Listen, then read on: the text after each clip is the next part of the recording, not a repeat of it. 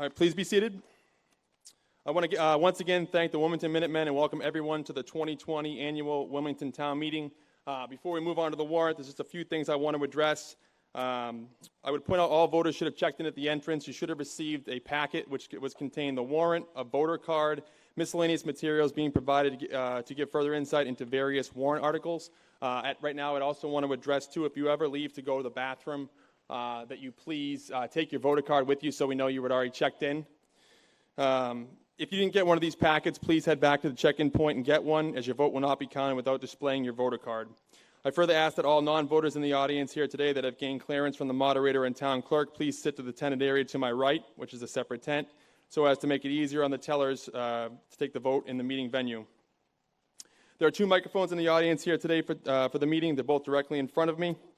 Should you wish to speak, please make your way to a microphone closest fall in the designated traffic routes in the meeting venue. Please note that due to the width of the center aisle, you actually are allowed when you speak. We made a decision that you don't have to kind of walk all the way around. You can go back to your seat using again the center aisle and coming in and keeping the social distance that way. If there appears to be more than 5 people in line for any microphone, we please ask that you wait until one of those spots opens up, and then you go take your place in line, as there are marked social distancing lines for the queue to speak. I want to remind everyone here today that this assembly will be conducted with proper decorum, and we're treating each other with the utmost respect, even in cases of disagreement. I will not tolerate personal attacks, discussion not related to the matter at hand, and/or discussion raised for the sole purpose of disrupting the assembly. No member of this body will address any other member by name, and all discussion will be through the moderator. I will be recusing myself relative to debate, discussion, and vote on Article 64. As such, the acting moderator for that article will be Michael Shampoo, as he was sworn in before the meeting today. Mr. Shampoo will be the acting moderator for Article 64 only. It should be noted that Articles 61 and 63 have been withdrawn. When those numbers are drawn via random selection, I will accept the consent of the meeting as having been withdrawn, and they'll be treated as having been passed over. A couple more things. Masks should be worn at all times unless you're addressing the assembly, so when you get up to the microphone, you can take your mask off, and make sure you use the microphone covers and put one on there. And if you plan on speaking more than once, please hold on to your microphone cover. You can use that throughout the meeting. Now, let's take up the warrant. Greetings. In the name of the Commonwealth of Massachusetts and in the manner prescribed in the bylaws of said town of Wilmington, you are hereby directed to notify and warn the inhabitants of the town qualified to vote in town elections, town affairs, to meet and assemble at the Boutwell School, Precincts 1 and 2, Wildwood School, Precincts 3 and 4, and the Town Hall Auditoriums, Precincts 5 and 6, Saturday, the 25th day of April, AD 2020, at 7 o'clock in the forenoon. The polls to be open at 8 o'clock a.m. and shall be closed at 8 o'clock p.m. for the election of town officers. Mr. Bendel. Press the button, Greg. Okay. Press it again, Greg. Good morning, Mr. Moderator. Gotcha. And to my fellow residents, good morning. Before I read the motion, I just want to take one brief second to thank you, Mr. Moderator, on the weeks and months and hours of time that you spent to prepare for today's meeting. I applaud you for all your efforts. Thank you very much, sir. Thank you, Mr. Bendel.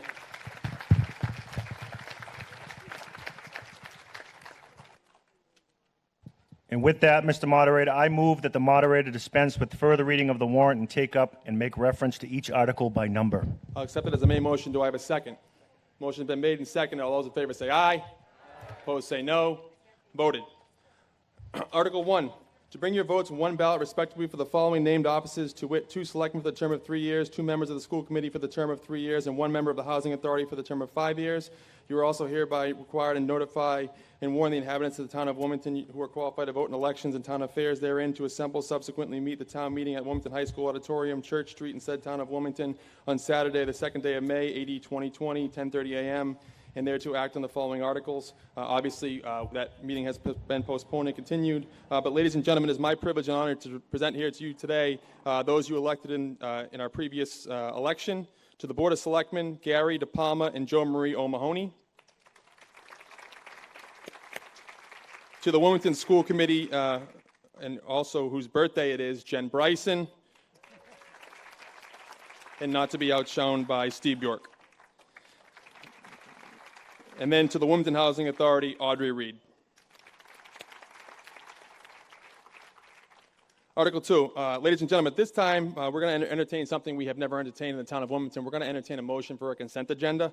The motion for the consent agenda is being brought forth to this meeting in a two-pronged fashion. The first vote we're going to take is to accept the consent agenda to act on Articles 2, 4, 35, 36, 37, 38, 40, 42, 43, 44, 54, 55, and 56. So, ladies and gentlemen, these are all historically non-controversial articles, or if they're on the meeting warrant for the first time, they have been adjudged to be or hope to be non-controversial articles. So we're going to add them to the quote-unquote consent agenda. So again, this will be a two-pronged vote. The first vote we're going to take is to accept the motion by which we'll bring this before the meeting, aka to accept the consent agenda. So if you have any questions what a consent agenda is, it would be when that motion is made and seconded, that would be the discussion for what the consent agenda is. The second vote would be to vote on the merits of the articles I just named.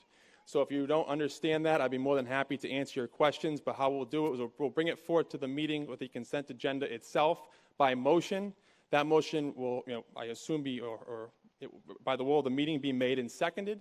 And then after that, depending on how that goes, we will thereafter take up either the consent agenda itself, or we will revert back to how we typically do things and take those up one by one. So at this time, I request in the interest of expediency in the conduct of town meeting during these extraordinary circumstances that the following motions be taken up at this time, allowing for the use of consent agenda to address routine and non-controversial articles, to allow the following articles to be considered and voted on together as a consent agenda under a single motion. Article 2, to hear reports. Article 4, compensating balance agreements. Article 35, Memorial and Veterans Day services. Article 36, lease of space for VFW and American Legion. Article 37, operating a public rink. Article 38, revolving accounts for recycling and bins and septic systems. Article 40, appropriate funds received from Uber and Lyft tax. Article 42, appropriate funds for PEG access. Article 43, 5-year agreement for trash and recycling. Article 44, for disposal of trash at Willabrator. Article 54, the Barbara J. Meddy Music Room. Article 55, to enter an MOU with the Department of Children and Families. And Article 56, to name the Peggy Kane Reading Garden. Do I have a motion? Mr. Moderator, I so move to allow the articles as read by the moderator to be voted together as a consent agenda under a single motion. Do I have a second? Article's been made and seconded. Do I have any discussion relative to the use of the consent agenda, or should I bring it forward to a vote to bring a substantive vote on these articles? Seeing no discussion, I'll bring it forward to a vote. All those in favor of the use of a consent agenda say aye. Aye. Opposed say no. Voted. Article 2B. I request that a motion that the town vote to approve Articles 2, 4, 35, 36, 37, 38, 40, 42, 43, 44, 54, 55, and 56 as written in the warrant and presented in the consent agenda. Do I have a motion? Mr. Moderator, before I get to that motion, though, is it okay that we remain seated because yes, it is. This does not go up and down as was shown by Mr. Bendel trying to give that first motion. That's fine, all right? I'm wearing shorts and a polo shirt and sneakers, Kevin, so you can remain seated. Thank you. I so move that the town vote to approve the articles as described by the moderator. Do I have a second? Motion been made and seconded. Do I have any discussion? In this discussion, this article will be for the substantive value of any of those articles. So if you have any question relative to any article contained in the consent agenda, now would be your time to ask it. I see at least one person moving towards the microphone here.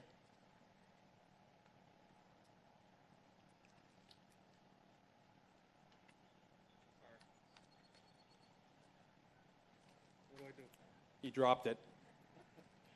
It's going to be a long day. There we go. I hope I'm understanding this right. You can remove your face mask. Oh, thank you. I hope I'm understanding what we're able to do here at this moment correctly, so I'll be the guinea pig. I just didn't want this vote to go by without taking just a brief moment to memorialize and to, maybe that's the wrong choice of words, to recognize the achievements and contributions made by Ms. Barbara Meddy. And so if the vote were taken and all of these articles are passed, I think we would have missed the opportunity to have that articulated. So I just wanted to say that publicly. I think most of us that had any experience with Ms. Meddy through the high school, through the band, recognize the contributions that she's made in so many people's lives, so many young people's lives who, many of them aren't young anymore. She had an impact on my son's life, and it is important that we take a few brief moments. I know it's hot and it's a long day, but I didn't want to let that opportunity slide by. So that's all I really wanted to say. I hope that you guys will all agree with me and vote in favor of that article specifically. Thank you very much, Mr. Moderator. Thank you very much. And sir, can you state your name and address? The moderator forgot to ask you for it. Yes, I'm sorry. I'm Mike Shampoo, 10 Glory Way. Thank you very much. And you can take that with you, sir, and you can use it for the rest of the use day. it again. I'll look to the gentleman in the back.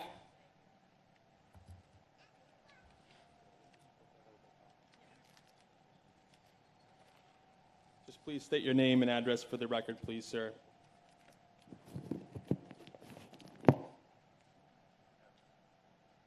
John Toth, 54 Fiorenza Drive.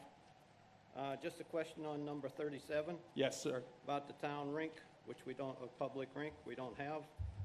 And it says transfer available some money, doesn't say how much money, doesn't say anything. Town manager? This, as you recall, has been an article that has been on the warrant for some time now, ever since in 2014 there was an effort to purchase a rink. At that time, of course, the deal fell through and the rink was not able to be purchased. But in the meantime, town meeting did authorize the establishment of an enterprise fund. That enterprise fund allows for the money that would be earned through the sale of ice time to go back into this fund and be used for the operation of the rink. Obviously, since we do not have a rink, there is no revenue to be going into that fund, but the board has asked that the article remain in place in the event that at some point in the future there is the prospect of a rink to be established. So I guess the two critical points to know are, first of all, that this is not an appropriation from tax revenue. It would only happen if there was a rink and if there was revenue generated through the sale of ice time.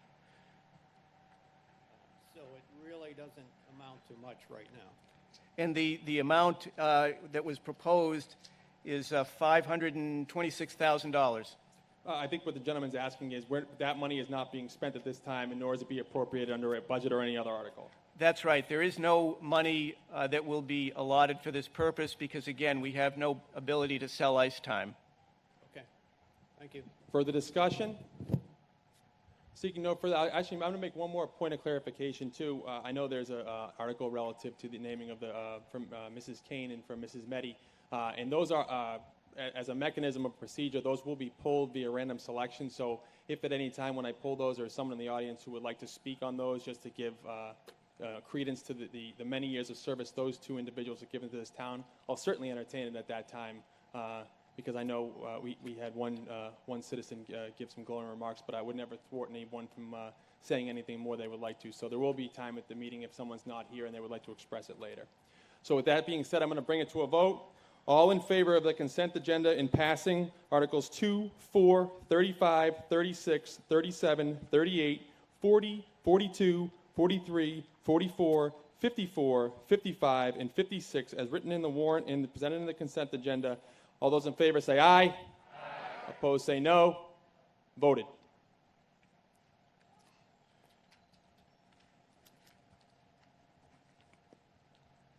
Article 3, to see if town will vote to raise and appropriate, transfer from available funds, or borrow pursuant to any applicable statute a sum of money for the purpose of paying unpaid bills of the previous years or take any other action related thereto.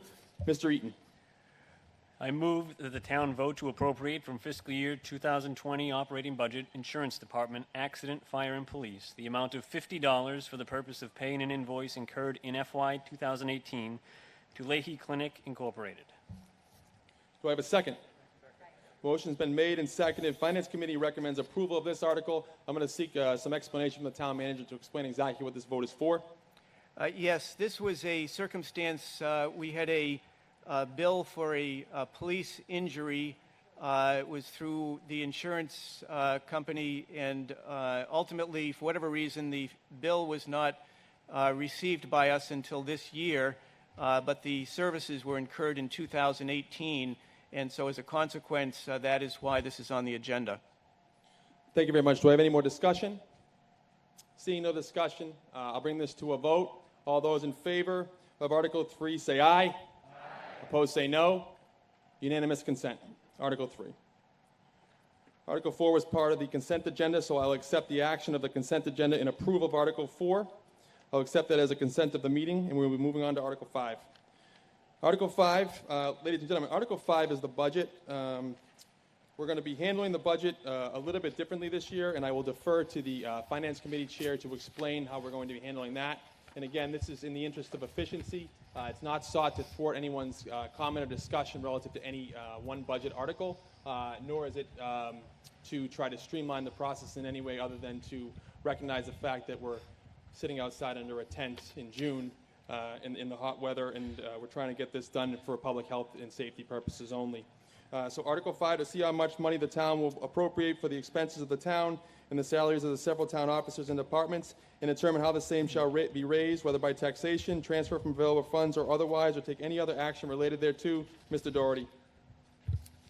I move to dispense with the reading of the departmental budget amount and to consider action on the omnibus budget under a single motion. Do I have a second? Motion's been made and seconded. Discussion, Mr. Doherty. This is presented as a bottom line vote. Okay, we're not going to go department by department. It does not impinge or infringe on any resident's right to make a motion to amend the budget, to comment on the budget, or ask questions on the budget. It's just to do a bottom line vote and make it a lot easier today. So to further clarify that, ladies and gentlemen, so historically we go through about 11 votes on the budget. We take it up by such departments as total community development, total public schools, public safety, general government, so on and so forth. But what the Finance Committee has proposed for this year, that we take it up as an omnibus vote. So we vote on the budget as a whole. You can still ask any and all questions relative to the budget itself, but it can all be asked at one time and will all be entertained at one time if this motion passes. So I'm going to open it up for discussion to the gentleman in the back. Please, again, remember to state your name and address before addressing the, and put the microphone cover on, too.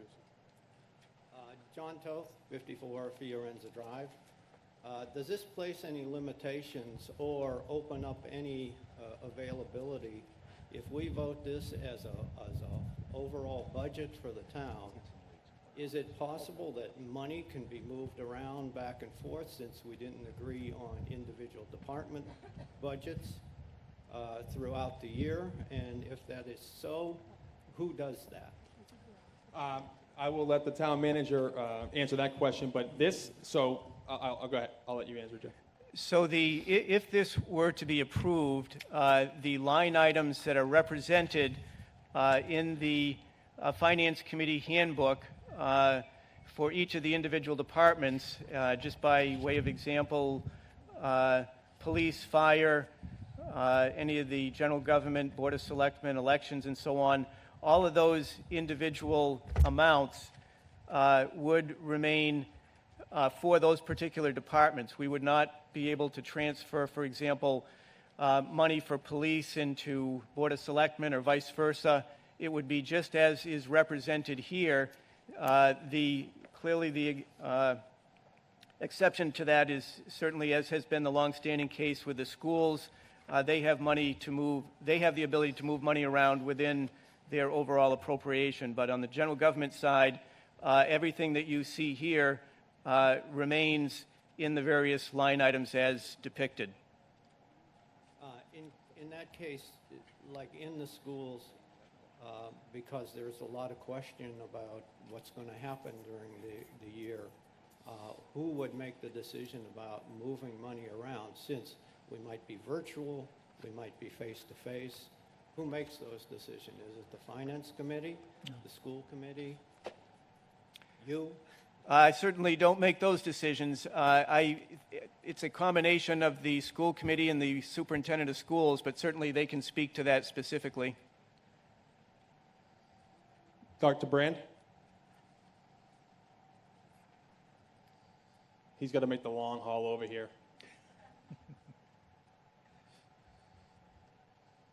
I can just, as a point of overall information, so this meeting votes the bottom line or the budget for any school system. We can make non-binding suggestions to the school, but our only authority is to vote what we actually appropriate for their bottom line budget. We can't make any binding votes here at town meeting, but I will let Dr. Brand further explain that.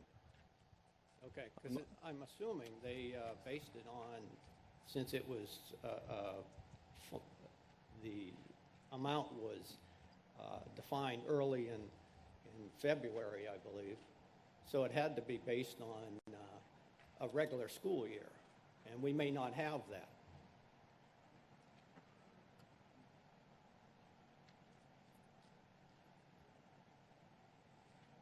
Dr. Brand, if you could just state your name and position for the meeting, it would be great. Thank you.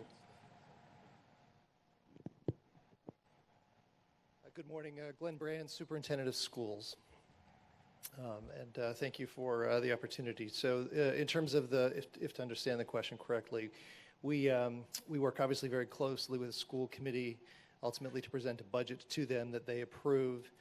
There is the flexibility within that budget to align or shift fiscal resources between budget line items. And that's generally the flexibility that provides us the ability to move that money around. We certainly have certain revenue that comes from state grants that is separate from the bottom line budget that is ultimately approved here at town meeting. And those ebb and flow depending on the circumstances fiscally from throughout the course of the 12-month period. Thank you very much. Gentleman in the back. If you don't mind, I'd like to ask a question, maybe germane later, but so I'm going to let you speak, but I just want to be sure. So we're only speaking on the procedural motion to take the budget up as a whole. So if you have a specific question relative to the school department or any other department, it would probably be germane for whatever the result of this vote is. If it passes, then you could bring that up under the budget vote itself. So I'll entertain your question. I just didn't want to have him have to walk all that way again. Well, he likes to work out, so. It just had to do with, did we learn anything from the last 3 months of the year that will help you identify what the budget is if we have to go virtual? I'll let him answer the question, but that's going to be it for this type of, because he's up here. So Dr. Brand, you can answer that question. I think what was gleaned from the last 3 months was certainly first and foremost an effort to try and continue to support our staff and work within certain fixed costs that we're obligated to do and to try and maintain contracts. I'm not sure that differs going forward, and if we find ourselves as a school system operating with some ebb and flow between in-person or remote learning, the bulk of those costs remain for us, but certainly if there's an ability to reserve the use of funds that might not otherwise need to be expended, we will look to do so as fiscally responsibly as we can. Thank you very much. Thank you. All right. Any further discussion relative to taking the budget up as one bottom line vote? Again, this isn't voting on the budget. It's just to take it up as one vote on the bottom line. So I see further discussion. Seeing none, all those in favor say aye. Aye. Opposed say no. Voted. Now we're going to bring up, I'll turn the floor back over to Mr. Doherty for the motion on the budget. I move that the town consider and act on the omnibus budget pursuant to a single consolidated action, with each line to be considered a separate appropriation, and approve the amounts and funding sources as recommended by the Finance Committee in the handout entitled Recommendations of the Finance Committee and Planning Board relative to the warrant articles to be presented to the annual town meeting Saturday, June 27, 2020 at 9 a.m. Wilmington High School softball field with a total budget amount for fiscal year 2021 for the town of Wilmington, $110,511,912. I'll accept it as a motion. Do I have a second? Second. Motion been made and second. Finance Committee recommends approval of this motion and all the budget line items thereunder. Ladies and gentlemen, you can find your budget on pages 2 through, I believe it's 12. Yes, 12 on your packet that you got when you handed in today. I'm going to open this up for discussion. Do I see any discussion on the budget?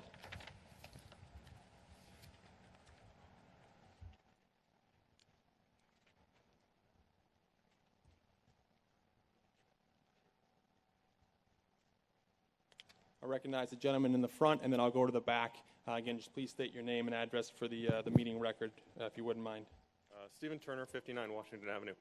So kind of going back to the prior discussion, with regard to the school budget, if DESE produces guidelines that cannot be covered by that budget, for example, the scenario of both in-class and out-of-class is likely to require a lot more staffing.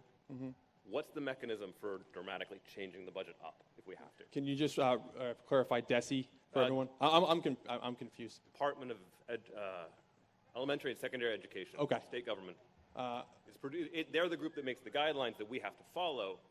Our staffing presently is not likely to meet those guidelines if they are as strict as they were suggesting. Okay, I'm going to call on Dr. Brand.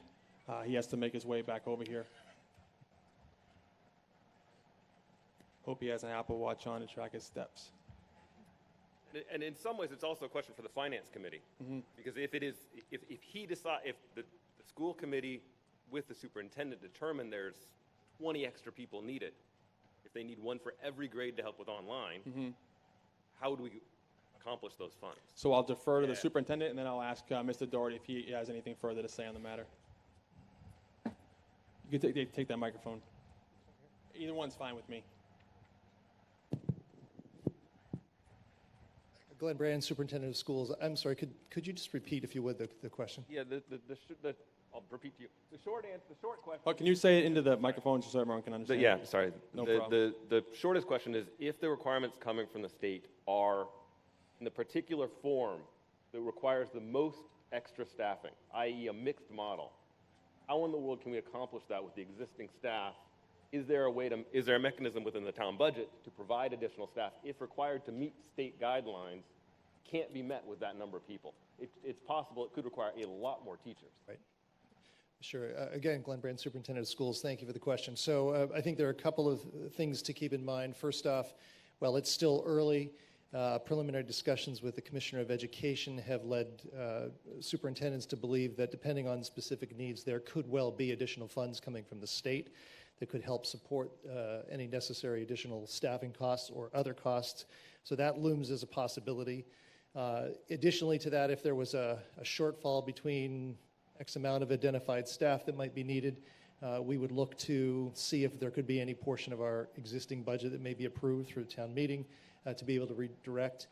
And above and beyond that, certainly something that we would have to consider in conjunction with the school committee as to come forward to the town to see if there's anything else that we could access. So I think it's fair to say that right now, there's still a lot of possibilities that loom out there. And I think what's encouraging is the indications are signaling from the state level that they recognize that school departments and towns are going to likely need additional funding. And so we're hopeful that will materialize. Thank you. And I didn't mean to start this all by saying thank you to the teachers for their efforts the last 3 months. Thank you to the school board and the administration. I really appreciate that. As our state rep, Dave, do you want to say something on this matter, or is it grab one of those microphone covers because COVID? Okay. Even though I'm masked? You can unmask when you have that on. All right. You got to abide by the law, even if you make them. That's fine. That's fine by me.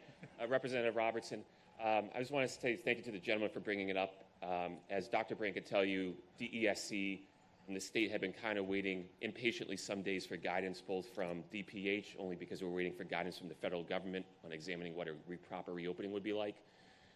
As you guessed, there is a possibility for a mixed part classroom, part remote learning environment. But thanks to Mr. Hall, your select board and school board, actually, as of this Monday, we requested the first $125,000 for cleaning supplies, including desk dividers, in case that we do return to a full, complete environment to be covered by the state through our COVID allocation, which was provided under the CARES Act by the federal government. So I know we're on a bit of a lurch. I just wanted to bring that up because I know a lot of parents out there are thinking about their kids' health, or more likely that the kid might be a vector to expose an older or more at-risk family member. But we are planning for the, I don't want to say worst case scenario, but I guess the worst case scenario for our kids, which would be back in the classroom with physical safety and security in mind. So we're already adapting to it. So again, I apologize that we don't have something more a little concrete there from the federal government, but constantly making sure that's being addressed. So thank you very much.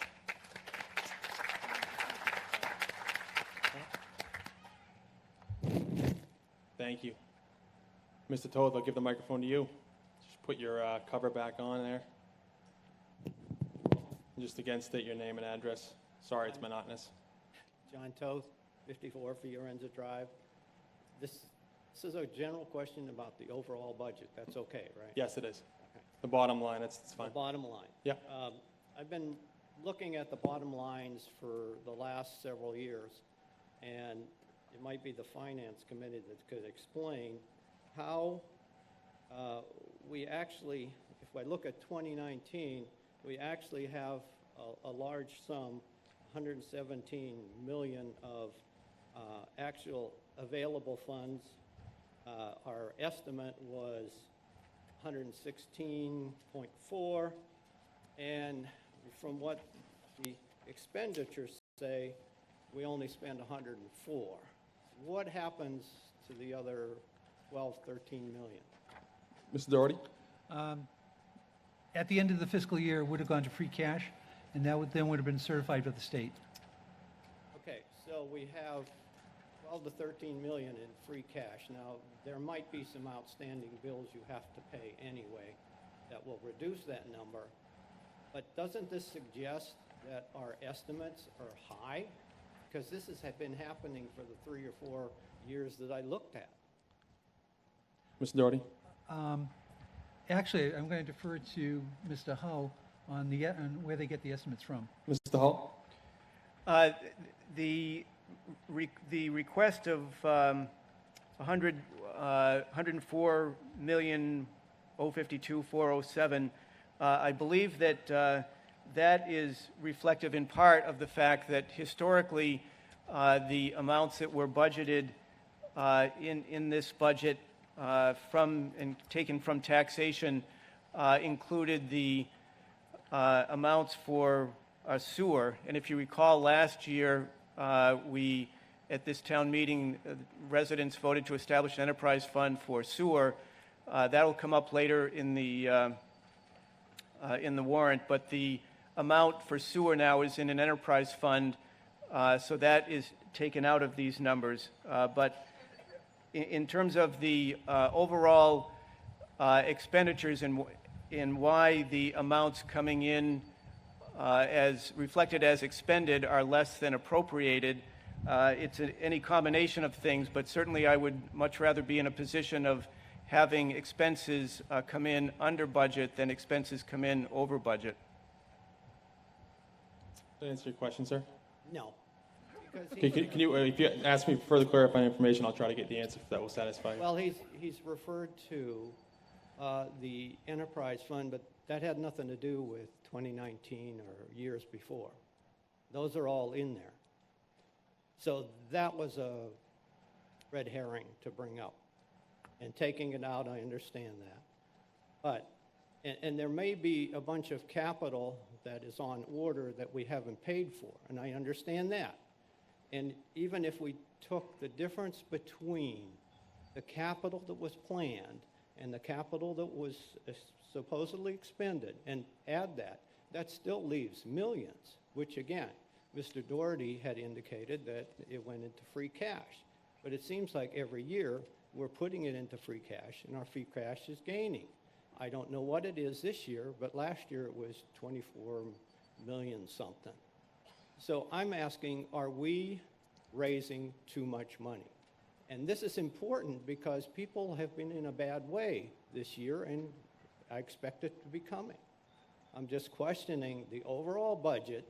Have we really taken a look at it, or are we going to come up 4 or 5 million higher than what is necessary? And what we have control of is the tax levy. So, I mean, I won't speak for these gentlemen up front, but I think I heard from Mr. Doherty and then Mr. That we estimate to the best of our abilities. So I will let Mr. Hull again clarify relative to our estimates. If you want to again clarify that the estimates on any line item budget is to the best of your ability, and explain that process, Mr. Hull, to clarify. Well, again, and I perhaps our finance director, Brian Perry, can add to this, but all I can tell you is that we put our estimates together in this case November, December of 2018 for a budget that starts on July 1st and runs 12 months forward. So it's not an exact science. You estimate to the best of your abilities. You know that you have certain collective bargaining agreement obligations in terms of cost of living increases. We know, for example, this year we have an increase in our trash and recycling because of our new contract. All those things get factored in, and we come up with the number we believe is the best number that we have at the time when the budget is presented in January of 2020 in this case. So with that, I don't know, perhaps Mr. Perry can further address it. Mr. Perry, Finance Director. Thank you, Mr. Moderator. I guess just to speak to a couple of the concerns that you have, just looking purely at the numbers, you referenced about $104 million expended the prior year. There is a pretty good gap that comes out of what's essentially carried forward from the prior year. You touched on that. There's a couple million from capital that essentially is tied up and reserved and carried forward into the next year while we wait on deliveries such as fire trucks, one of the big ones that we're still waiting on delivery for. But that does add up pretty quickly. There's also some other operational charges that we order in June. We don't get the bills until mid to late July at the earliest, so we have to reserve those funds. Another item that you see in the budget is $900,000 for the overlay. That's not a direct actual expense. That's something that essentially once it's approved through the Board of Assessors and granted, or through any appellant courts through there, that basically works its way through the balance sheet without getting too caught up in the logistics of it, but that's a true charge that doesn't get reflected in the expense, but it's the true charge that we do have to reserve and budget for. Typically, we've seen, I've been here about a year, so I'm learning everything as we go from the history here. But it seems like on a good year operation-wise, the town might move above $5 million in surplus into free cash, which means the town had a good year. As Jeff had mentioned, the expenses, we try to budget those as purely and truly as we can plan on. We don't need to or don't want to have to come back to the Finance Committee or the town and ask for more money. So we want to make sure the expenses are as true as we can get when we're planning for the next year's budget. On the revenue side, we do work as a practice to budget the revenues as conservatively as we can be within reason. We don't want to be in the place where, as you're seeing right now, the figures from the state, we're still not sure concrete as to what the numbers are going to be, but we have to plan for next year accordingly. So we want to try and use as realistic and as conservative numbers as we can, and then if we get anything above and beyond, it helps cushion the expenses for or helps cushion the bank for the cash for the town. But otherwise, we don't want to be in a spot where we're spending what we do and realize the cash is going to be there on the back end. Thank you. Is it possible to ask what the free cash status is before we pass this budget? Sure, Mr. Hall. So the current free cash balance is a little over $24 million. Based upon the proposals before the town meeting, if the budget is approved, the free cash balance would be $19,061,972. So a little over $19 million. So we're looking to spend in free cash $4,939,000. Okay. All right. And if I understood, I guess it's Mr. Perry? Yes. Correct. We typically, in a good year, put back $4 or $5 million. So we'd be back at the same point. And I don't know if you can answer that question. I would certainly raise serious concern about that point. So, you know, one of the things that I've tried to maintain over the years is the fact that we need free cash for several reasons. One is for some of these projects that are, in fact, a couple of them are slated to are on the agenda today. There's a number of capital projects, building projects that need to are on the agenda today. There's a number of capital projects, building projects that need to be done. So there will need to be use of free cash to offset some of those costs. The other thing I've talked about for many, many years is the prospect of having money in a rainy day fund, so to speak. So when the economy goes bad, as it certainly is now, we have money to offset some of the decreases in revenue. I've already advised the board that just based upon estimates that we have at this point, our revenue will be decreased by $1.5 million, in large part because I'm anticipating the reduction in state aid. The state, as you know, has been spending a tremendous amount of money on COVID-related matters. Their revenues are being reduced. So right out of the gate, we've had to reduce the expenditures or offset those expenditures by $1.5 million. Based upon some information I've received from other sources, the expectations are that the subsequent year could be even worse.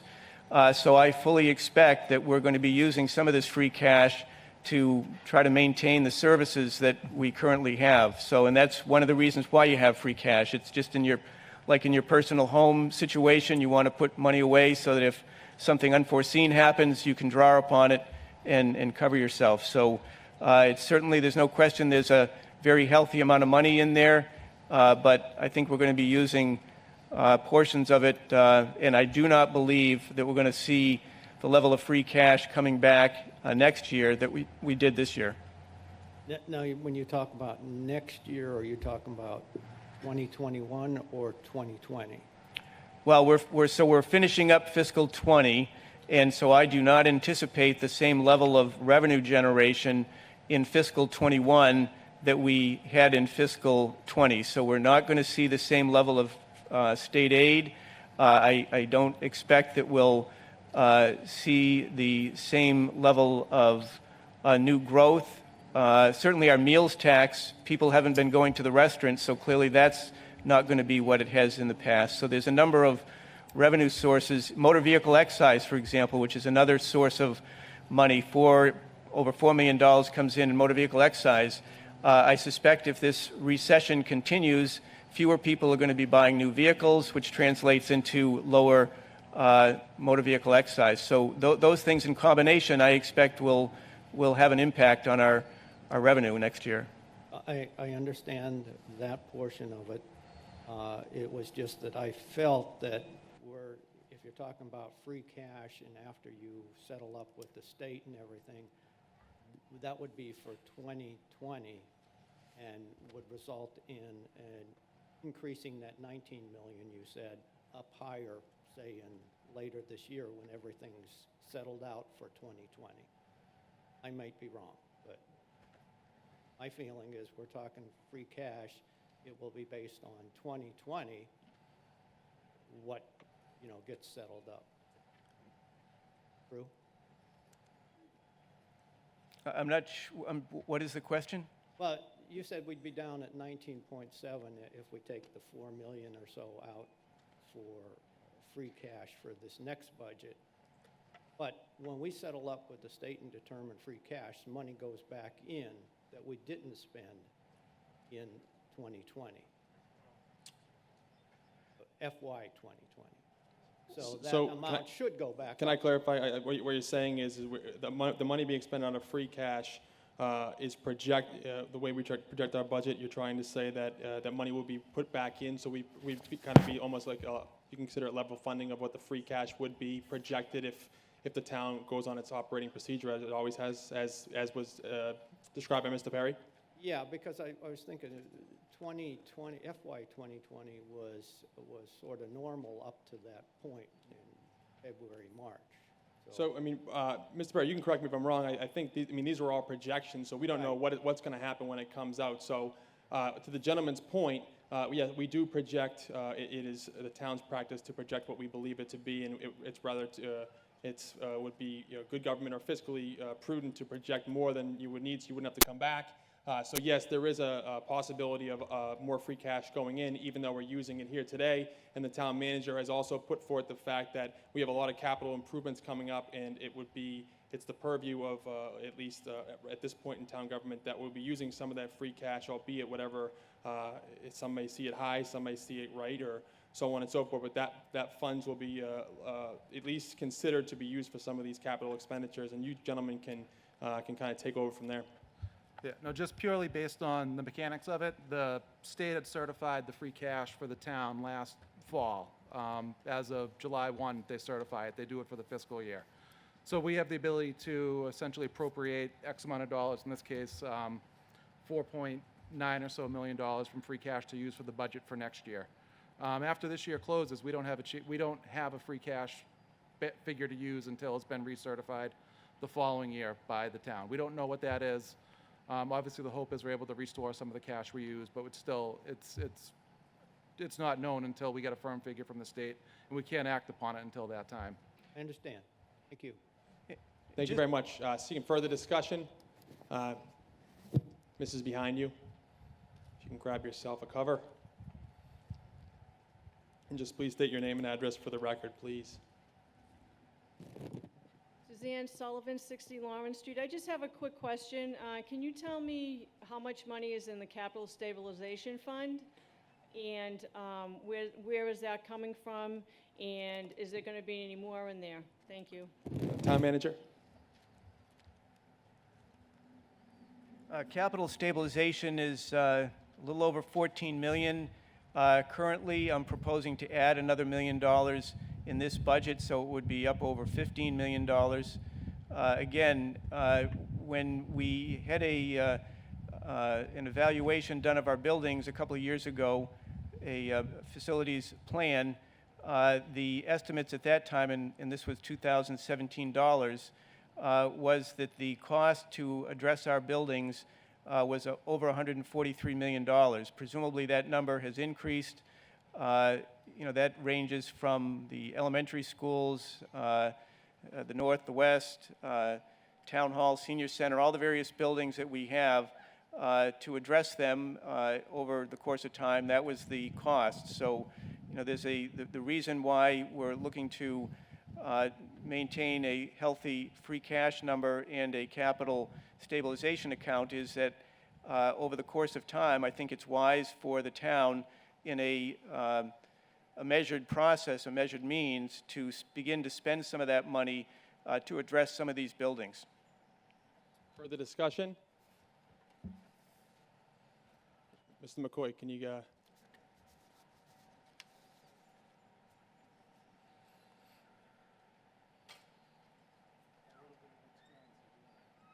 Mike, if you wanted sympathy, you could have left the cane at home. I would have given it to you anyways.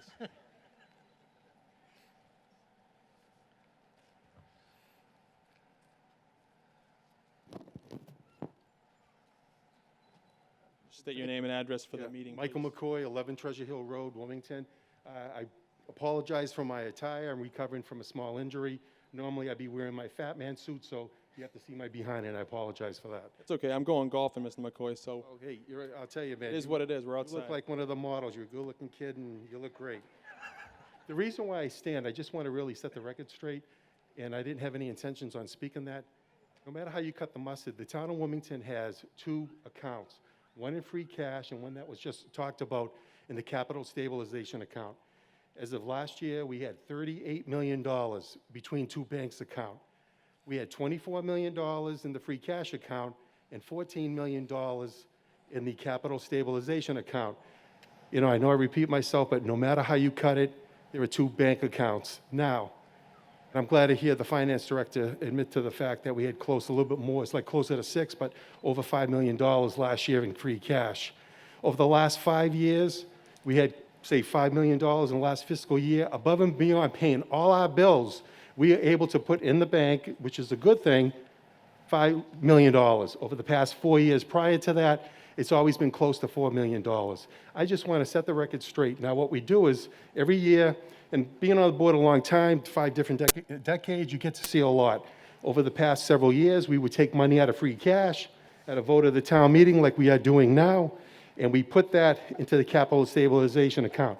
All you need is a simple majority to take a vote here, you good people at the town meeting, and make the transfer into that capital stabilization account. Now, to take money out of the capital stabilization account, you would need a 2/3 majority, which is a little bit tougher than a simple majority.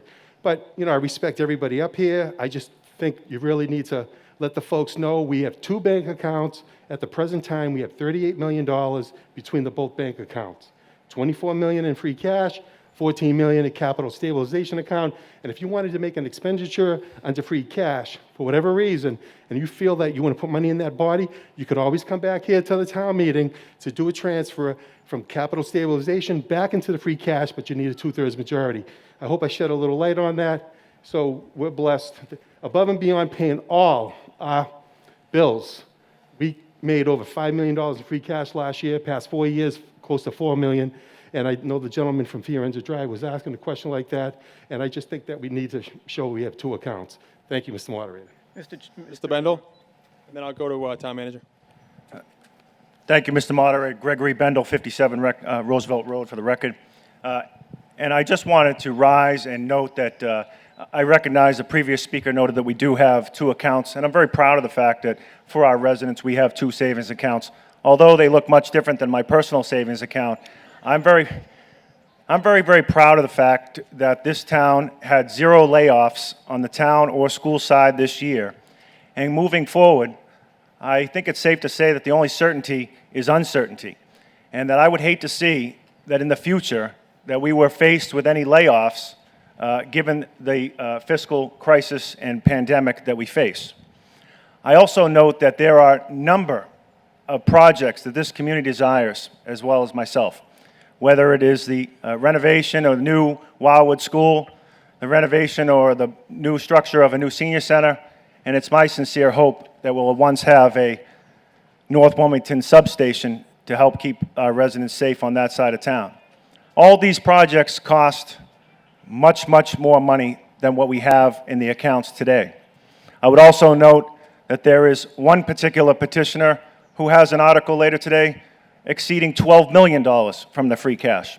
So although $19 million, $24 million, $34 million, if you want to add the two today, seems like a lot of money, moving forward with the uncertainty that we face, I would hate to put ourselves in a position where we are faced with the decision, the difficult decision, whether to lay people off, many of the workers who live in this community, or skip out on one of these projects. I find it healthy, and I'm very proud of the fact that we have this reserve account so that we can continue to service the residents of Wilmington. Thank you. Yeah, anything you would like to add, Town Manager? I would just note that, in my estimation, history is an important teacher here, and having been here a few years, I can recall back in the late 80s, we actually had a negative free cash position. In fact, it rose to, in 1994, $1,545,000. Then, through efforts to pull in control costs and with the economy, favorable economy, we were able to get out of the hole, so to speak, and grow the free cash. Then in 2002, we actually had $9,217,000 in free cash. We had a recession during that stretch of time. We drew down that free cash in an effort to avoid layoffs and cuts in services, and by 2007, that free cash number was down to a little over $3 million. So clearly, that period of time, 15 plus years ago, the dollar value was different than it is today, but the theme remains the same. Who knows how long this recession will last, or the depth of the recession. Hopefully it doesn't last long, but I fully expect that we're going to be doing some similar things to what was done back in the mid-2000s in terms of using free cash to not only address some of our capital needs, but possibly supplement some of our operating costs and keep people employed. Thank you very much. I think we fully vetted the free cash issue. Anyone have any further discussion? Seeing no further discussion, we're going to bring the budget to a vote. Again, this is on the Finance Committee's motion to approve the budget to be considered with the separate appropriations and approve the amounts of funding sources as recommended by the Finance Committee in the handout entitled Recommendations for the Finance Committee and Planning Board relative to the warrant articles to be presented at the annual town meeting Saturday, June 27, 2020 at 9 o'clock a.m. Wilmington High School softball field with a total budget amount for fiscal year 2021 for the town of Wilmington of $110,511,912. All those in favor say aye. Aye. Opposed say no. Voted.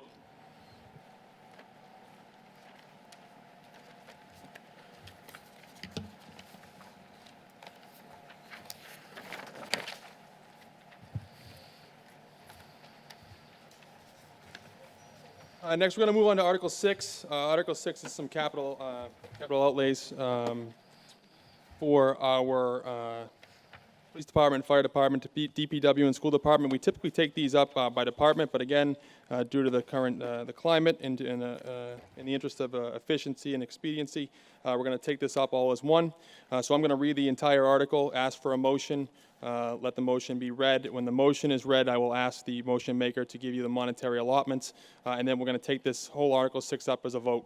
Article 6, see if the town will vote to raise and appropriate, transfer from available funds, or borrow pursuant to any applicable statute a sum of money for the purchase of new and/or replacement capital equipment, including but not limited to the following items, and further authorize the sale, trade-in, conveyance, or other disposition of any equipment being so replaced, such funds to be spent by the town department so indicated with the approval of the town manager, and to the extent set forth in Chapter 592 of the Acts of 1950, the Board of Selectmen as follows. The Police Department, purchase of 4 replacement police cruisers. Fire Department, purchase of 1 replacement utility vehicle.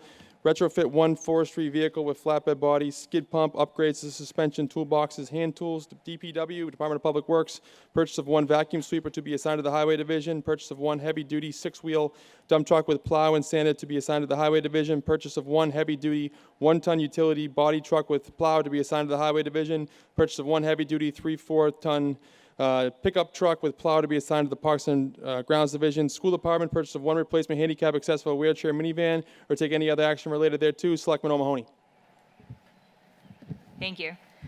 I move to raise and appropriate from the fiscal year 2021 tax levy and other general revenues of the town, Selectman O'Mahony, does your motion read as it does in the book? Because if Yeah. it does, I'll let you go down and just list the monetary allotments for these articles. Yes, it does, Mr. Moderator. Okay, go ahead.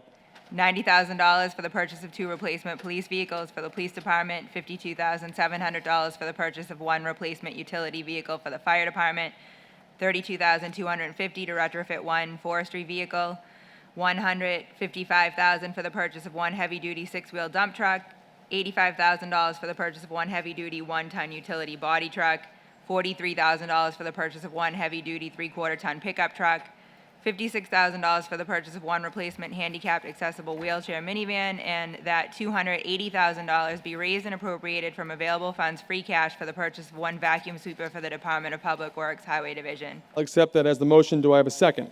Motion been made and seconded. Discussion. I'll give it to Mr. De Palma.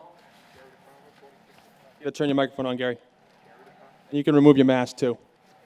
He's new, everybody. Gary De Palma, 46 Swain Road. Mr. Moderator, I think when you originally read it, you read it as purchasing of 4 police cruisers when it was changed to 2. Correct. And then Mrs. O'Mahony brought the motion forth as the 2. So I accepted that as the motion. Correct, Mrs. O'Mahony? That is correct. Back here, sir. John Toth, Urenza Drive. Thank you. Question, the DPW trucks, they all have plows on it. Are these replacements or are they new? And envisioning our winters haven't been as bad. Do we need the additional ones or are these replacement trucks? Director of Public Works here, or I can have Mike Woods, you can come on down if you like. Price is right.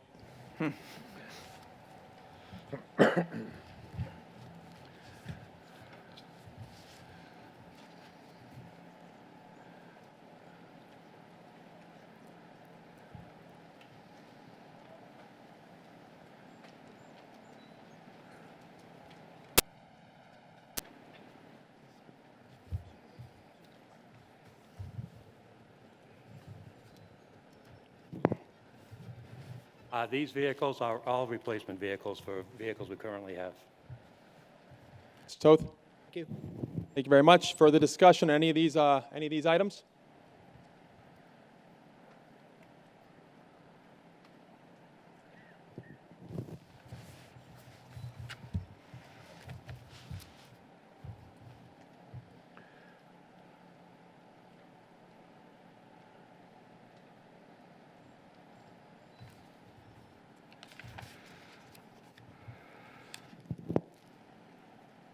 Dave Anick, 43 Nathan Road. I'm just curious about the replacement police cruisers and what the years are that are replacing, I don't know what the replacement is. 4. Sure. Chief? Thank you.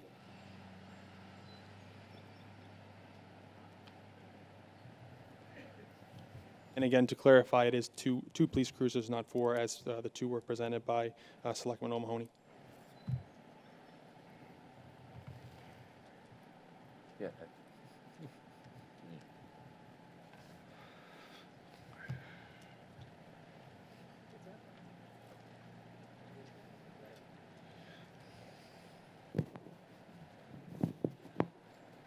We're good. Good morning. So the 2 cruisers that are being replaced are currently unmarked cruisers.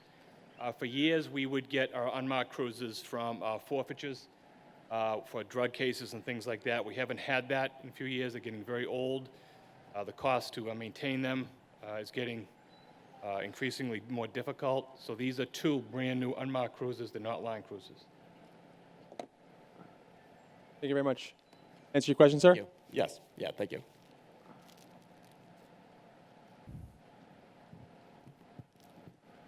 Thank you, Chief.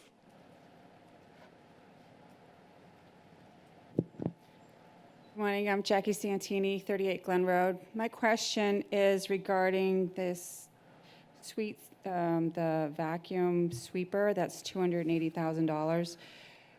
How many do we currently have? How long will that last when we spend that kind of money? Any more details? Yep. Mr. Woods? But he didn't go far.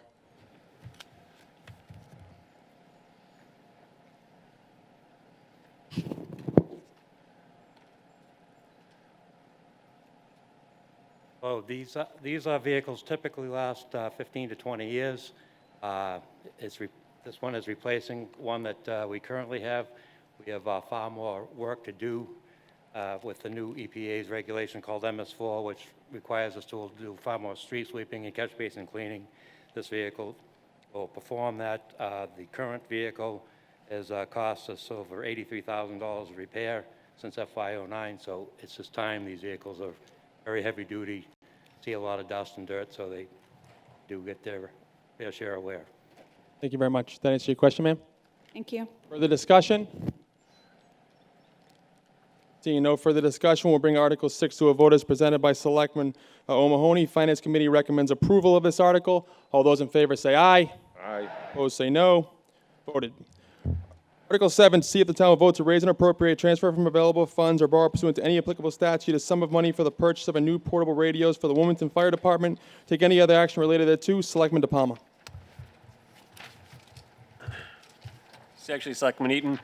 I move that $39,000 be raised and appropriated from the FY21 tax levy and all other general revenues of the town to be spent by the town manager for the purchase of new portable radios for the Wilmington Fire Department. Thank you, Selectman Eaton DePalma. Do I have a second? Motion's been made and seconded. Do we have discussion? Discussion on Article 7. Seeing no discussion, I'll bring Article 7 for a vote for a monetary allotment of $39,000. All those in favor say aye. Aye. Opposed say no. Voted. Just a point of clarification. I know that we had the 2 set up because we had a consent agenda if it wasn't approved. So the selectmen are going to be reading, presenting the articles if we're on the alternative. We're on alternative. Okay. All right, we're good? Oh, that's what you were trying to tell me earlier. I got it. I got it. 27 holes today, Greg. Article 8, see if the town will vote to raise and appropriate, transfer from available funds, or borrow pursuant to any applicable statute a sum of money for the purchase of a power loader or take any other action related thereto. Mr. Bendel. Thank you, Mr. Moderator. I move that $32,000 be raised and appropriated from the FY21 tax levy and other general revenues of the town to be spent by the town manager for the purchase of a power loader for the Wilmington Fire Department. I'll accept the motion. Do I have a second? Motion been made and seconded. Do I have a discussion? Finance Committee recommends approval of this article. Just by way of clarification, so this is a unit that is similar to a stretcher, except it's a little bit more robust, so to speak. It allows for the EMS, EMT folks to bring people out of their homes into the ambulance, and one of the features is because of the way it's set up, it The expectation is it will reduce back injuries, and it is transferable as we change out ambulances. Thank you very much. Any further discussion? Seeing no further discussion, bring Article 8 to a vote. Monetary allotment of $32,000. All those in favor say aye. Aye. Opposed say no. Voted. Do I read this one? Article 9, see if the town will vote to raise and appropriate, transfer from available funds, or borrow pursuant to any applicable statute a sum of money for the Information Technology Department to purchase backup appliance for data and storage and recovery, or take any other action related thereto. Mr. Kyra. Mr. Moderator, I move that $100,000 be raised and appropriated from the FY21 tax levy and other general revenues of the town to be spent by the town manager for the purchase of a backup appliance for data storage and recovery for Information Technology Department. That is a motion. Do I have a second? Motion been made and second. Finance Committee recommends approval. Discussion on Article 9. Seeing no discussion, I'll bring it to a vote. All those in favor say aye. Aye. Opposed say no. Voted.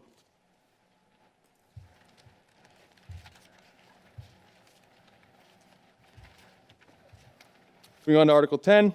Article 10, to see if town will vote to raise and appropriate, transfer from available funds, or borrow pursuant to any applicable statute a sum of money for the purchase of portable radios for the Wilmington Police Department, or take any other action related thereto. Mr. Eaton. I move that $91,000 be raised and appropriated from the FY21 tax levy and other general revenues of the town to be spent by the town manager for the purchase of portable radios for the Wilmington Police Department. I'll accept there's a motion. Do I have a second? Second. Motion's been made and seconded. Do I have discussion? Seeing no discussion on Article 10, I'll bring it to a vote. Monetary allotment, $91,000. Finance Committee recommends approval. All those in favor say aye. Aye. Opposed say no. No. Voted. Article 11, to see if town will vote to raise and appropriate, transfer from available funds, or borrow pursuant to any applicable statute a sum of money for the purchase of new patrol rifles, or take any other action related thereto. Selectman O'Mahony. Mr. Moderator, I move that $28,000 be raised and appropriated from the fiscal year 2021 tax levy and other general revenues of the town to be spent by the town manager for the purchase of patrol rifles for the Wilmington Police Department. Accept that as a motion. Do I have a second? Motion been made and second. Finance Committee recommends approval. Do I have discussion on Article 11?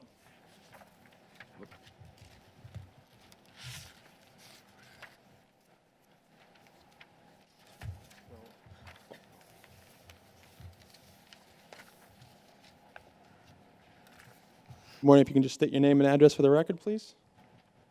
After you get the microphone cover on. Quite small. Hold on. Okay. Good morning, moderator. Good morning. My name is Jen Tierney, and I live at 8 Federal Street. I wanted to take a moment to share what I learned this past week about Article 11 and to ask Chief Desmond some further questions. The article is written at a very high level, and where such powerful equipment is involved, I sought out a conversation with Chief Desmond to learn more details. For the past 20 years, our police department have used patrol rifles. We currently have 5 AR-15s that were purchased 8 years ago. The police department feels that it is not prudent to continue repairing these tools and would like to purchase new ones. They would also be adding 10 new rifles to the count, bringing up the total to 15 patrol rifles. These rifles are housed inside the public safety building and are checked out whenever an officer goes on patrol.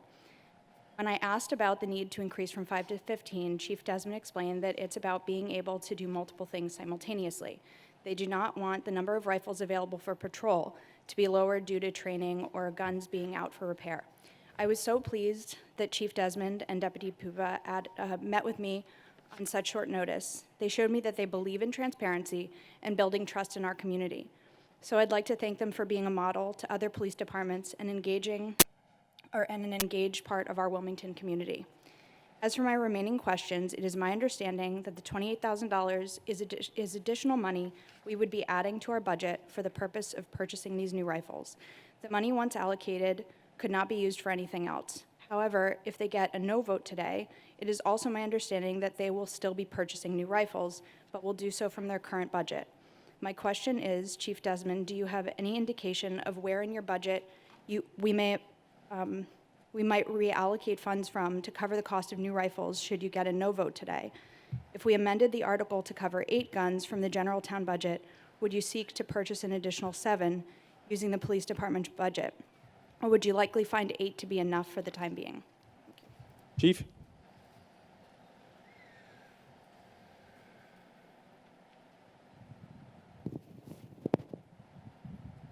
Thank you. Excellent questions.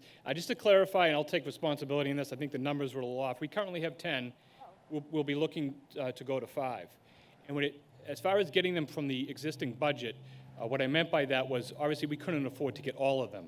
So any of them were really in disrepair and were costing us too much, we would piecemeal it by replacing them one at a time. But the best way to do it is not as cost effective, but we could do that. If there was a no vote, we would get a couple from there. Can I just clarify, because I think I get the essence of your question. So I believe what we were asking for is 15 the number that you are looking for your department, Chief?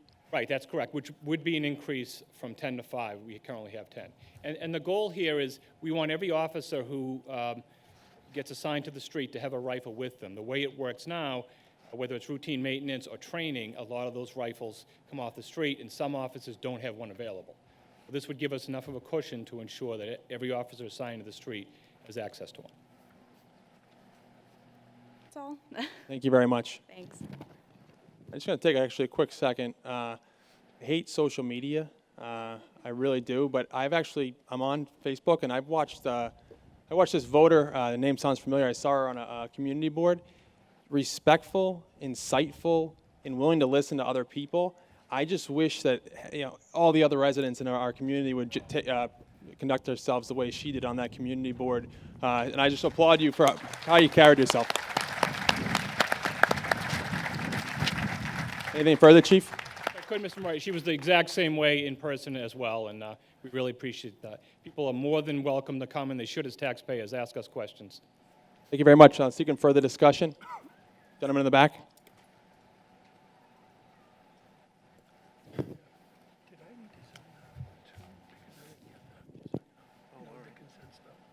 Dave Anick, 43 Nathan Road. Just a question about, as far as the increase of the rifles, just wondering if there's evidence that the amount of violent crime requiring lethal force has increased in Wilmington, or if there's evidence of that. Right. So Just up a little bit. So, we've had these since 2000. And unfortunately, the reason why we carry these is because of places like Sandy Hook and Columbine and the Pulse nightclub. Most of our shootings that occur in this country all too frequently are done with weapons which have large capacity, and you never want your officers to, God forbid, respond to a call like that with a weapon that's just, like a handgun when someone else is using a high-powered rifle like this. Locally, our data, we don't have a lot of crime here, but neither did Wakefield, and they had a shooting, very similar at Edgewater Technologies years ago. So no one's immune from it, and, certainly as chief, I don't want my officers to be on the street, and God forbid a citizen needs assistance and not have the proper equipment. Thank you, Chief. Answer your question, sir? Thank you. Thank you. I'm going to speak to the ma'am in the back.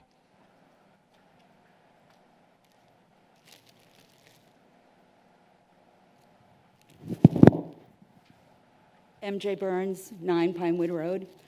First, I want to applaud all of our first responders. I think Wilmington does a stellar job with how they serve their constituents and residents. As living on 9 Pinewood Road for 18 years, I do want to let you know that in the past 10 to 12 years, there's been 2 incidences that were violent, that weren't violent, excuse me, of which these rifles were brought out.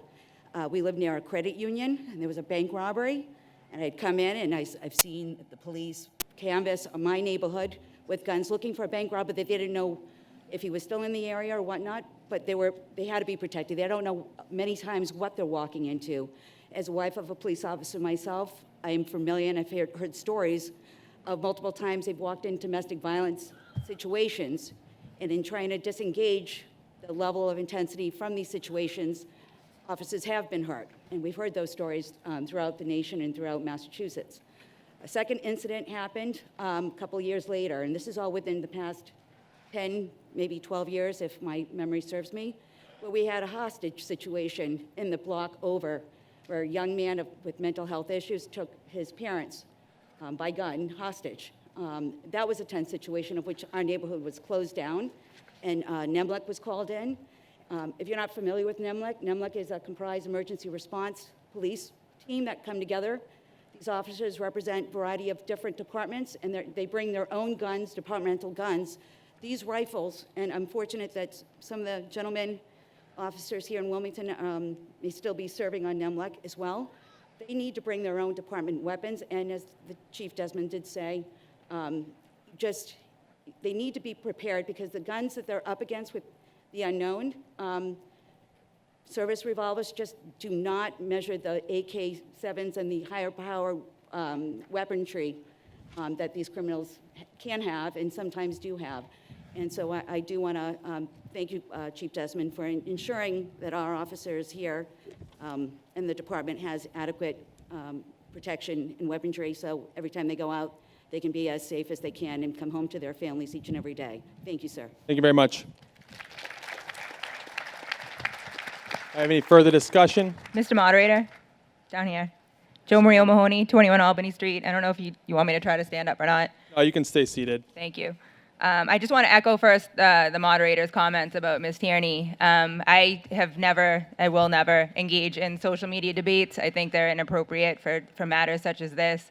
But I think it takes some class and to show us as a role model the right way to handle a question in such heated times. And Ms. Tierney has done that this week, both on social media and it sounds like in person. And I appreciate seeing the face behind the name that we've seen on social media this week. And I think that's how things should happen all over, especially in our town. But I did want to note, use of force right now is obviously a loaded phrase for police force.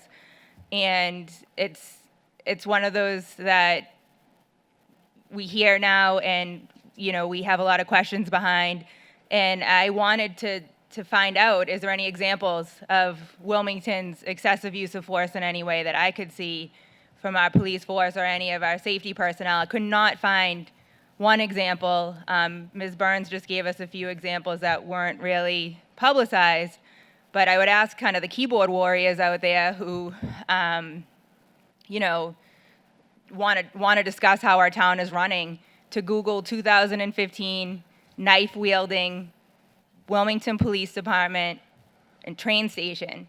And I think it's a great example of how our town responds with use of force. In that situation, a person of color with mental health issues, which is another issue we'll unpack at a later date, was wielding a knife at the platform at the MBTA station in Main Street. For 25 minutes, the Wilmington police personnel attempted to talk to this person after he had basically slashed tires of commuters and they were locked in their vehicles. The use of force that they demonstrated that day was pepper spray and sponge blasters. So after 25 minutes, they didn't even what I would say is reasonable use of force and even showing a weapon at that point. And when this person was finally subdued by a taser from a non-Wilmington off-duty police officer, he managed to injure one of our officers. Another one was injured in the process of subduing him on the icy train track. And, that to me is the forest for the trees. In Wilmington, I don't know of an example, and if there is one, please bring it to me, of any concerns with our police department using excessive force when they're doing their job. And we just approved 2 cruisers because they needed to be replaced. And I don't think the fact that the word rifle is in this item should be any different. Our police are asking us for replacement equipment, and I think it's our duty to make sure that they are fully equipped in the manners that they need to be. Thank you. Thank you. Selectman Bendel. Greg, you don't have to stand up, or if you want, unless you want to. I thank you You're very standing, much. guy. Thank Go you, ahead. Mr. Moderator. I, too, rise in support of this article to ensure the safety of our officers and our residents. And I want to just take a brief moment to thank you, Chief, and your officers, the men and women of the Wilmington Police Department, for your professionalism, for your compassion, and for the outstanding mutual respect you have with our residents. I thank each and every one of you for your service to our community.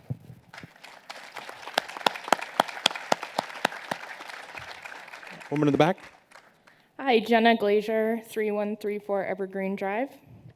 I appreciate the select woman's comments about de-escalation.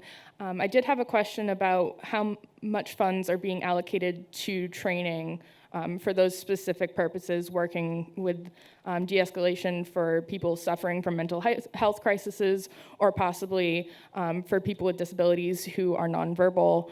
What kind of training is offered and how much is being offered and how much is being allocated? So unfortunately, unless the chief wants to answer that, I will certainly give him the ground, but that wouldn't be germane to this issue relative to the rifles. But chief, if you would like to issue, you're certainly not, I'm not going to make you answer that question if you don't want to. Right, but it's an important question. So, I could stay here all day listing all the training, but probably the most effective training we've had is what they call CIT training. And it's been, just about 80% of the department has been trained in it. And it's a variety of different mental health issues that concern. One of them is de-escalation, how to deal with mental health issues and things like that. So, I mean, this is something we could do in-service training, 40 hours a week per officer, once a week for in-service training, plus numerous, classes during the year, which a subject like this is very much in the forefront right now. I do appreciate you answering the question. I do think it's pertinent to this article, as it's allocating funds for weapons that can be used in those situations, and unfortunately there are many cases of people with mental health issues and people with disabilities unfortunately being killed. So specifically about people with disabilities and training for working with nonverbal people, is there anything in that regard? Yes, we have training on how to deal with, a person we come across who's autistic, things like that. And again, I don't want to take up too much time, but certainly it's a great question. If you ever want to come by the station, we can give you a list of the types of training and specifics we do. I definitely will. I'm new to Wilmington, so I really appreciate it. Thank you. Welcome to Wilmington. Other than that, any further questions on this Article 11? Yep, go ahead, Mr. McCoy, you can approach the microphone.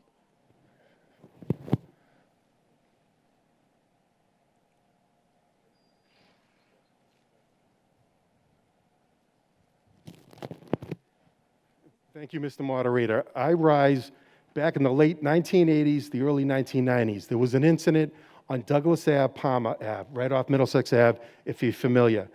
There was a convicted felon on the loose with a weapon, and all the police in the surrounded area were contacted. So Wilmington Police was dispatched to that area. And there's a gentleman there who was a felon, had a weapon, and I'll mention his name. The police officer that came to the rescue was former Deputy Chief Richter. There was a standoff. That man was so courageous, Mr. Richter. He jumped onto the cruiser. He jumped onto that vehicle that the felon was on, but the felon took off. Officer Richter was lucky he didn't get killed. Luckily, he was able to get his weapon. He ended up shooting the individual who ended up dying, but it obviously was the right thing to do. Back then, we didn't have the firepower. Society is different today than it was back then. And maybe if we had the firepower back then, that individual may have given up. He may not have. But Officer Richter put his life on the line. He could have been killed. The Wilmington Police and Officer Richter is brave. See, being around town, you remember these things, and I can be exact. I do support the Wilmington Police. I'd give them the firepower that we need, because look at the Patriots Day, the bombers. Society is different. It's changed. It's a sicker society, and it's really sad when we open up the newspaper, you hear all the bad about, Sandy Hook and all these places. I support the police department. Give them the firepower they need.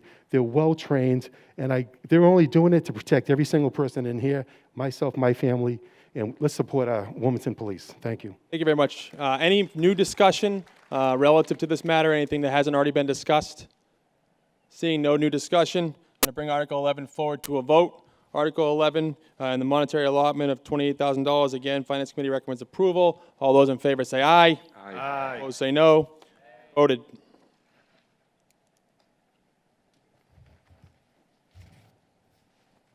Article 12, see if the town vote to raise and appropriate, transfer from available funds, or borrow pursuant to any applicable statute a sum of money for the upgrade of critical radio communications infrastructure and equipment in the Public Safety Dispatch Center and related and ancillary facilities to be utilized by dispatch, fire, and police, or take any other action related thereto. Mr. De Palma. Microphone. I move that $450,000 be raised and appropriated for available funds, free cash, to be spent by the town manager for the upgrade of critical radio communication infrastructure. Mr. DePalma, is your motion reads as in the warrant booklet, the rest Yes, of it? it does. 450,000, I'll take that as the motion. Do I have a second?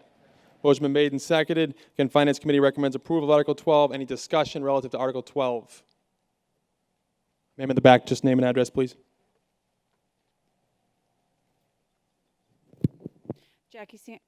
Jackie Santini, 38 Glen Road. Just curious, we just voted for fire and police for dispatch radios. How is this different and it's so much more, 450,000 compared to what we just approved? I see the fire chief coming over here, so I'll let him answer that question.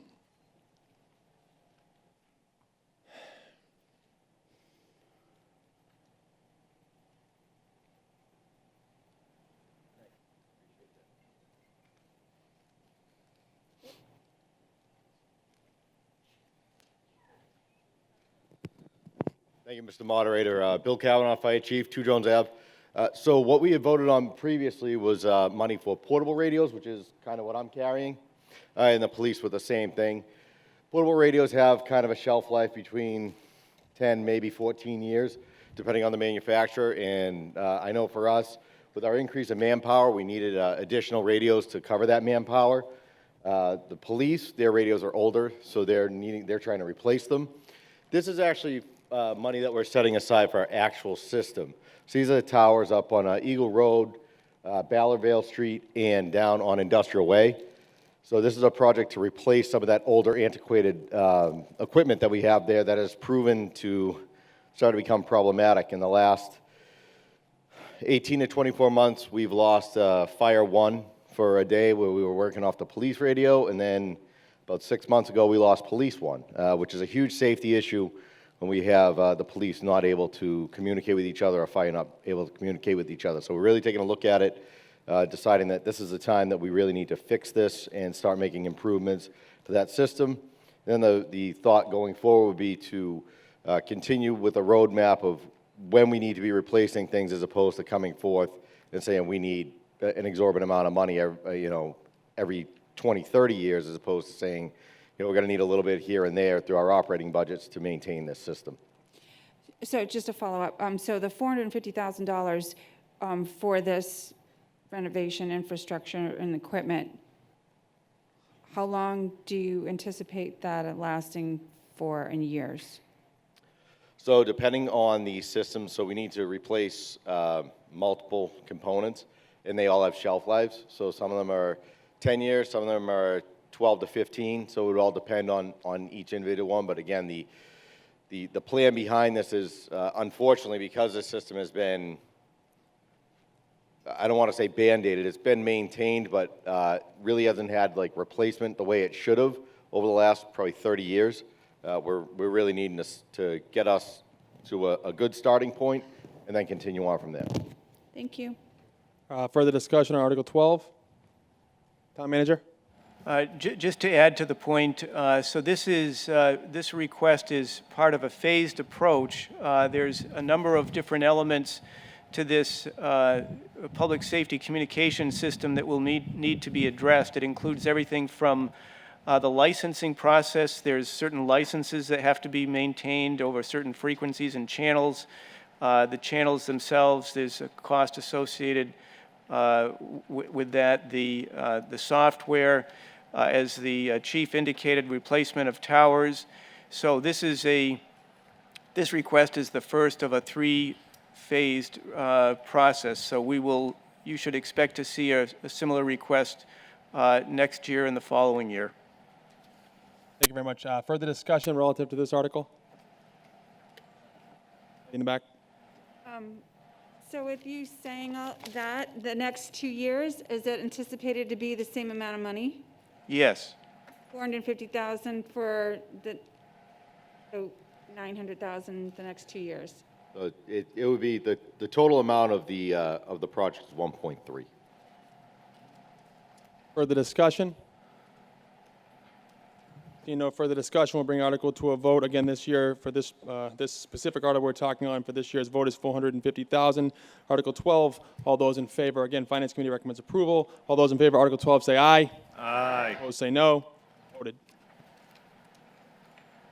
Article 13, see if town will vote to raise and appropriate, transfer from available funds, and borrow pursuant to any applicable statute a sum of money to replace furnishings and equipment for the remodeling of the Public Safety Dispatch Center, including design and engineering costs, and take any other action related there, any other incidents on related costs and expenses, or take any other action related thereto. Mr. Bendel.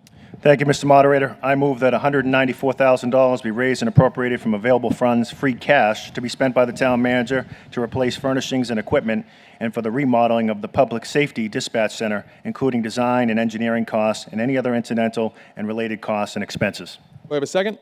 Motion made and second. Finance Committee recommends approval. Discussion. Seeing no discussion on Article 13, I'll bring it to a vote. All those in favor, monetary allotment for Article 13 is $194,000. Again, Finance Committee recommends approval. All those in favor say aye. Aye.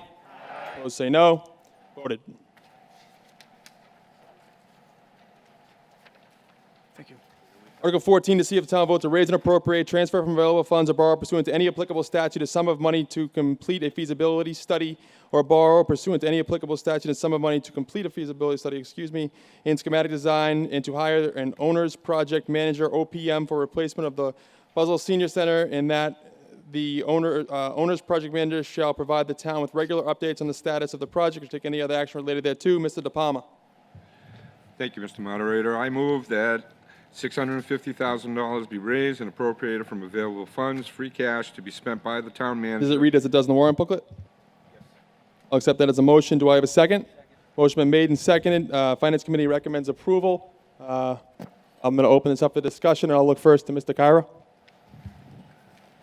Yes, thank you, Mr. Moderator. I would like to make an amendment to this article so that it reads, after the word replacement, to add in or renovation and or expansion/addition. Do you have that in writing, Mr. Kyra? I do. Come grab it.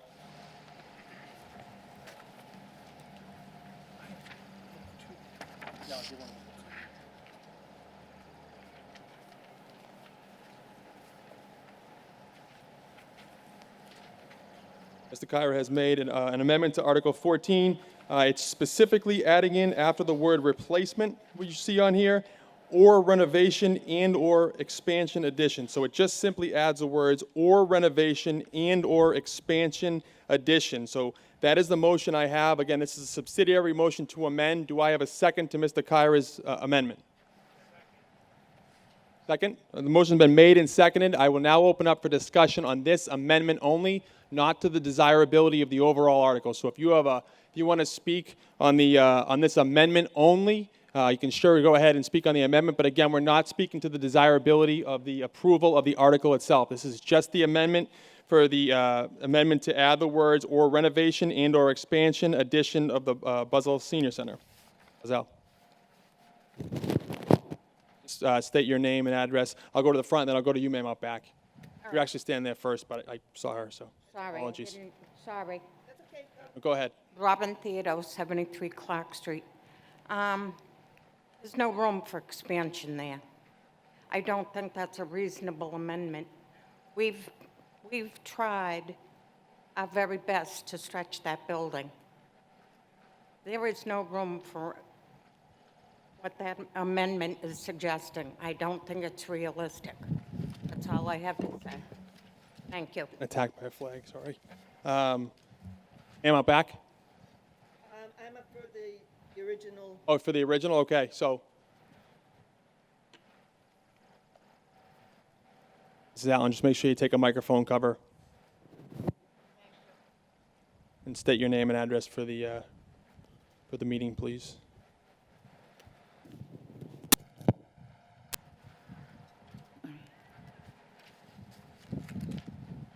Diane Allen, 7 Stonehenge Drive, Wilmington. I am a member of the Permanent Building Committee, and I was also a member of the Facilities Master Plan. The amendment that is being proposed right now was thoroughly investigated in the facilities master plan. This plan took over 18 months for us to go over 28 buildings, of which the senior center became the highest priority. We discussed additions to it. We looked at the existing site. The cost effectiveness of this town investing any amount of money is ridiculous. And those amounts were also thrown out to the committee as well. And after review of several suggestions to the existing site, it became apparent that this was no longer an issue to look at. Therefore, if anybody reads the master facility plan, which was completed in January of 2017, they will see clearly why the architect and the committee voted for a brand-new facility be constructed to meet the long-term needs of this town. Thank you. Thank you very much. Mr. West down front, state your name and address for the meeting. Look a little different than the last time we saw you up here. Yep. Frank West, 2 Birchwood Road. I was wanting to get a town council opinion on the amendment, whether it's legal or not, because the article itself deals with solely a replacement of the building. Is it allowed to talk about the renovation, in this article, about the renovation of an existing structure? As a moderator, I'm actually deeming it to be in order. I'm sure Mark's nodding yes, but the call of order is my call, and it is in order. But we're just voting on the desirability. So if this meeting is not in favor of the amendment, you can surely vote it down. But it is in order because it's basically. So this is a. This is kind of like a civics lesson that I hate giving. But so what a warrant does is a warrant puts the citizens of a town on notice of what can be acted upon at a town meeting. Basically, we call it the 4 corners of what can legally be done at a town meeting. So as long as you're on notice relative to what can go on at town meeting, an amendment such as this, which seeks to modify, but it doesn't enlarge it. If it said something for I don't know, replacement for a building 20 times its size. That would be an enlargement of the article. Basically, what we're doing is we're not expanding the scope of the article per se because, quite frankly, if you're looking for the schematic design to hire a project manager for the replacement of something, it would be natural in there that if you're replacing something that you might even think that renovation, expansion, and/or addition could be considered when taking that up. So the amendment is in order, but it's up to this. This meeting here today if it passes. Okay. I'd just like to say I fully support the creation of a brand new building. Yeah, I'll give you the time to do that, but this is just relative to the article. But thank you, Mr. Moderator. No problem. Do I see any further discussion relative to this amendment?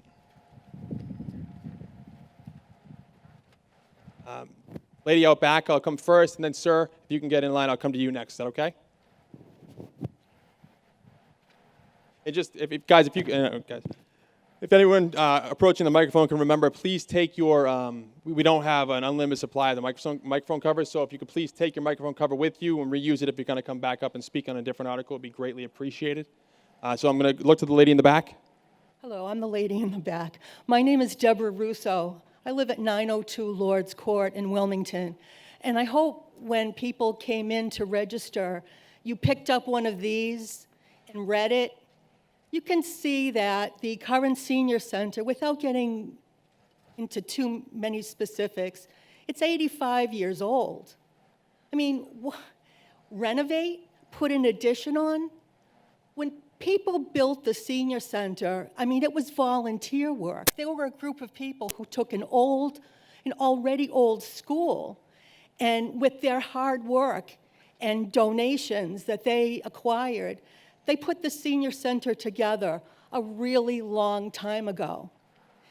Now, do you remember in the beginning of the town meeting, when all of those names were read, of the people who had passed since the last town meeting, who had contributed to the town of Wilmington. I didn't know all of them, but a lot of them were seniors. And so please don't pass this. I'm sorry, to add to already old and existing buildings, it's an insult. We want a brand-new building, and we want to take into account all of those things that might have come up since COVID. Please. Thank you very much. Not this. Any further discussion? Go to the gentleman down front. Hi, my name is Quinn Jones. I live at 126 Grove Ave. I would just like to clarify the amendment. Doesn't necessarily guide the outcome. This simply allows a greater examination of all the possibilities, correct? It would be my understanding, Selectman Kyra, is that the intent of the amendment? That is correct. So we're not guiding, we're not saying that that's going to be one of the outcomes. We're just simply allowing other outcomes to be discussed during the feasibility study. Correct. We're allowing all options to be reviewed and looked at. That's what I thought. Thank you. Further discussion? Mrs. Allen, I'm going to recognize you on a motion to amend. You're only allowed to speak once, but I'm going to look to you as only to clarify anything that's previously been said. You can't go into anything else new. So you can certainly clarify something, but you can't go into anything new. Just to clarify what the gentleman has said, this master facility plan, of which was not only combined with the public building, the permanent building committee, a member of the finance committee, the planning board, town manager, the public building superintendent, okay? All of these issues we went over and over and over them. We did cost-effective analysis. We talked about renovation versus new. We talked about costs versus new. You know, I think some of you, maybe the better way to make an analogy of this is, if you're living in a home today and your home just doesn't meet your needs and you call in someone to say, no, I just need to expand.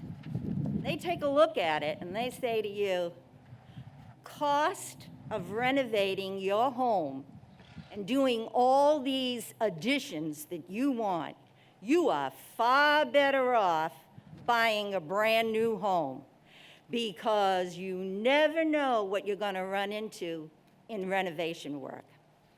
But again, to be clear, this committee was a combined committee, and it is specifically stated all the issues that were discussed, the different plans, the different options for this building.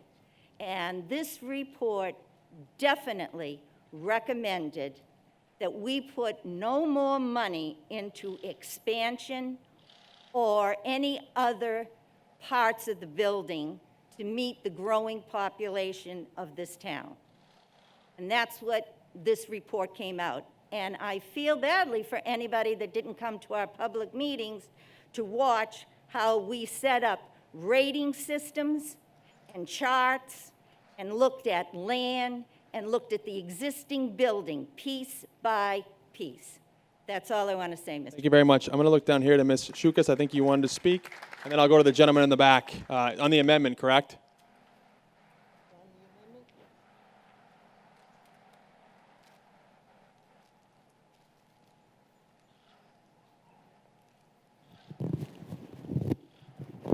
Joanne Shukas, 7 Cedar Street. Don't do this.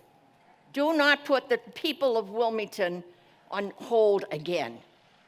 These people built your town. They've been there at every town meeting. And when they ask for something, it's necessary so they can continue their good work. They do a lot of good work in this town that you don't know about. And they're there for you, so why don't you be there for them, okay? Mrs. Shukas, want to grab your microphone cover. Gentleman in the back. Charlie Protopapa, 16 King Street. I I believe this amendment would just be a waste of time and money. It seems like it's already been discussed. And that's basically all I have to say is architects aren't cheap and they're just going to charge us for something that we don't need. Thank you very much, sir. I'll go to the the lady down front and the lady in the back. You speaking on the amendment, correct? Okay, so I'll go down front, then I'll come back to you. And again, so we're make sure if you're going to speak on the amendment, we're bringing new information forth, and if you support it, you can say you support it, and we'll be good. Roberta Lasky, 17 Winter Street. I just want to say that this amendment is a waste of time. They've gone over this so many times with a feasibility study. The building's 85 years old. It's falling apart, and there isn't room to do any of the programs, some of the programs that they should be able to do.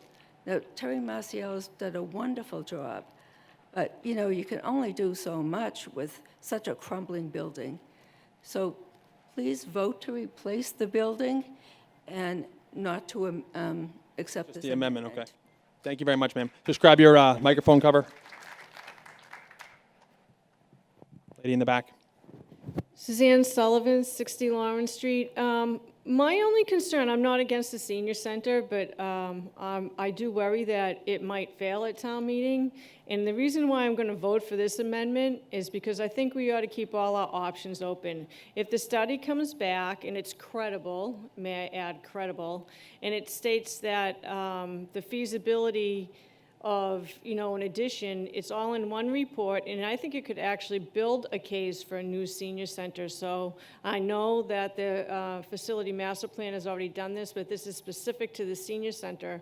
So I would actually be in favor of this article for that reason, because I think it could bolster what we want, which is a new senior center. Thank you.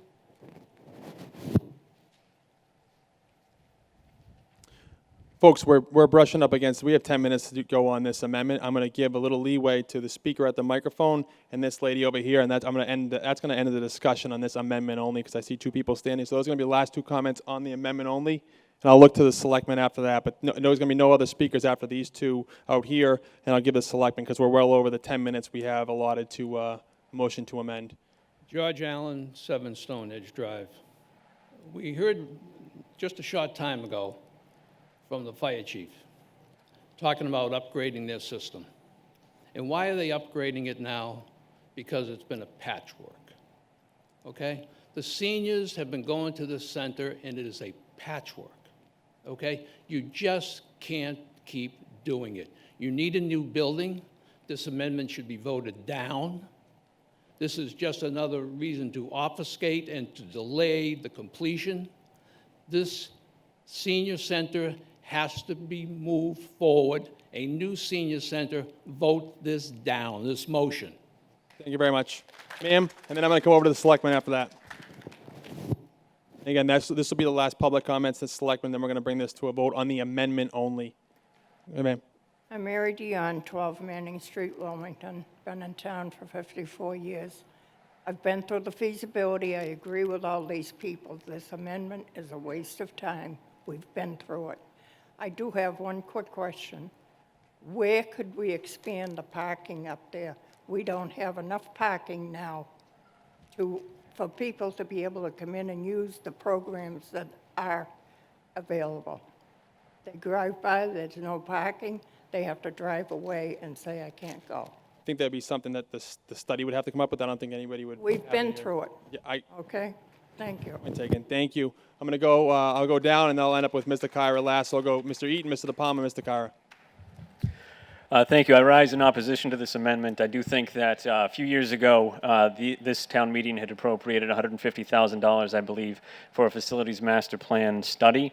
That facilities master plan committee was comprised of not just people that work for the town, but also members of the community, so that they did thoroughly vet the feasibility of keeping the senior center either in its current state or in a renovated or expanded state. I do want to thank the Elderly Services Department for continuing to work over the past 3.5 2.5 months to deliver meals to a population that is largely at risk and certainly has been here in town long enough paying property taxes, where I think that they deserve a senior center that is first class and a point of pride for this community. I do think that a new senior center is needed. The parking that has been mentioned is not going to be solved on that current location. And I think that the size, I believe 8,000 square feet of usable area, is approximately half of the average, or the recommended usable square footage for a senior center of a community of this size. I'm looking forward to hopefully moving forward with plans for a brand new senior center that we can then put in front of the voters of town meeting so that you folks, the ones that make the big decisions in town, can choose the senior center that you want. Mr. De Palma and then Mr. Kyra. Thank you. Gary De Palma, 46 Swain Road. I cannot support this amendment. It comes a point in time where you have to look at a structure, and it's been hashed over and over and over again on whether you want to expand, remodel, or build new. There isn't enough space in that area to put an addition on, to have parking, and to have any type of activity outside. So I am totally opposed to this amendment. Mr. Kyra. Thank you, Mr. Moderator. This amendment was not meant to be an insult or to delay the replacement of a new senior center by any means. But I don't know that it's, I don't know that you can't expand the parking area or that you can't expand the building unless we have a feasibility and schematic design done. And that's what this amendment is. That's what this article addresses. It allows for all options to be looked at. You know, we just had a selectmen's meeting on June 22nd, and we were presented with some of the fine work that was done by the Department of Public Buildings in the facility. They renovated some $40,000 worth of work in the senior center that we have. They put in a new air conditioning, new heating. They renovated doorways. They renovated the arts and crafts room. They renovated the bathrooms. They painted. They put in all new lighting. They put in a brand new kitchen, flooring, ceiling, cabinets. They painted the whole area. They did $40,000 plus work, and it looks brand new. It may not be brand new. I realize the building is some 85 years old, but the idea of this amendment is just to be able to take in all options. We may find out that it's not worth it, and putting a new building in its place is better. But why not take the fiscal responsibility that you have and look at all the options? We've talked about budgets. We've talked about being fiscally responsible. Well, I think this amendment is fiscally responsible. Thank you. Thank you very much. That's going to conclude debate on this motion to amend. So we're going to bring the motion to amend to the town meeting floor. So we're not voting on the substantive issue of this study. We're only voting on the motion to amend to add the language after replacement or renovation and/or expansion addition. Everyone understand that? Any questions or concerns relative to the vote? If you are in favor of the amendment and you would like to see the words put into the warrant article that say or renovation and/or expansion addition, again, if you were in favor of that language, signify by saying aye. If you are opposed to the motion to amend, signify by saying no. The amendment fails, and we're going back under discussion of the regular Article 14. Lady in the back. Thank you.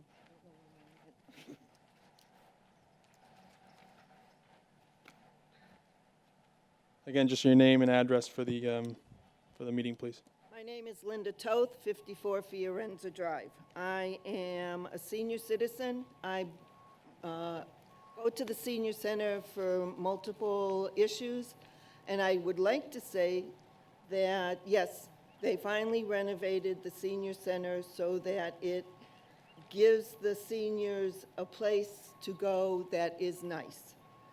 We all know that it will take years before a senior center, if everything is voted for us, to be built. That's normal procedure. So I don't think that the renovations should have any issue about us doing a feasibility study for a new senior center. I would like to ask all the families that have children from pre-K through the high school to remember that it's the seniors who are also paying for your schools, for the new high school, for any of the new schools that have been built through the years. And all we are asking is for you to give us that same consideration and understanding. Thank you. Thank you very much. I'm going to look to the lady in the back, and I'll come down to the gentleman in the front. Hi, Jackie Santini, 38 Glen Road. I am in favor of a senior center. I think they deserve it. They give so much effort and volunteer work. We're all going to be seniors one day if we're not there yet. I'm close to it. But the $40,000 that you put into it, I think that, again, is a Band-Aid. We need to get modern times. Our seniors are generally vibrant. They want to get on the computer. They want to do, modern time things. What I'm not in favor of is another feasibility study, because I think we've hashed that over and spent more money on a feasibility studies over the years that I've been in town, that I've kept on hearing about a new senior center. When is it happening? So if you can answer, how many feasibility studies have we actually had to get a senior center across the board? In this article, you've got the feasibility study once again. You've got the schematic design, which is great. I'd like to see what it looks like. Hiring an OPM. We're asking to put $650,000 towards this, and I'd like to see it all broken out. Like, how much are we spending for each one of these things? Because it's blurred. I think I can clarify that. Jeff, can you explain to the meeting or to any of your designees why a feasibility study is the prudent course for any governmental building or other building for that matter, and why it's being being done this way, why the Board of Selectmen have put this on the warrant, and then as far as breaking it down, you can take it from there. Yes. So the feasibility master plan that was discussed earlier was intended to look at all the various buildings and assess their condition, and then with some cases look at possible scenarios as to where those buildings might be located, relocated in some cases, but it didn't. Made some recommendations. In this case, so to answer the question about the number of feasibility studies that have been done specifically about the senior center, there have not been prior studies specific to the senior center. Again, the senior center was included in this master plan review. So to go forward, one of the pieces of this should be to make a determination as to whether a new senior center, where it should be. I mean, that is really step number one, because whether it's going to be at the existing location, whether it would be at some other location, that really needs to be determined up front, because then the site circumstances, the site has to be factored in, and there's costs associated with the site depending upon whatever constraints there are there. So I do believe that the feasibility portion of this is important. The owner's project manager, that's a part of the state procurement process. We have to have an owner's project manager, which is essentially the town's representative who oversees the work that is being done by the architects and others that we hire. So that is why the owner's project manager is part of this budget request. In the back? But you But why can't you separate, for $650,000, it would be concerning if a majority was going to the OPM versus the design versus this feasibility study. And can you clarify, what was the $150,000 feasibility study prior? Again, that looked at all the major buildings in town, all this, with the exception of the high school and the middle school, looked at the other schools and assessed their condition, looked at some potential options in terms of consolidation. It looked at the town hall, the senior center, the public buildings space, the public safety building. It looked at all of those buildings and made recommendations as to work that needed to be done on those buildings, and in some cases made recommendations for replacement of buildings, but it did not focus to the level of detail that we need in this case. So now we've identified one building, in this case the senior center, that perhaps would go forward. So there needs to be a much greater level of focus on that building as to where it's going to be. And then when that is determined, then the costs associated with construction of that building can also be determined. It makes a difference whether you're building on ledge versus whether you're building in more suitable conditions, whether you're building in an area that's accessible to sewer versus not sewer. All those factors play into the cost of a building, and in order to determine those costs, you need to first identify the location. Gentleman down front. John Wallace, 73 Clark Street. I'm chairman of the Wilmington Elderly Commission, and I want to share that at our Elderly Commission meeting January 16th, 2020, as stated, we appreciate and unanimously agree with the Selectmen's article brought forth for the feasibility study for a new senior center. Thank you. Thank you very much. In the back. Hi, I'm Deborah Russo, 902 Lord's Court. I just have a question. My understanding was the $650,000 would come from free cash. Is that right? Yes, that's correct. So no one's paying for anything from taxes or out of pocket? That's right. This would not have an effect on taxes going forward because these are revenues saved from the past. Okay, thank you. Gentleman down front, then I'll recognize the lady in the back.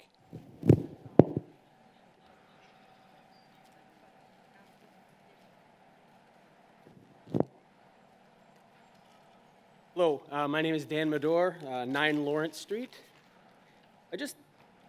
I'm confused by the article. It states that we want to appropriate funds for a feasibility study and schematic design and to hire a project manager for the replacement. But doesn't hiring a project manager for the replacement, isn't that contingent on the result of the feasibility study itself? So I'm looking for clarification. Is the project manager to oversee the feasibility study and the schematic design as well as the replacement? And if so, it's just the wording seems weird. It's already resigned to hiring a project manager for replacement, but then talking about the feasibility study for that replacement in the same article. So I guess I'm looking for clarification on the wording of those two items. I see them as two items, a feasibility study, schematic design, and then managing the project of replacement. Town manager? So the owner's project manager would be involved in both phases. The first phase being the development of the schematic design, again, looking out for the town's interests with respect to the design of the project, and then after returning to the voters, there's a decision to go forward and raise and appropriate, borrow funds for construction, then the owner's project manager would continue on, whether it's that same one or a different one, continue to oversee the actual construction. Two parts. Okay, so as a follow-up, would there be a second decision to move forward on the replacement based on the feasibility study? So this is just phase one. If the town meeting approves this article, it will allow the town to go forward and look at the options in terms of sites, in terms of design, develop this schematic design for a building, the number of square feet, the number of floors, the number of rooms, and then there would also be an estimated cost for the project, and all of that information will be pulled together and be brought back to town meeting to seek an authorization to go forward and actually issue bids for the construction. So that would be a second vote. Right, I'm not sure that we're going to clarify it here, other than to say that I'm still confused as to why this article contains text about hiring a project manager, as I can tell, specifically for the replacement of the senior center, when you have that first part before you. It almost seems as if it's two articles. I'm going to just ask for clarification because I understand exactly what the vote is asking. Do we need the OPM for the feasibility and schematic design study? Yes.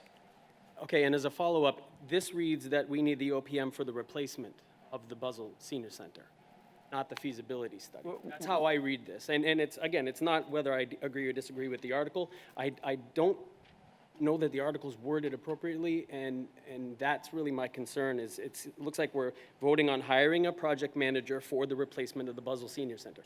I'll clarify for the meeting too, and I'll ask town council to confirm that I am understanding this correctly. The way it is written, regardless of the linguistics, it says appropriate a statute a sum of money to complete a feasibility study and schematic design and to hire an owner project manager for replacement. So basically, everything before that is for the schematic design for the replacement. So it's saying that this body is voting that amount of money to do those three things, but the goal is to get to figure out what the plan is for the replacement. Council, you can correct me, he's nodding yes, so we're right. So basically, it's I daylight as an attorney, so I kind of just telling you how this kind of works. But basically, what we're doing here, and the way the language is in the article and brought forth by the selectmen, so we're okaying a feasibility study for the purposes of the schematic design and hiring of the OPM for that schematic design. But the total aim of it is to just is to assess what we need for the replacement of the Buzzell Center. Does that kind of clarify it?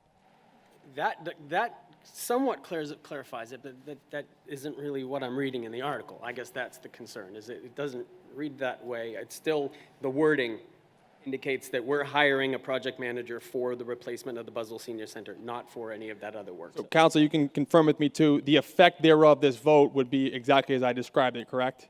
Yes, so regardless of wording, the effect thereof is how I described it, and I think that addresses your question. Thank you.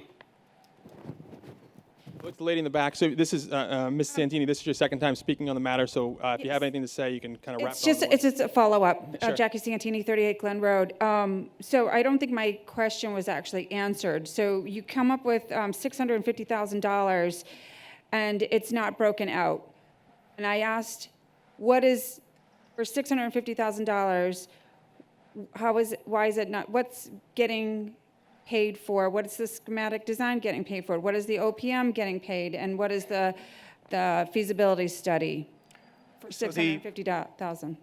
The estimate for the OPM is $75,000. The estimate for feasibility study and schematic design is $590,000. So does one person do those both? No. So why isn't that broken down separately? That's as broken down as I have it. Okay, thank you. I'll go to the lady in the front, and then I'll go to the lady in the back. Meg, You can pull it up. Meg Jones, 126 Grove Ave. I think part of the problem is the definition of a feasibility study.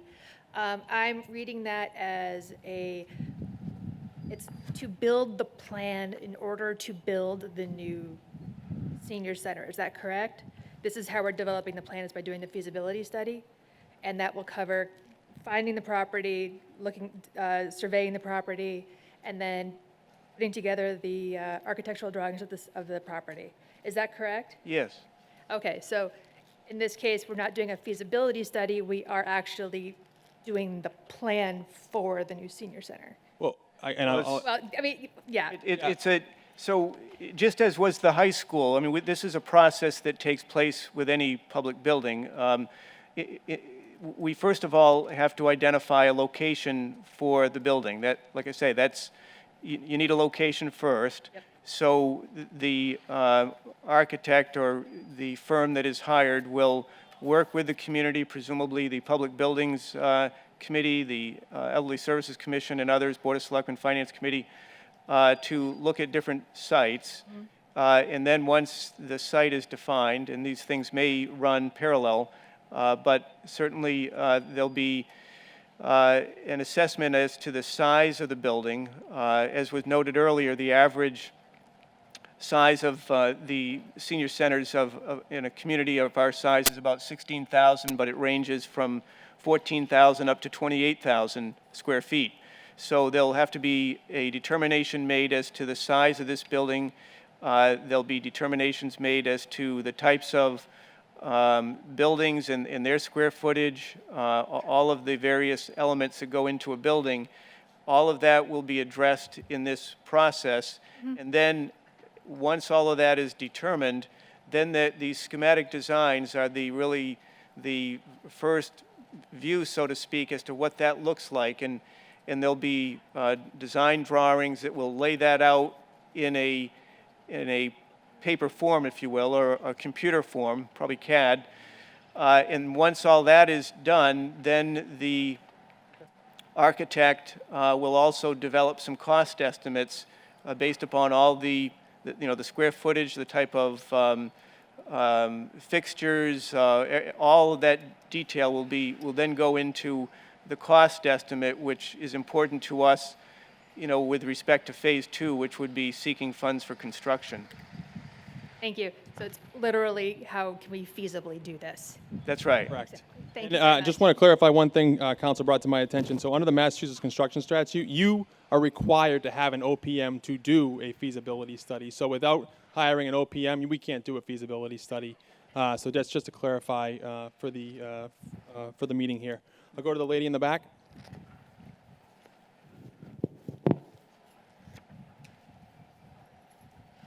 Diane Allen, 7 Stonehenge Drive, member of the Master Facility Plan and the Permanent Building Committee, of which hopefully I will be involved in this project as well.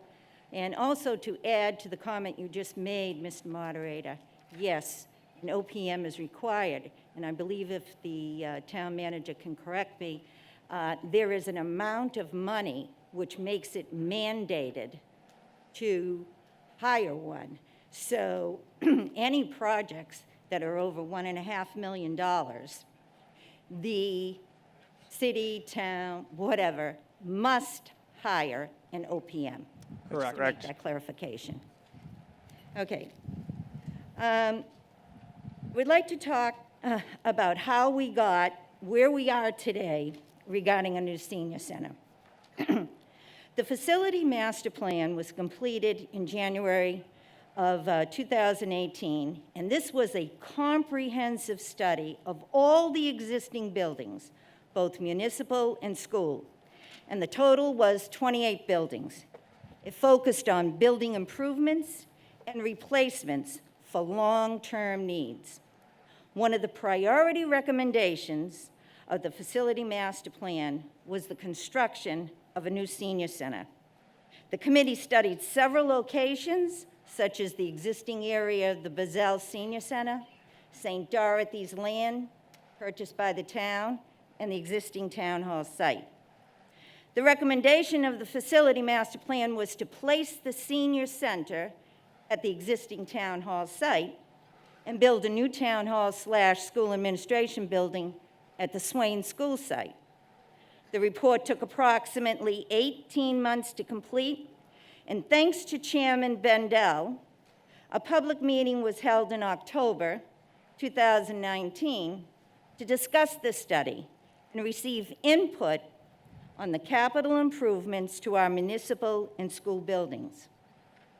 In December of 2019, the Elder Services Commission made a presentation to the Board of Selectmen outlining the existing condition of the Bazell Senior Center and the justification for a new senior center. That led the Board of Selectmen to vote to sponsor this article, fund a feasibility study for a new senior center. This article will clearly define where, when, and how much it will cost to build, as opposed to the facility master plan. This will be a more specific study, which will consist of detailed information like siting, environmental issues, borings, schematic design plan, programmatic needs, infrastructure requirements, and, more importantly, updated construction costs. Remember, that report was done in 2017. It will also include the services of an owner's project manager, or you hear the term OPM, who will work for the town from the study phase through final construction. And he works in behalf with the board to give us updates on what's going on, our eyes and ears. Next step in this process will hopefully be at our next annual town meeting or a special town meeting to fund the final design and construction for a new senior center.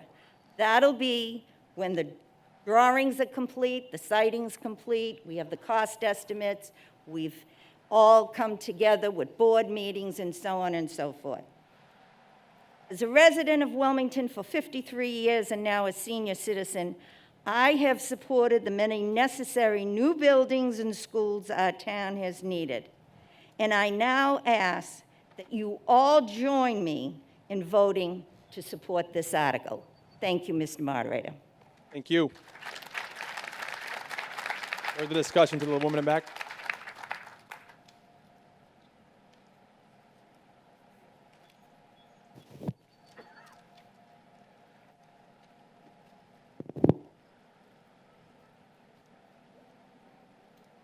I'm Laura DeWall from 11 Arlene Ave. I would like clarification.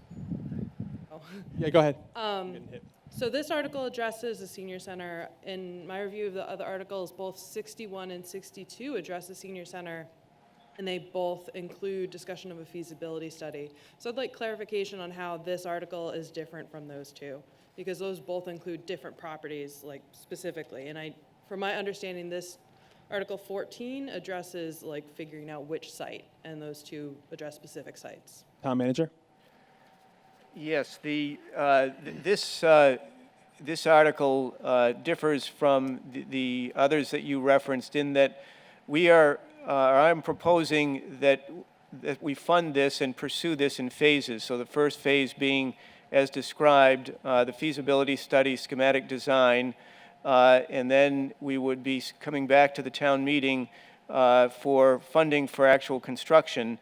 The other articles are proposing that the amount of money of $12,650,000 be appropriated today from free cash to complete all of the work, everything from design, schematic design, feasibility, to complete construction. So, the other articles are essentially proposing a one-shot appropriation, where this is proposing a phased approach.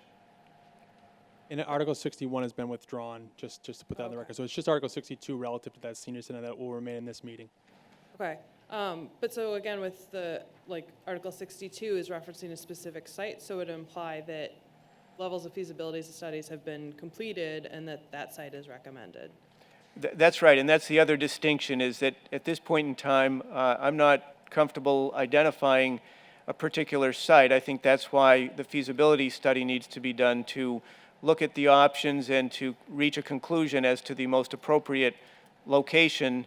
In the article, with Article 61, a determination has been made as to a site. Okay, thank you. Seek further discussion. Young lady coming to the microphone up front. You're welcome, Mrs. Shukas. You can eliminate the Swain School. My daughter went to school there, and there were times when they couldn't use the basement because there's a pond, a stream that runs through it. So according to what the rainfall was, basement was unusable for the kids to go to the bathroom. So that site is, forget about it. That's why it's a parking lot. I'll look for further discussion on this article. Article 14, any new discussion? Seeing no new discussion, we're going to bring Article 14 for a vote for a feasibility study, monetary allotment of $650,000. Finance Committee recommends approval of this Article 14. All those in favor say aye. Aye. Opposed say no. Voted.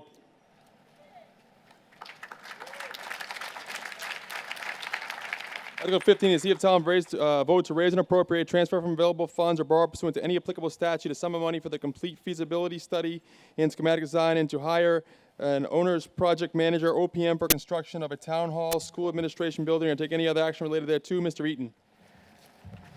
Thank you, Mr. Moderator. I move that $955,000 be raised and appropriated from available funds, free cash, to be spent by the town manager to complete a feasibility study and schematic design and to hire an owner's project manager, OPM, for construction of a town hall / school administration building. I'll accept this as a motion. Do I have a second? Motion been made and seconded on Article 15, monetary allotment $955,000. Finance Committee recommends approval of this article. Do I have discussion? Mr. Moderator. Selectman O'Mahony.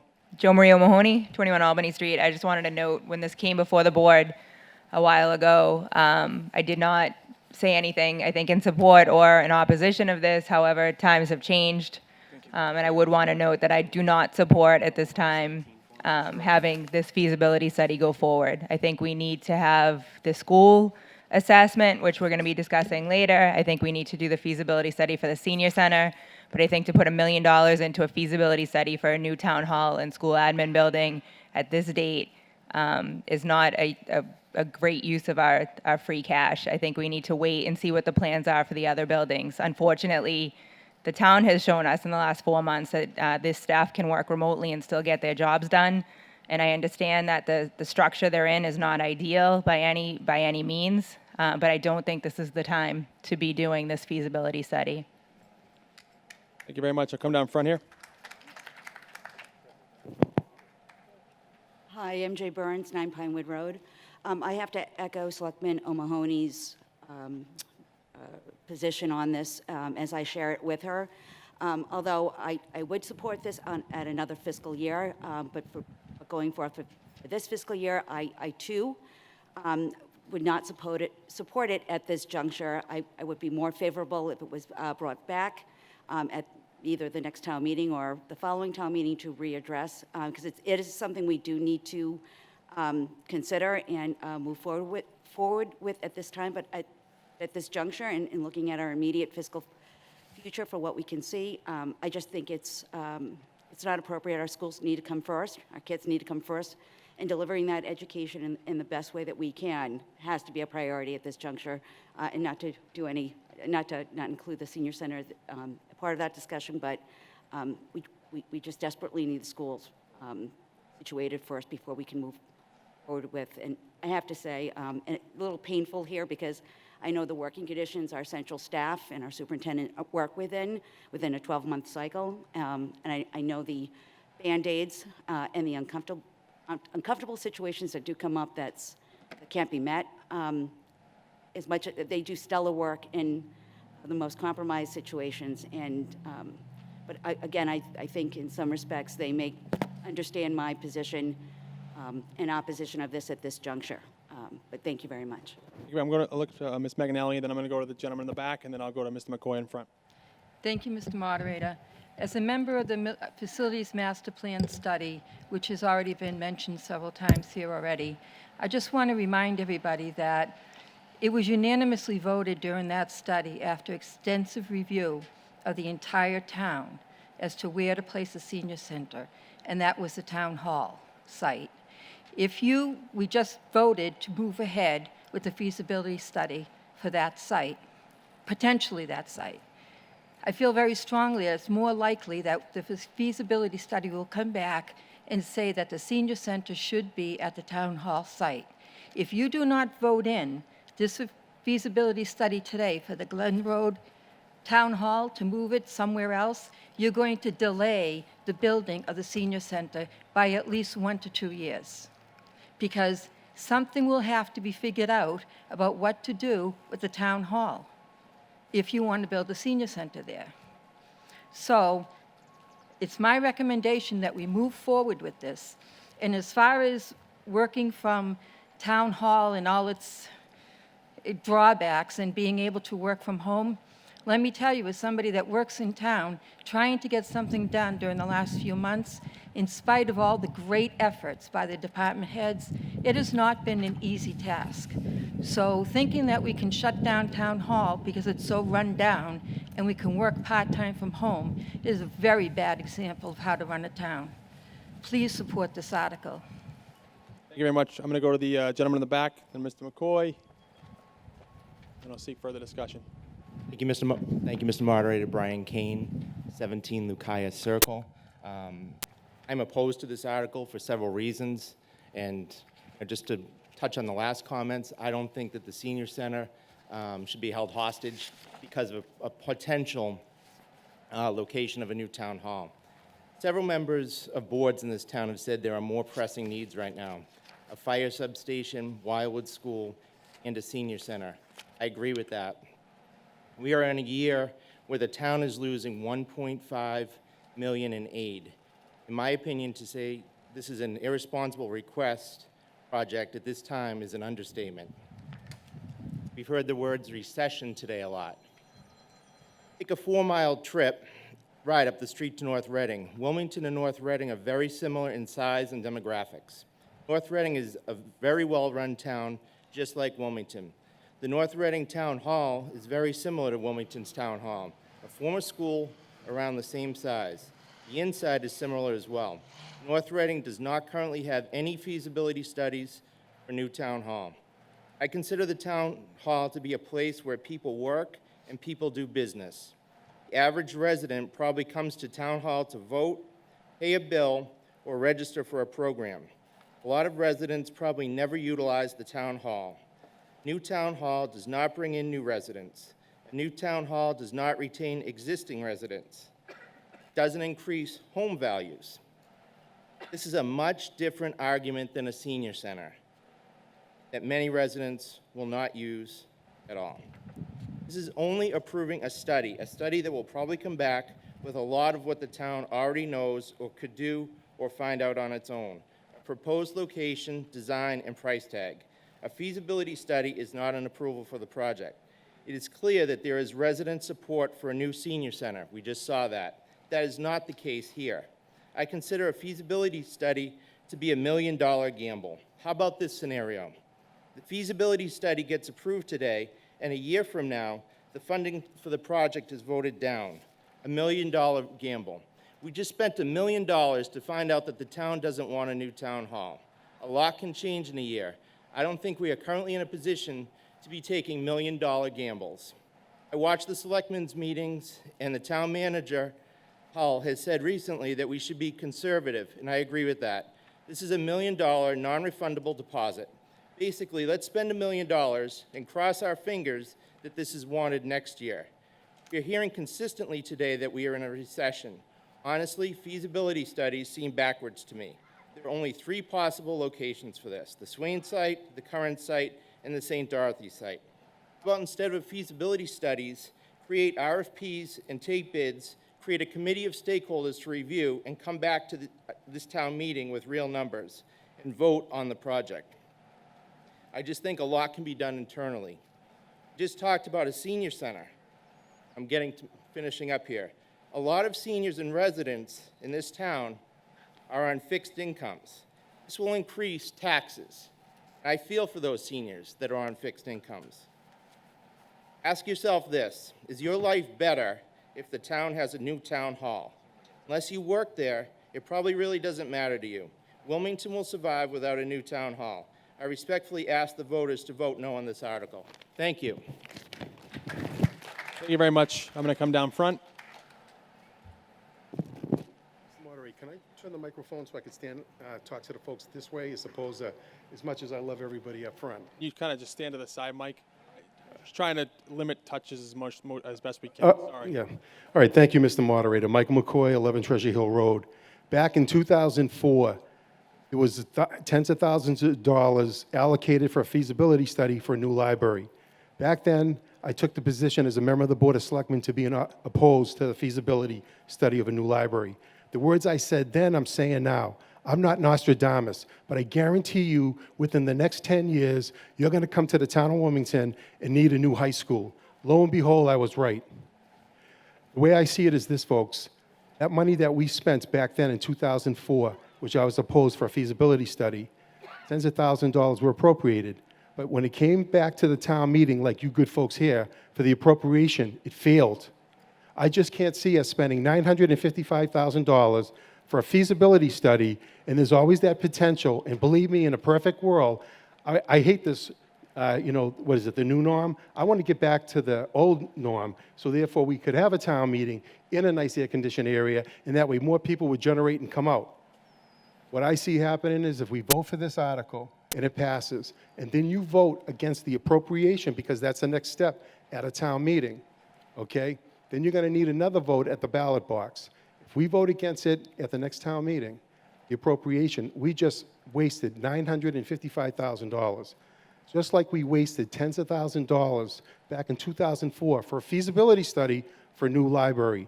That got tanked, cost the town a lot of money, and the appropriation wasn't there. I just bring that forward, just a little memory stroll down memory lane. That's all, folks. Thank you very much. Town manager. I would simply note that it's obvious, and I realize this, that, unlike other departments, whether it's the police and fire, schools, there is no real constituency for town, and for that matter, school administration. We come to work on a day-to-day basis. We do work, which I think is important work. It makes sure that revenue is collected, that bills can be paid, that all the various services that the town expects are delivered. It's essentially the software behind the system to some measure. You don't really see us for the most part, and we just do our job, and I understand that. But the argument to suggest that a feasibility study is a gamble and is a waste of money, if that were the approach taken, then there would have never been a feasibility study done to complete the middle school. There would have never been a feasibility study done to complete the public safety building, and there would have never been a feasibility study done to complete the high school.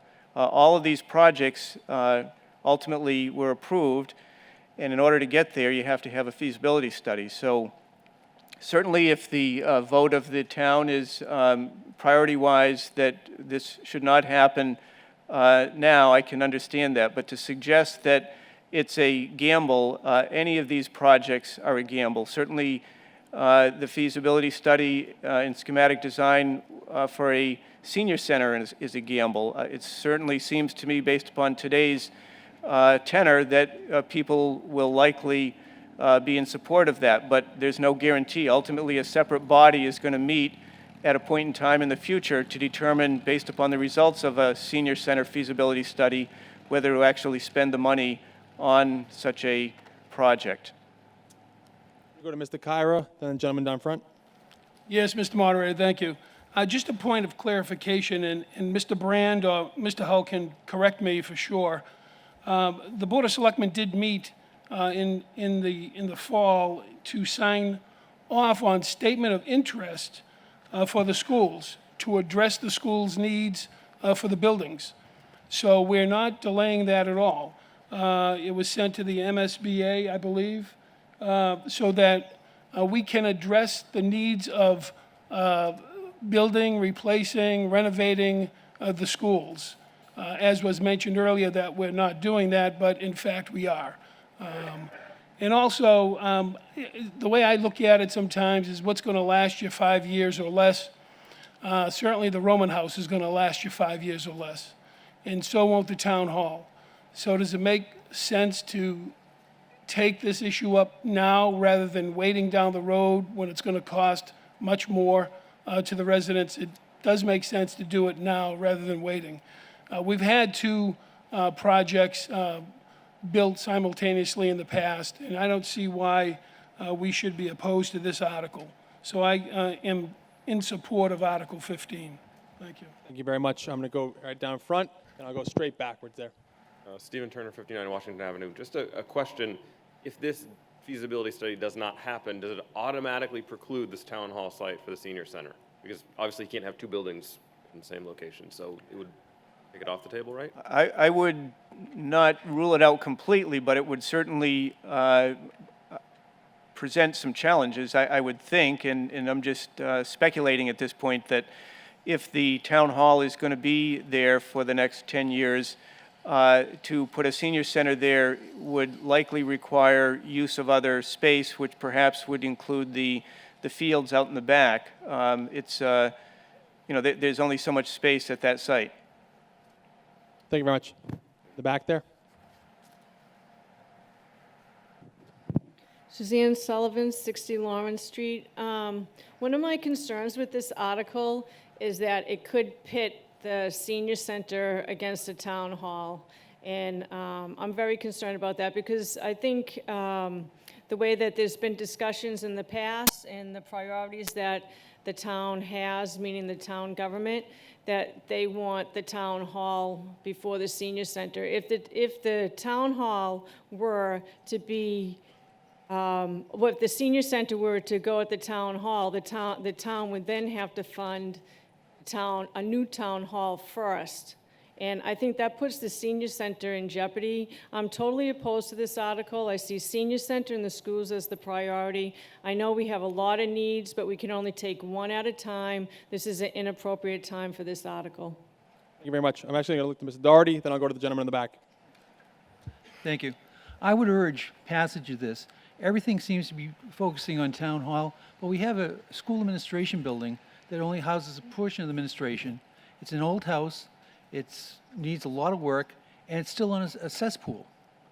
You know, we have to give these people the appropriate place to work. So I urge you to please pass this one. Thank you. Gentleman in the back. Jim LeMay, 25 Shady Lane Drive. So I do think that this feasibility study is related to the senior center because it'll be looking at additional open plots within the community. And I guess I'm looking at it and considering it as going hand in hand. I realize there are different warrant articles and different bills, different budgets.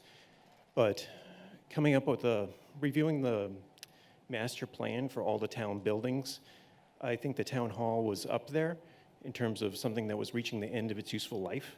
And I think it's appropriate to conduct a feasibility study to find out, A, where it should go, B, what it would cost. And I guess I'm looking at it from the standpoint that nobody likes to spend $1 million. But trying to build something and integrate the long-term vision of the building within the town without spending $1 million to find out where it should go, I think is relatively short-sighted. And I think part of the problem that we have with the buildings in the town is that too many of them were constructed in the 1950s and before. And let's see, so we've got the high school, the public safety building, middle school, Yintle Farms. I guess there hasn't been a lot of construction. If you look at the number of buildings, the DPW building, we're talking about a new substation, there needs to be a progression throughout the years. So I think putting this on pause is going to disrupt that progression, and I understand these economic times, but I do think it is still appropriate and reasonable to pass this article for the feasibility study for the new town hall because it is a forthcoming need. And I think it's better to be in front of the issue than behind it. Thank you. Sir, can I get your name? I missed your name at first. Jim LeMay, 25 Shady Lane Drive. Thank you so much. I'm going to look to Mr. Kane. Thank you, Mr. Moderator. Brian Kane, 17 Lucaya Circle. In terms of the school administration building, unfortunately, I think that should have been addressed at the high school, and it wasn't. So to address that really could be addressed in a new Wildwood school. When that Wildwood school comes around, you know, hopefully sooner than later, that school administration could be housed an extension of that. I don't see a feasibility study, apples to apples, of a middle school and a safety building as a new town hall. Those are urgent needs. I just don't think where people work We all have jobs. We don't have the most glamorous work environments necessarily. And this is a $29 million estimated project. That should be out there. Ms. Kincaid, you. thank you. Mr. Moderator. I'm going to go here, then I'll come over there, okay? I just want to say that I am in favor of this article. I agree with Mr. LeMay in the fact that we have been constructing buildings the last 10, 15 years, but based on need and the fact that our school, we were growing out of schools. And we're still moving on the schools through the mass building program. And I just think that if we're going to plan and be planning for the future, waiting for buildings to just fall apart is not a prudent plan. We're trying to get a feasibility study to even tell us how much it would cost to have this done and where the best spot is for it. I think we need to put our long-term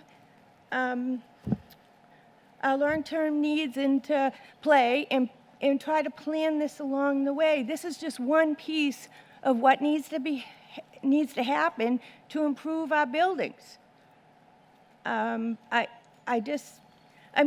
Improving buildings is going to make the town more viable. You go to buy a new house and you go to a town hall that's falling apart to get inspections or whatever you need. Doesn't make people feel so great.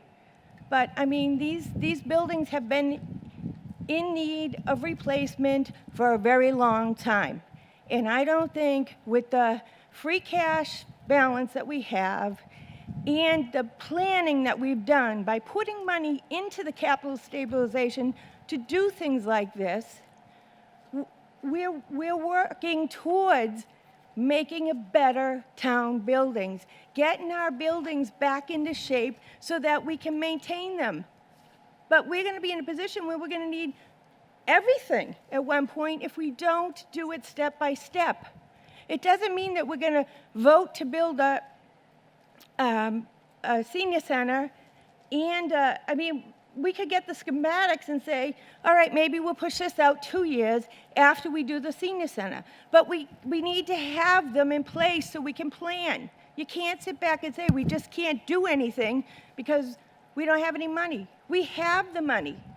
We've put this away for this reason. Thank you. I'm going to go over to Mrs. O'Mahony over here. I'll come down to Mr. Bjork, and then I'm going to come back to Mr. Doherty. Thank you. I just wanted to clarify. I'm not saying that I don't support a feasibility study down the road. What I'm saying is I don't support it for this year. I think we just heard that supposedly the current Buzzell Senior Center is like new inside because of $40,000 of renovation for a temporary senior center that we've been managing to operate for about 30 years.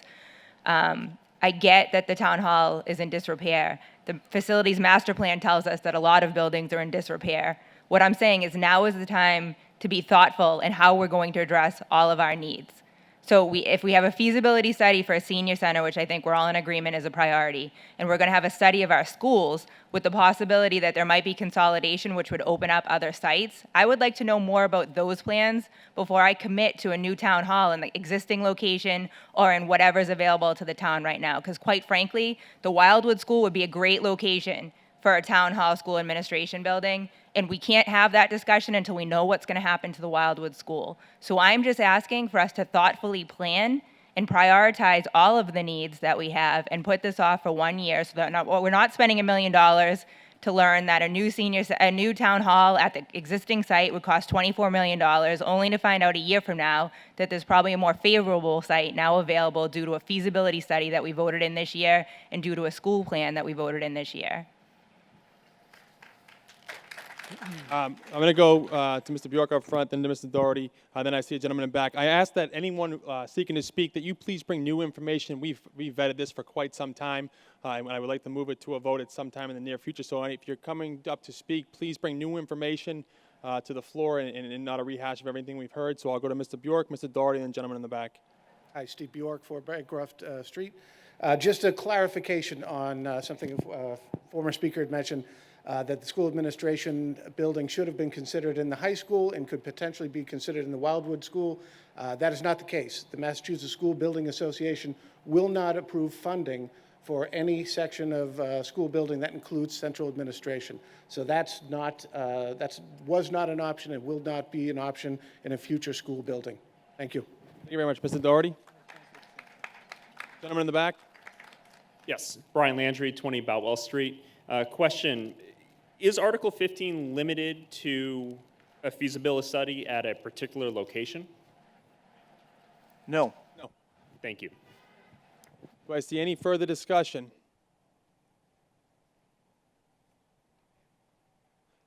Any further discussion? Mr. McCoy? Please, new and informative information. We've adequately vetted this issue, in my opinion, so I assume it's going to be something new and informative, then we can bring this to a vote. I'm going to be quicker than by the time I take off this cover.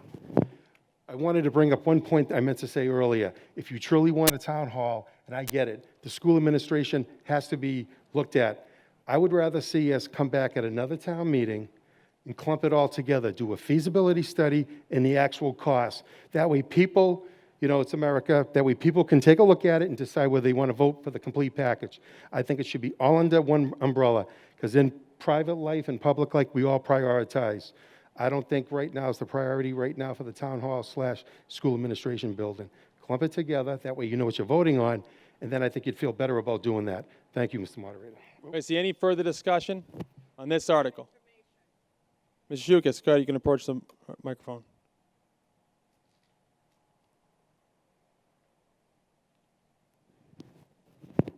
We already voted for the Senior Citizen Center, which is going to look for a site. Is that correct? Correct. Okay. This article looks like you've already made up your mind where you're going to put it. That's my point of clarification. They're saying it's going to be at the Glen Road School, yet we're paying for someone to look into a site for the school, for the Senior Citizen I'll let the town manager, this article does not specify anywhere, correct? There is no predetermined location. For either the senior center or the town hall. That's right. Do I see any further discussion? Seeing no further discussion, I'm going to bring Article 15 for a vote. $955,000 feasibility study for a town hall school administration building. If you're in favor of Article 15, say aye. Aye. Opposed, say no. No. Too close to call. I'm going to do a standing vote, and I call the tellers, please.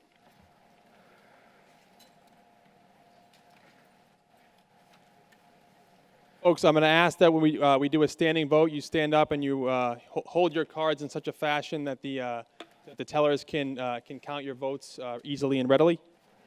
So again, if the tellers are all in Article 15, the tellers are all in place. If you're in favor of Article 15 passing, rise in your seat and hold your card.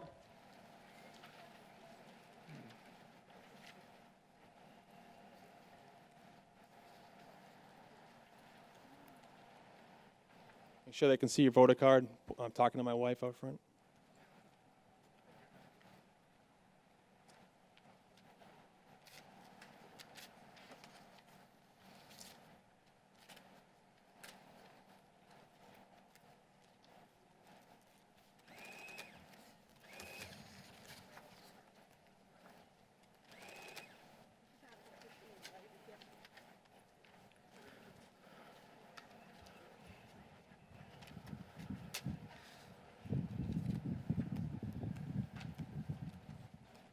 Just remain seating until I confirm with the town clerk that we have all our slips in. Remain standing, sorry.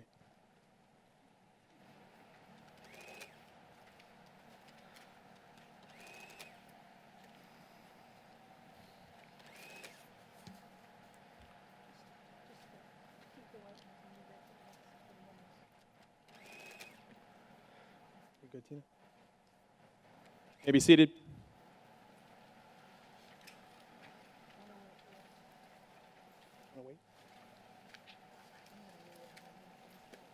All those who are not in favor of Article 15 signify your disapproval by standing in your seat.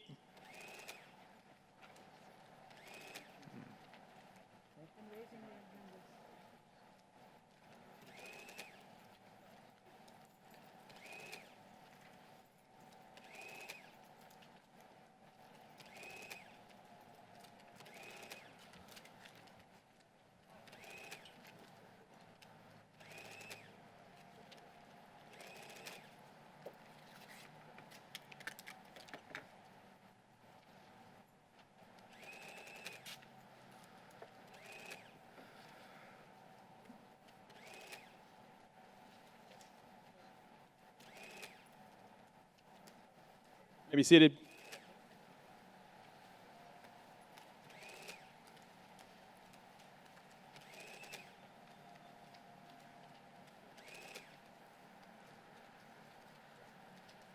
Well, the town clerk is tabulating the vote. I just want to let everyone know the radar is showing some very nasty weather coming this way in about 45 minutes to an hour. So we're going to move the business of town meeting along as we can. If we need to take the appropriate action at the time, we will. Again, we're under a tent, so we'll see what it is. But we will keep bringing forth motions to the floor. I ask that you consider that if you are considering getting up to speak on any given article, that you bring something forth to the meeting that is new and something that is informative for the vote. So again, I ask that respectively. And we're on the vote on Article 15. 108 in favor, 62 against. Article 15 passes. We're going to move on to Article 16 to see if the town will vote to raise and appropriate, transfer from available funds, or borrow pursuant to any applicable statute some money for the replacement of a portion of interior and exterior lighting with LED fixtures at West Intermediate School, or take any other action related thereto. Ms. O'Mahony. Mr. Moderator, I move that $100,000 be raised. Does it read as it does in the warrant booklet? Yes, Mr. I'll accept Moderator. that as a motion. Finance Committee recommends approval. Do I have a second? Yes. A motion's been made and seconded.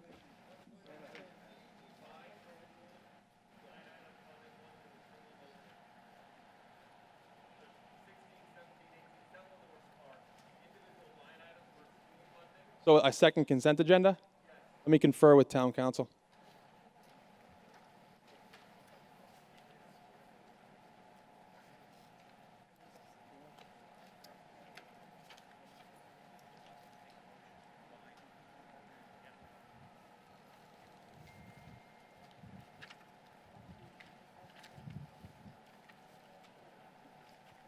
So this motion for Article 16 has been made and seconded, so I'm going to take that to a vote, and then I will entertain the gentleman, if you want to bring that forward, we can entertain that as a second consent agenda. You'd have to just bring it forth to the meeting. So right now we're voting on Article 16. It's for $100,000. Do I have any discussion relative to Article 16? Seeing no discussion, I'll bring it to a vote. Article 16, monetary allotment, $100,000. Finance Committee recommends approval. All those in favor say aye. Aye. Opposed say no. Voted. Sir, I'll entertain that motion.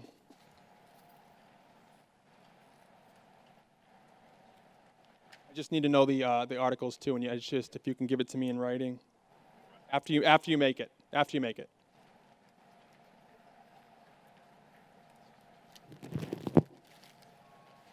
Stephen Turner, 59 Washington Ave. I move that Articles 17, 18, 19, 25, 26. Hold on 1 second. Hold on. 17, 19. 17, 18, 19. Yep. 25, 26, 27, 28, 29. Taken as a single consent. Okay, so your motion is that 17, 18, 19, 25, 26, 26, 27, 28, and 29 are taken up as a second consent agenda and under one vote. Do I have a second? Motion's been made and seconded. I'm talking about discussion on this only, taking Articles 17, 18, 19, 25, 26, 27, 28, and 29 up as one vote. Mr. Hall. Just, I guess, a point of order. Article 28 is intended to be passed over. Oh, all right. I did not know that. So Drawing that. this is fun. Yeah. So you actually. Can I amend my motion? I'll entertain a subsidiary motion to divide the question. So you move to remove Article 28. Do I have a second? Article's been made and seconded. Any discussion on the motion to divide the question, removing Article 28 from this second consent agenda? Seeing no discussion, I'll bring it to a vote. All those in favor of the motion to divide the question to remove Article 28 say aye. Aye. Opposed say no. Voted. All right, so we're back to the main motion. Articles 17, 18, 19, 25, 26, 27, and 29 are to pass at the consent of this meeting. Any discussion? Seeing no discussion, we're going to take a vote on Articles 17, which the monetary appropriation is $360,000. Article 18, which the monetary appropriation is $79,000. Article 19, monetary appropriation of $210,000. Article 25, monetary appropriation of $195,000. Article 26, monetary appropriation of $195,000. Article 27, monetary appropriation of $23,000. And Article 29, with a monetary appropriation of $80,000. Finance Committee recommends approval of all articles. And these are all to raise and appropriate. Confirm, Jeff?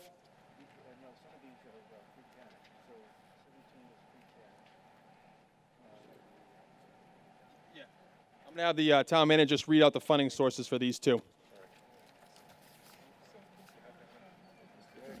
And just to confirm, too, it's all the same quantum of vote. It's all a majority vote, but we want to make sure we have it memorialized for the vote of the meeting. So, Jeff, I'll hand it over to you to give us the monetary amounts for those articles and the funding source. Article 17, $360,000 is proposed from free cash. Article 18 is raise and appropriate. Article 19, let me just confirm. Article 19 is free cash. Article, that is $210,000. We're going to 25 now? 17, 18, 19, 25. 25, 195, $195,000, that is proposed from free cash. Article 26, again, $195,000 is proposed from free cash. Article 27, the amount is $23,000, that's proposed for, as a raise and appropriate.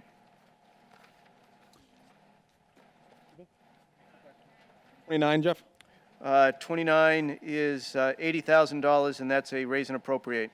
I'll accept those as the monetary figures for those motions. Discussion on this?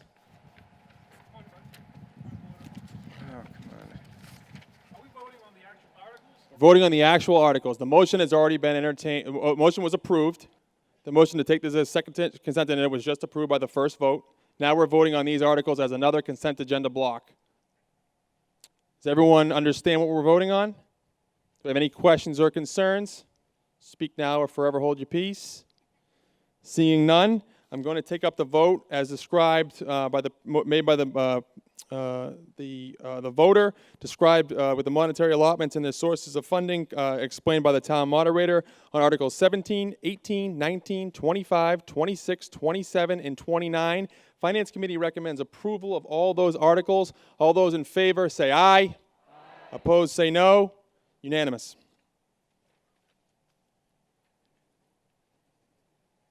It's an interesting meeting. All right, so we'll go back in. We're going to move on to Article 20. To see if the town will vote to raise and appropriate, transfer from available funds or borrow pursuant to any applicable statute a sum of money for the restoration of an existing culvert crossing under Middlesex Avenue, approximately at house number 290, including design and engineering costs and any other incidental and related costs and expenses, or take any action related thereto. Mr. Eaton. Thank you, Mr. Moderator. I move that $80,000 be As raised. an article read as it does in the warrant book. You betcha. I accept that as a motion. Do I have a second? Motion been made and seconded. Finance Committee recommends approval of this article. Do I have any discussion? In the back. Suzanne Sullivan, 60 Lawrence Street. Regarding the culvert replacement here, it really should be a stream crossing and not a culvert replacement. And I just want to put the town on notice that if it goes forward with a culvert replacement, and when this goes to the Conservation Commission, it will get appealed to Mass DEP, and we will ask them to require the town to put in a stream crossing, which is supposed to meet the standards. This culvert does not. Thank you. Thank you very much. Ma'am in back. Linda Toth, 54 Fiorenza Drive. Where exactly is house number 290 on Middlesex? Yeah, I'm more of a geographical than, trying to figure out, is it closer to... It's just beyond Federal on the left if you're heading towards North Wilmington. If you're heading towards North Wilmington from the Common, it would be on your left just beyond Federal Street. After the set of lights, Jeff, how many houses down if I'm coming from... I think a couple. So at that set of lights, couple down on the left there. Okay, thank you. Any further questions? Seeing no further discussion on Article 20, I'm going to bring it to a vote. All in favor on Article 20, it's an $80,000 expenditure. Finance Committee recommends approval. All those in favor say aye. Aye. Opposed say no. Voted. Article 21, see if the town will vote to raise and appropriate, transfer from available funds, or borrow pursuant to any applicable statute a sum of money for the construction of a sidewalk on Shady Lane Drive, approximately one-half the distance between Lawrence Street and Middlesex Avenue, including design and engineering costs and any other incidental and related costs or expenses, or take any other action related thereto. Mrs. O'Mahony. Mr. Moderator, I move that $50,000 be raised. Read it does in the warrant booklet, Yes. Mrs. O'Mahony? Yes, it does. Accept it as a motion for $50,000. Do I have a second? Motion's been made and seconded. Finance Committee recommends approval. Discussion of this article. Seeing no discussion on Article 21, I'll bring it to a vote. All those in favor of monetary allotment of $50,000, Article 21, signify by saying aye. Aye. Opposed, say no. Voted. Now, members of the Finance Committee and Board of Selectmen, if you have anything to say and I don't look over, just you can feel free to buzz me in. It's hard to see down left and right. So, Article 22.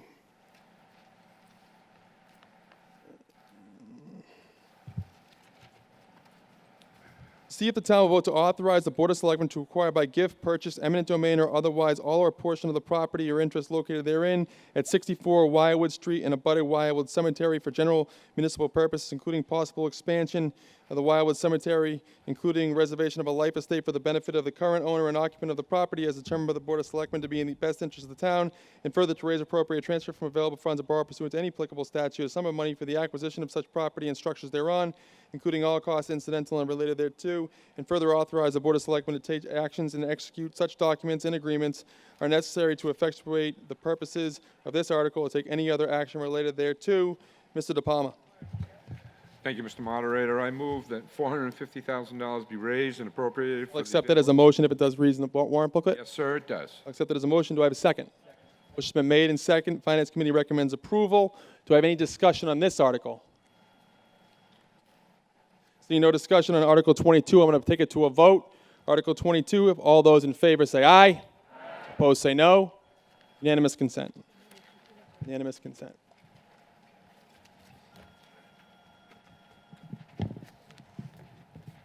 Article 23, to see if the town will vote to raise and appropriate, transfer from available funds, or borrow pursuant to any applicable statute a sum of money to comply with the municipal separate storm sewer systems MS4 requirement as part of the National Pollutant Discharge Elimination System NPDES, including design and engineering costs. Take any action related thereto. Bendel. Sorry, I messed up. Mr. Bendel.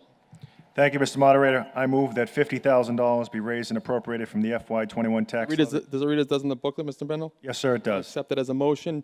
Do I have a second? Motion's been made and seconded. Finance Committee recommends approval. Discussion on Article 23. Seeing no discussion on Article 23, I'll take it to a vote. All those in favor for a monetary allotment of $50,000 signify by saying aye. Aye. Opposed, say no. Voted. Article 24, to see if the town will vote to raise and appropriate, transfer from available funds, or borrow pursuant to any applicable statute a sum of money for a school facilities and building planning study or take any other action related thereto. Ms. Bryson. Happy birthday.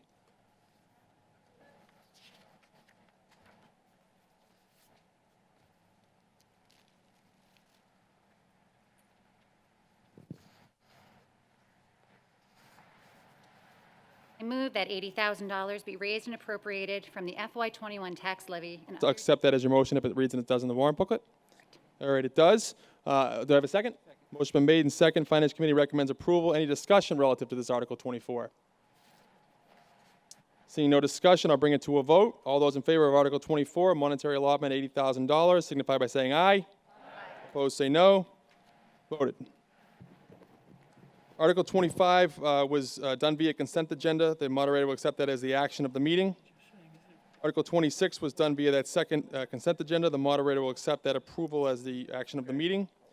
Article 27 was done also by that second consent agenda. The moderator will also accept 27 as the action taken of approval thereon relative to that consent agenda. And we'll go on to Article 28. to see if the town will vote to raise and appropriate, transfer from available funds, or borrow pursuant to any applicable statute a sum of money for the replacement of existing desktop and laptop computer replacement for Wilmington Public School and Administration, or take any other action thereto. Ms. Bryson. You going to pass over it? Yeah. 28, right? Yeah, it's 28. You have to make a motion to pass over.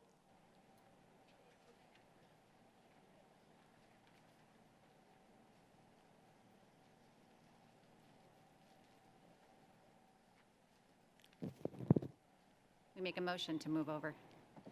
Accept the motion to pass over. Do I have a second? Motion made and seconded. All those in, any discussion? Seeing no discussion on the motion to pass over, all those in favor of passing over Article 28 say aye. Aye. Opposed say no. Voted. Article 29 was part of that second consent agenda. The moderator will accept that vote of approval as the vote taken thereon. Article 30, to see if the town will vote to raise and appropriate, transfer from available funds, or borrow pursuant to any applicable statute a sum of money to deposit in the other post-employment liability trust fund established in accordance with MGL Chapter 32, Section 20. Take any other action related thereto. Mr. Kyra. Yes, Mr. Moderator. Sorry about that. Yes, Mr. Moderator, I move that $1 million be raised and appropriated from... Does it read as it does in the booklet, Mr. Kyra? It does. I'll accept that as a motion. Do I have a second? Motion been made and second. Finance Committee recommends approval. Any discussion on this Article 30? Seeing no discussion on the Article 30, I will move it to a vote. All those in favor of Article 30 for a monetary allotment of $1 million signify by saying aye. Aye. Opposed say no. Voted. Article 31, to see if the town will vote to raise and appropriate, transfer from available funds, or borrow pursuant to any applicable statute a sum of money to deposit in the Capital Stabilization Fund as established by vote on Article 23 at the April 27th, 1991 annual town meeting, or take any other action related thereto. Mr. Eaton. Thank you, Mr. Moderator. I move the sum of $1 million be appropriated from... Does it read as it does in the booklet, Mr. Eaton? Except that it is from available funds, free cash. Okay, thank you very much. So it's from available funds, free cash, $1 million. Do I have a second? Motion been made and seconded. Finance Committee recommends approval. Any discussion on this article? Article 31.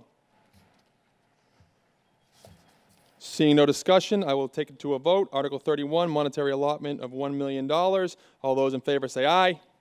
Opposed say no. Voted. Thank you. Article 32, to see if the town will vote to raise and appropriate, transfer from available funds, or borrow pursuant to any applicable statute a sum of money to pay the Middlesex retirement system in addition to the annual assessment, or take any other action related thereto. Mrs. O'Mahony. Mr. Moderator, I move that the sum of $1,500,000. Does it read as it does in the booklet, Mr. O'Mahony? Yes, Mr. Moderator. I will accept that as a motion. Do I have a second? Motion's been made and seconded. Finance Committee recommends approval of this Article 32. Do I have any discussion? Mr. Moderator? Yes. Just for clarification, the motion is to raise and appropriate. Thank you very much. Clarification noted. Seeing any discussion? Monetary allotment, Article 32 is $1.5 million. All those in favor say aye. Aye. Opposed say no. Voted. Article 33, to see what sum the town will vote to transfer into various line items to the fiscal year 2020 budget from other line items paid of said budget and from other available funds. Take any other action related to Mr. De Palma. Yes, Mr. Moderator, I move to pass over this article. Do I have a second? Motion's been made and second. Finance Committee took no action because it's being passed over. Any discussion? Seeing no discussion on Article 33, I'll bring it to a vote. All those in favor of passing over this article say aye. Aye. Opposed say no. Voted. Article 34, to see if the town will vote to raise and appropriate, transfer from available funds, or borrow pursuant to any applicable statute a sum of money for the funding of the 4th of July celebration, or take any other action related thereto. Mr. Bendel. Selectman O'Mahony moves to pass over this article. I'll accept that as a motion. Do I have a second? Motion's been made and seconded to pass over. Finance Committee took no action because it's being passed over. Any discussion? Seeing no discussion, we're going to bring it to a vote. All those in favor of passing over Article 34 say aye. Aye. Opposed say no. Voted. Article 35 was part of the consent agenda at the beginning of the meeting. We'll call that consent agenda 1. The moderator will accept that as the action taken on the said Article 35. Article 36 was part of the original consent agenda taken up at the beginning of the meeting. The moderator will accept that as the action taken thereon. And move on to Article 37. Article 37 was also part of the consent agenda taken up at the beginning of the meeting. The moderator will accept that vote as for Article 37. Article 38 was also part of the consent agenda. The moderator will accept that vote as the vote hereon. And we're going on to Article 39. To see if the town will vote to transfer a sum of money from the methyl tertiary butyl ether, the MBTA fund, to pay for a portion of the cost for Salem Street Wellfield Rehabilitation Project. Take any other action related thereto. Mr. Kyra. Yes, Mr. Moderator. That's easy for you to say. Yeah, I'll accept it if you give me a money amount. Okay. I move that the town vote to appropriate the sum of $600,000. I'll accept that as the motion if it reads in the booklet. You got it. Yes. Okay, I'll accept it as a motion. Do I have a second? Motion's been made and seconded. Any discussion? Finance Committee recommends approval of Article 39. Any discussion on Article 39? Again, it's for the monetary allotment of $600,000. Just to be clear, this is a situation where the funds are coming from this account that came out of a court settlement years ago. There was a class action suit with some petroleum companies. So this would supplement the funding for rehab of this well. Thank you very much, the manager. Any other further discussion? Seeing no further discussion on Article 39, monetary allotment of $600,000. Finance Committee recommends approval. All those in favor say aye. Opposed say no. Voted. Article 40 was part of the consent agenda. The moderator will accept that quantum of vote as the action taken thereon. Article 41, to see if the town will vote to raise and appropriate, transfer from department receipts or user fees a sum of money to operate a department, public works, sewer division, enterprise, take any other action related thereto. Mr. Eaton.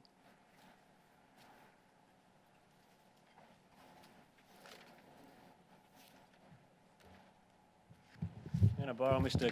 Capama's microphone, and I appreciate that. I move that $3,461,963 be appropriated from... Does it read as it does in the booklet, Mr. Eaton? It does. I'll accept that as the main motion. Do I have a second? Motion been made and seconded. Finance Committee recommends approval. Any discussion on the said Article 41? I'll look to the, ma'am.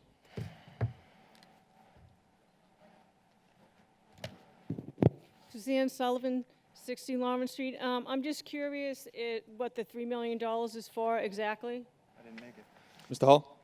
This is, as you recall, at last year's town meeting, it adopted an enterprise fund, so funds received from the charges for those using sewer go into this account, and this pays for largely the MWRA assessment. That's the vast majority of it, and then it also pays for one employee that works in the sewer division and some other ancillary operating costs.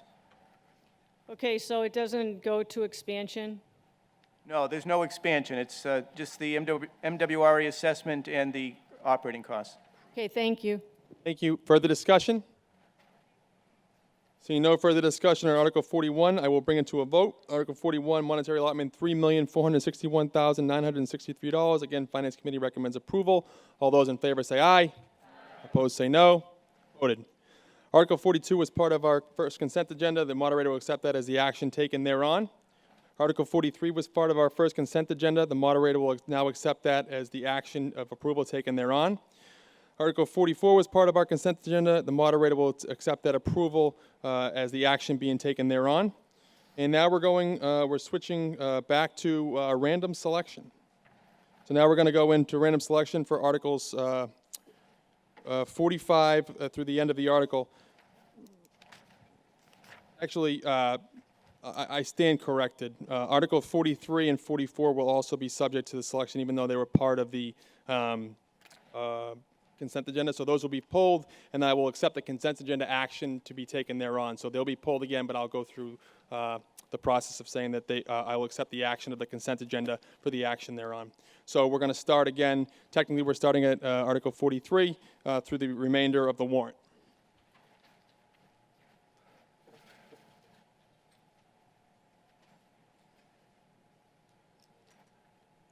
Article 63.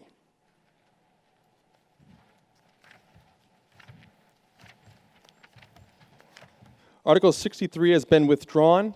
The moderator will accept that withdrawal as the action of the meeting. It will be treated as it's been passed over. Thank you.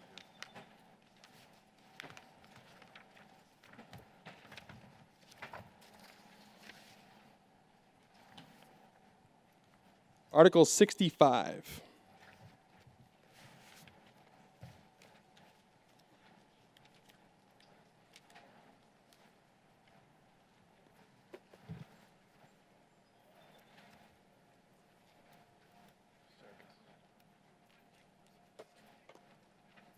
Article 65, to see if the town will vote to amend the town inhabitant bylaws by adding a new section 55 to prohibit the participation of certain animals in traveling animal acts for public entertainment or amusement, to read as follows. Ladies and gentlemen, it reads on pages 28 through 29.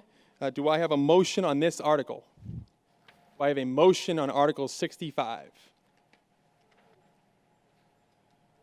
Do I have a motion on Article 65? Motion, Mr. Moderator. Oh, Hurek, I'll entertain your motion. What's your motion? to vote? So I think, so if you want to bring it before, you have to start reading the article and I'll accept it. Okay. To see if the town will vote to amend the town's inhabitant bylaws by adding a new... Does your motion read as it does in the warrant booklet? It does. I'll accept it as a main motion. Do I have a second?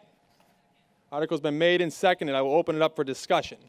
Discussion on Article 65. In the back there. Just please make sure you state your name and address for the meeting. Jenny Sindoni, 119 Marion Street. Go ahead. Good morning, Wilmington. I am the petitioner of this. It would be a ban on traveling exotic animals in circuses. This is not against Shriners. Shriners will still be able to do good things with human consenting acts and games, rides, raffles. This is for the animals. I bring this in front of you with 15 years of experience in animal welfare, just as my passion. The MSPCA, the Humane Society of the United States, and the Animal Legal Defense Fund wrote the language for this petition. Animals can be visited in more natural states at sanctuaries and animal rescues. I'm nervous. It's okay. These are social animals that mourn their dead. We are chaining them and caging them. We are using bull hooks, and if you're not aware of what that is, it looks like a fire poker, to train, quote unquote, these animals. And by train, I mean poking them and hitting them with these devices. Whipping tigers to make them jump through fire, which is actually an innate fear of a creature that lives in desert climate. These animals are active up to 20 hours a day, roaming 20 miles to 50 miles a day, and we are locking them in chains and causing them to have arthritis. We are taking them from everything that is natural and breaking them. Breaking is a term used by elephant trainers, which means to break their spirit.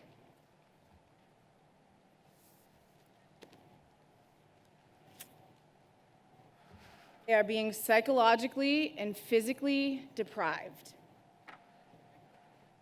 And this is being shown through actions as swaying for elephants, circling for tigers. We are becoming more aware as a human population that this is not where they want to be. It's where we want them to be. And as of now, 40 countries have passed similar bans, 6 states have passed similar bans, and 11 municipalities in Massachusetts have also passed this.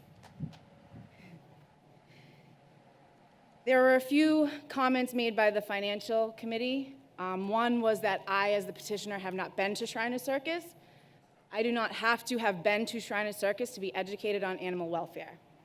And secondly, I do not want to go to Shriner Circus. That's the whole point of what I'm doing. Also, another comment was that we should just let it phase out. When I heard that comment, the first thing that comes to mind for me is there is an orca that lives at Miami Seaquarium, who has been there for 49 years. She has not had any companionship since 1980. So should we wait for Miami Seaquarium to take action, or should we as humans maybe use our voice because they don't have one? These animals do not have a vote. We are their vote today. We put our worst criminals in society into solitary confinement, and that is what we are doing to sentient beings. Senator Tarr is also trying to pass a similar statewide ban. We don't have to wait. Wilmington can stand up and stop accepting money for suffering, cruelty, and confinement. Thank you. Thank you. I'll look to the gentleman in back.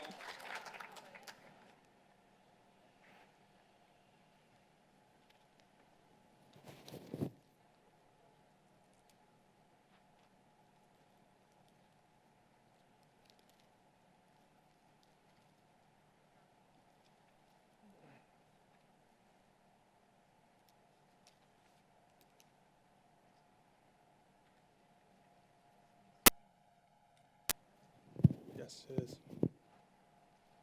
Sir? Name and address for the record? Yes, Roger Metcalf, Hardin Street in Wilmington. Go ahead. Good afternoon, ladies and gentlemen. I'm a Shriner from the Aleppo Shrine Center in Wilmington. My position there in 2020 was the circus chairman. I've been a member from Aleppo for 40 years. In the past 15 years, I've been the circus chairman. The position of chairman requires a very highly active role to put a circus show together. I am there early every day to see that the animals' care and comfort are well taken care of. I'm also the last to leave at night to see that they are well fed and cleaned. Animal acts are a big part of the Aleppo Circus, and we require that each animal has a veterinary record giving information on their health, up-to-date shots, and any special diets. Each year, we invite the MSPCA to come and witness the care of these animals receive and inspect the records of each and every animal. I'm proud to say there has never been any infractions on my watch. The circus promoters are well aware that if there was an issue with any animal, they would be removed from our property and asked never to return. The circus and petting zoo, which is managed much like the circus, and I'll get into that a little bit more later. The petting zoo and two of our biggest fundraisers and help allow us to maintain our Shrine Center. The Shrine Center allows the Shriners to do what we do best, raising money to support the Shrine's hospitals for children. Throughout the year, Shriners are running events at the Shrine Center. We're out at supermarkets, fairs, parades, and other events, raising money to support our hospitals. Each year, Aleppo Shriner spends $250,000 to $450,000 to transport children to our hospitals. Part of our fundraising is used to purchase and maintain handicapped vans that our drivers use to transport children and their parents from their homes to our burn center in Boston and our orthopedic hospital in Springfield. We also pay for mid-flights to transfer critically burned patients to our hospitals. Some children come from as far away as the Ukraine. Most recently, a child from Tennessee was transported to Boston to receive specialized care that he desperately needed. These med flights cost anywhere between $30,000 and $85,000 each. The town of Wilmington and the Aleppo Shrine Center have given the shrine as a place we can use to raise these funds. Events such as the circus and the petting zoo are key to keeping the Shrine Center thriving. But we not only raise money for the kids, but the facility is used for training by our police and fire departments in the surrounding towns. As a final note, each year, the Aleppo Shrine is attended by about 30,000 or more people. Mr. Metcalf. Many of you in this room. Mr. Metcalf, can I just stop you for 1 second? You have about a minute left in your allotted time to speak. I'll let you speak, upwards a little bit over that too, but I stopped the timer now, but I just wanted to let you know so you can keep on reading, but you got about a minute left. Okay, many of you in this room, and maybe your children, have attended the Shrine Circus and Petting Zoo and have seen for yourself how well the animals are treated. So I urge you to please vote to allow the animals to remain part of the Aleppo Shrine Circus and Petting Zoo so that we can maintain a facility that is used to do so much. And maybe your children's children can enjoy the same memories of the circus that you have. In regards to the petting zoo, when making decisions on passing laws regarding animals in cities and towns, whether it be domestic animals or exotics, it is very important to do your research. If someone is exhibiting animals in public venues, they must be USDA licensed, follow all state and city regulations permitted by that state, Fish and Wildlife, and must have proper health certificate, as I had mentioned. I urge you today, please do not let a small portion of the animal activists take away your rights of people to see these magnificent animals. I look forward to your town and neighboring to see how farm animals, to see how many farm animals are left. Without animals in existence, how could one teach children to love and respect animals? Mr. Metcalf, you're about 45 seconds over, so if you could just wrap it up in a And reasonable with time. that, I urge you to vote no today. Thank you for supporting the shrine. Thank you, sir. I'm going to go to the woman in back, then the lady down front.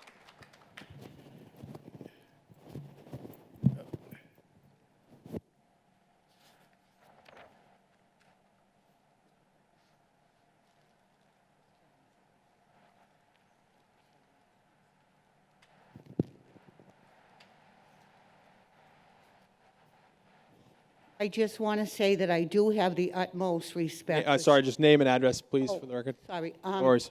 Sandy Primo at 7121 Avalon Drive here in Wilmington. Thank you. I do want to say that I have the utmost respect for Shriners. However, this is the year 2020. Animals are not here for us. They're here with us. We don't need them for clothing. We don't need them for food. And we sure don't need them anymore for entertainment. They have lives of their own, and they need to live their own lives without us interfering. Thank you. Thank you, ma'am. Come down front, then I'll go up back.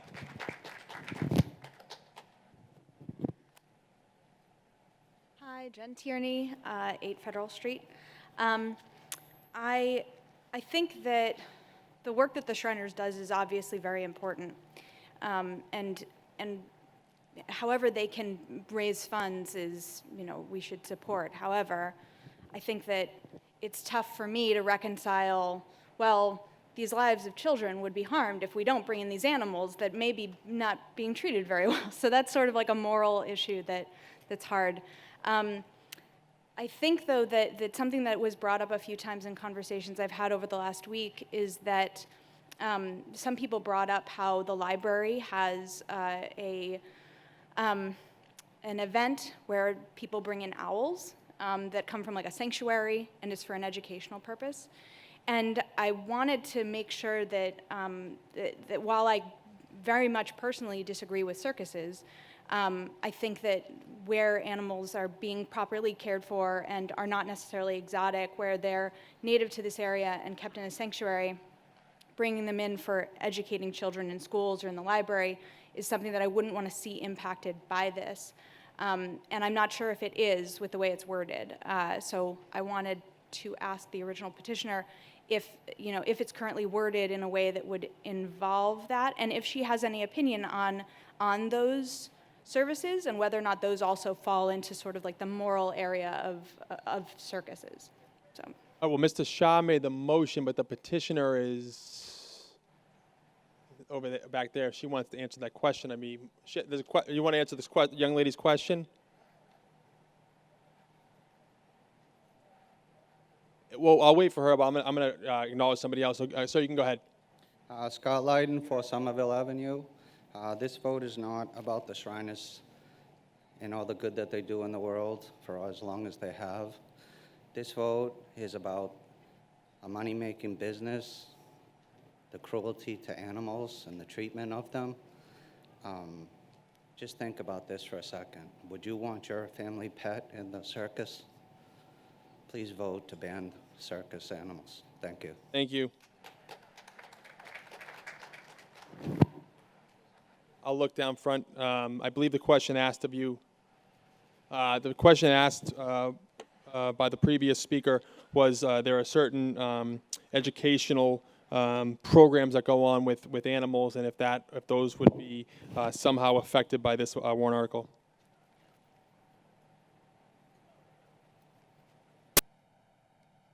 So specifically, if you're asking about owls, I don't know where she went. Owls are actually not listed here. I have a list of animals. It's a lot. If you want to see it, that's fine. If you want me to read it.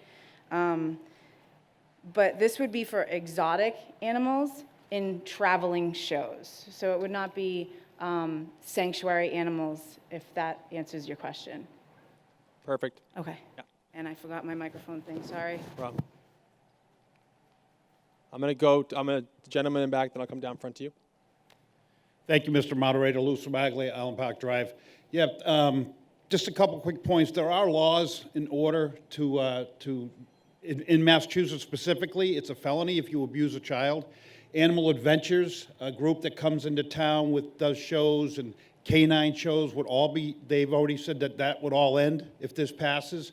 And I'd like to end with the Shriners. I believe this is their biggest fundraiser of the year. They do amazing work, as Mr. Metcalf said. But on top of losing all those other shows, including canines and all that, the Shriners do such a wonderful job. That's their biggest fundraiser. And every year, they are in our parade. And they never charge the town of Wilmington. They charge other towns to bring all their equipment, thousands of dollars. But they've never charged Wilmington.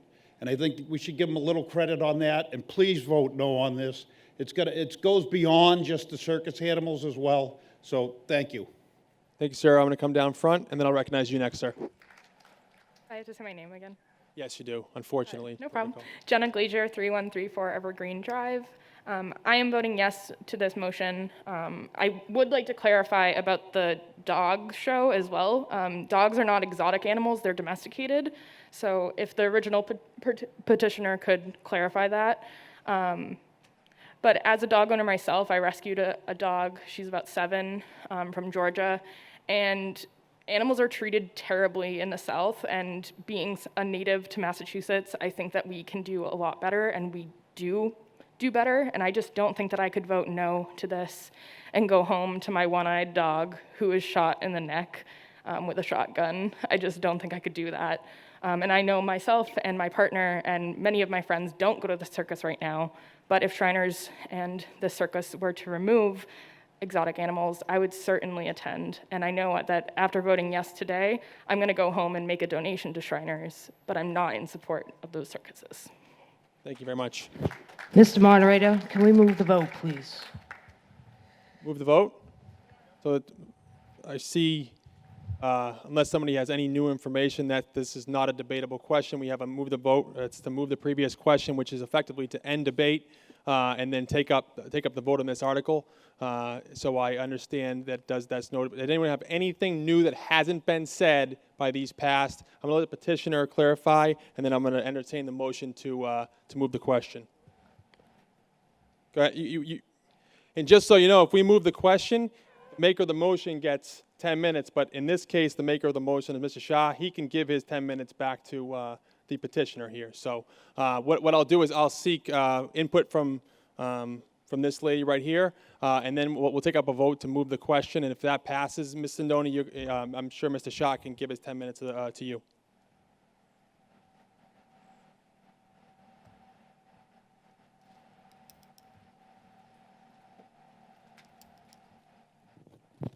Hi, Jennifer Newman for Algrove Lane.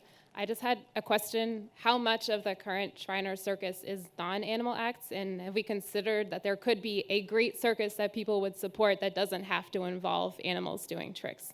Because there are Cirque du Soleil is huge. People enjoy that. You can still have a great event for a great cause. Thank you.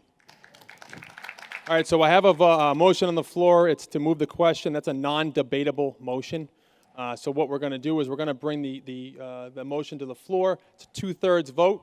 So what we're voting on now is to move the question. That's going to be to end debate. When you end debate by moving the question, the maker of the main motion has 10 minutes to address the meeting. In this case, the petitioner didn't make the motion. It was Mr. Shah. Mr. Shah can give his 10 minutes to the petitioner. I would surely allow that. So right now, I'm going to take a vote. If you were in favor of ending debate and taking up the vote now, so this vote is only to end debate. It is not voting on the substantive Article 65. This vote is to only end debate on Article 65. Everyone clear on that? All those in favor of ending debate, say aye. Aye. Opposed, say no. Voted. So debate on this article is ended. Mr. Shah, you have 10 minutes to address the meeting, and you can certainly give it to the petitioner. Yeah, I will yield to the original petitioner. Thank you. Ms. Sindoni, you have 10 minutes to address the meeting.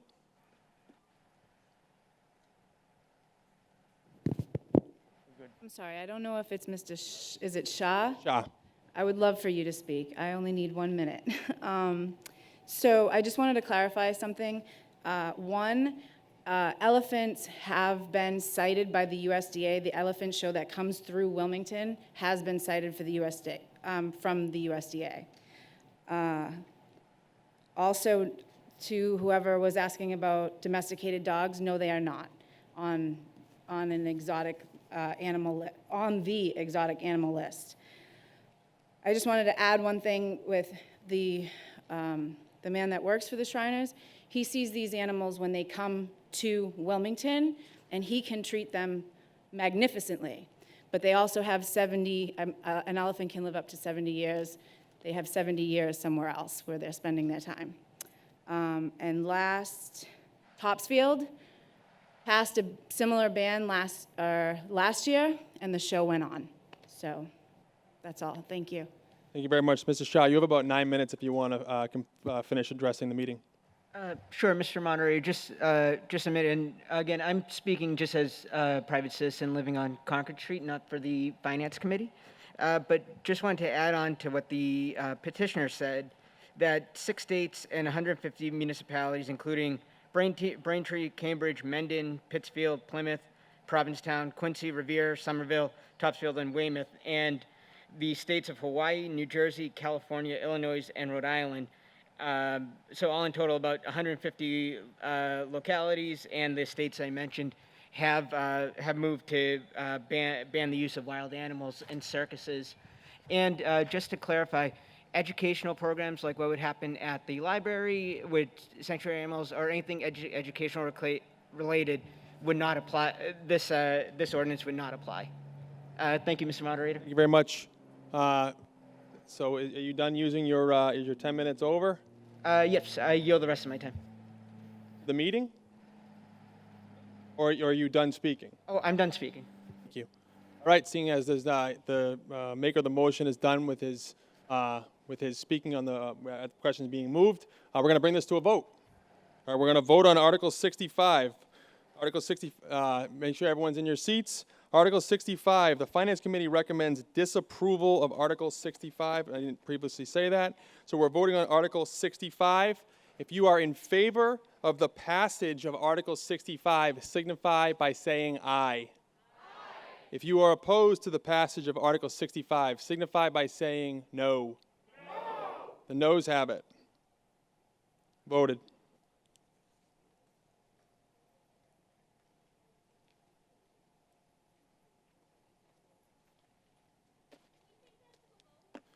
We can, if you request, you can request a standing vote. Is that what you're requesting? Okay, you can't talk out of turn. I'm trying to walk you through the procedure. So someone has to stand in their seat, at least 4 of you stand in your seat and request a standing vote. Moderator will accept it as a standing vote. Tellers, take your positions, please.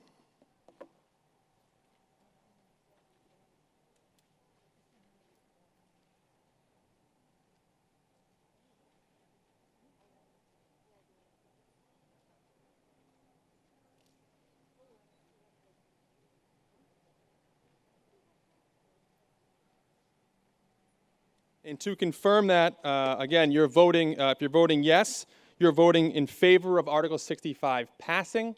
If you're voting no, you're voting in disapproval of Article 65, i.e. Article 65 will not pass. All those in favor of Article 65 signify by standing in your seats.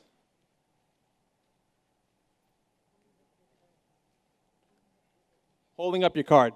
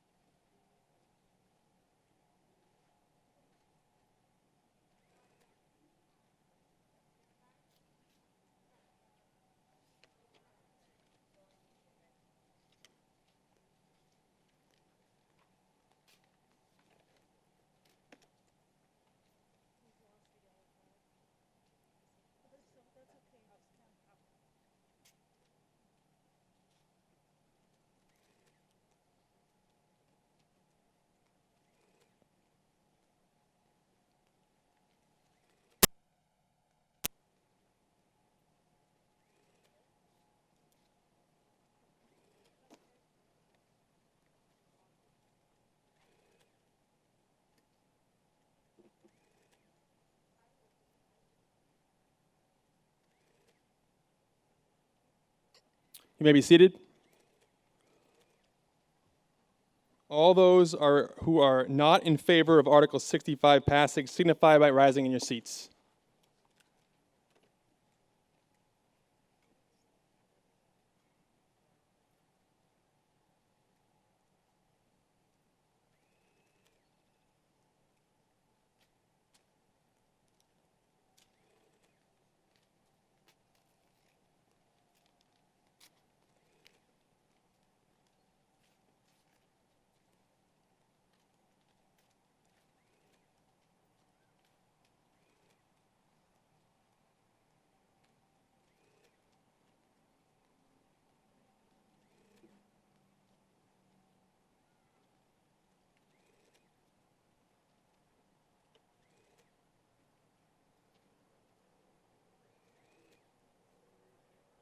You may be seated.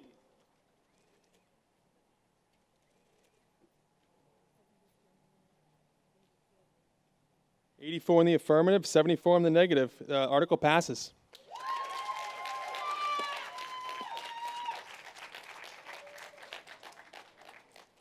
All right, we're going to move on.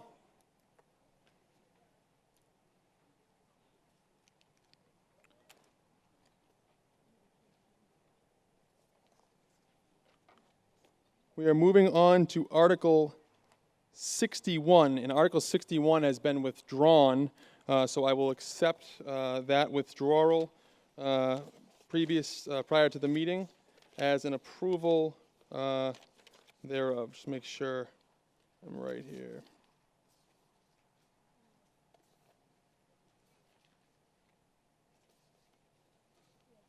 $61? Yep, I'll accept the withdrawal as the action of the meeting, and the effect thereof being that it's passed over.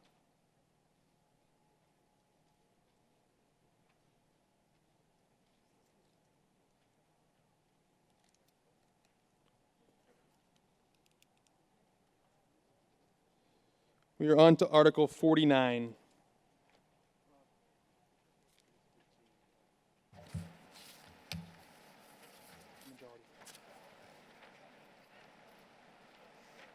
Article 49, see if the town will vote to amend Chapter 3, Section 6 of the bylaws of the inhabitants of the town of Wilmington, revised as it relates to town council opinions, mandatory filing with the town clerk, to bifurcate said opinions between matters subject to the attorney-client privilege and those matters of general interpretation that would be available to the public for purposes of transparency and conspiracy, to the application of the bylaws and statutes, so that the last sentence of said section will read as follows: whenever such opinion is given, he shall forthwith file a copy thereof with the town clerk for a permanent record, provided, however, that confidential and privileged communications shall be exempt from mandatory disclosure pursuant to the applicable provisions of the Massachusetts Public Records Law, or take any other action related thereto. Mr. Eaton.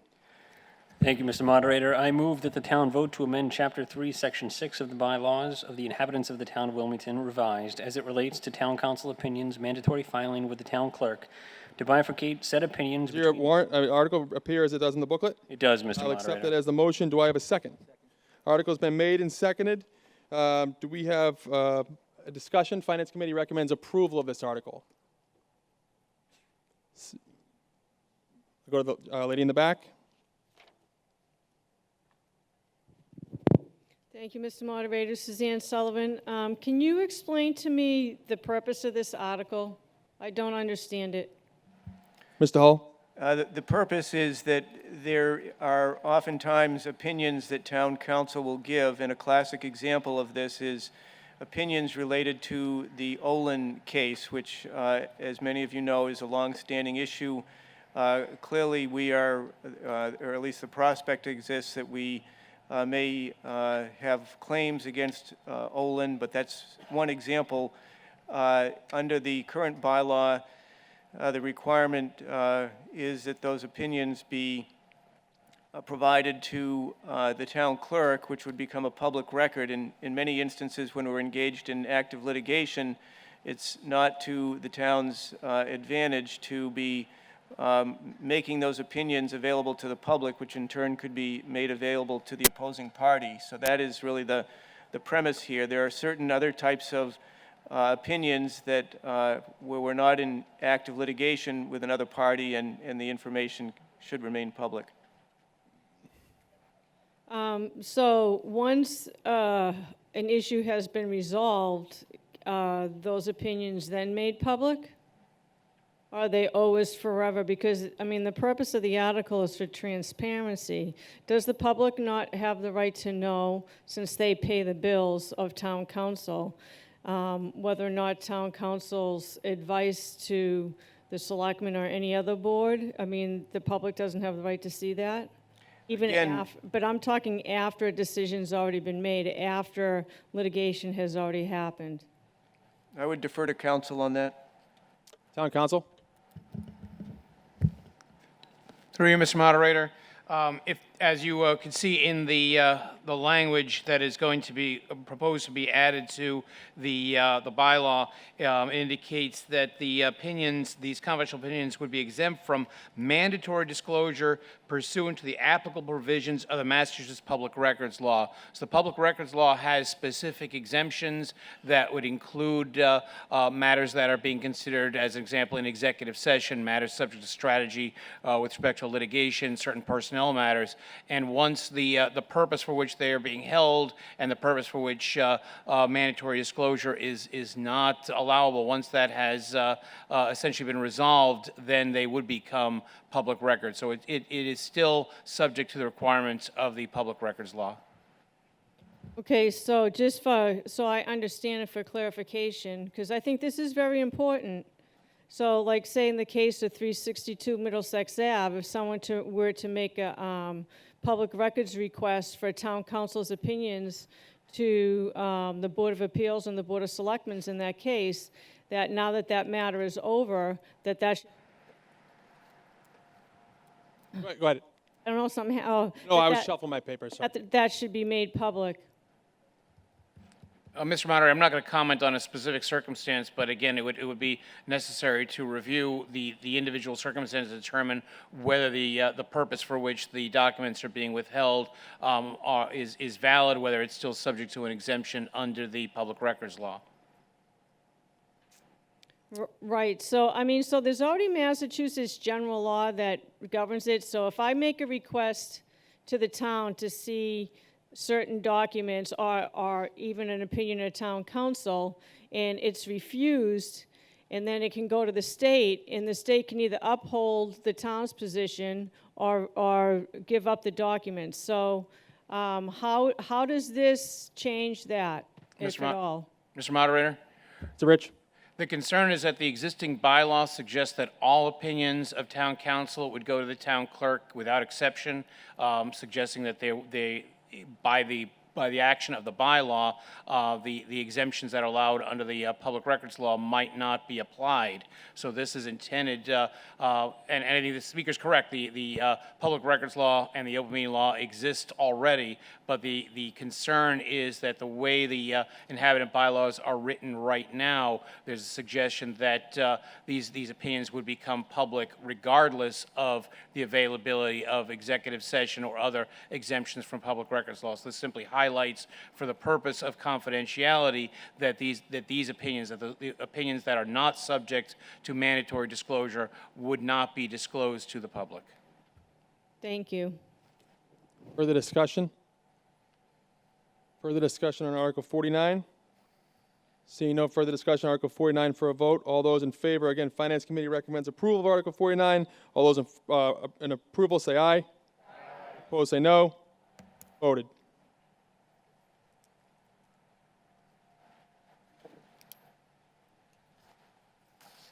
Article 51.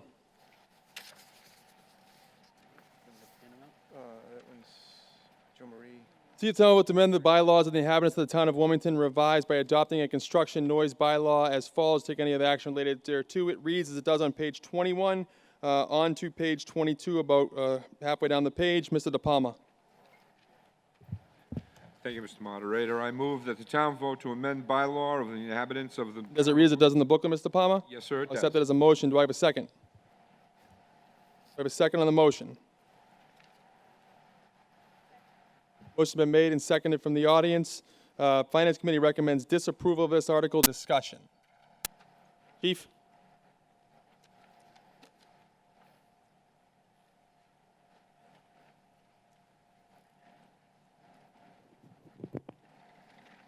Good afternoon now, I guess. Just a little bit of background on this. Full disclosure, I am a member of the Bylaw Committee, one of the few towns around that doesn't have any sort of noise ordinance at all. We limited this to construction. What we did was we looked at towns like Tewksbury, Reading, Billerica, and Tewksbury, kind of picked out what we thought was good with their bylaws and created this one. It's certainly, I know I'll be asked, so I will let you know, it's not a chronic problem. Most people who do construction do it when they should do it. We had about 137 complaints in the past 2 years. Only 8 of them are related directly to construction, and most of those were resolved fairly quickly. But if it's your piece that's being disturbed, it's nice to have at least some sort of enforcement teeth, and that's the general background behind this bylaw. Thank you, Chief. Gentleman in the back. Michael Kachuk, 124 Pond Street. I look at this as just another thing being taken away from people's rights, or however you want to say it.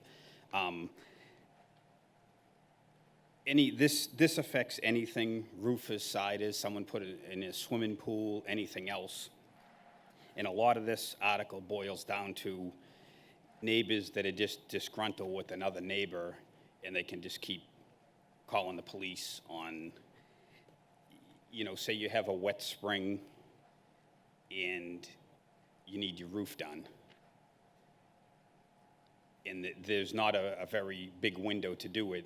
This would shut you down if the roofer said, I got another 2 hours I can finish, but you go over your time frame here. Someone can call, and the guy has to come back again. And, there's a lot of different factors with this, with weather and everything else. And I mean, people want to finish their projects, and I don't know. That's all I have to say. It's just another thing to be taken away from you. Thank you. Thank you very much. I think our rep has something to say on the matter.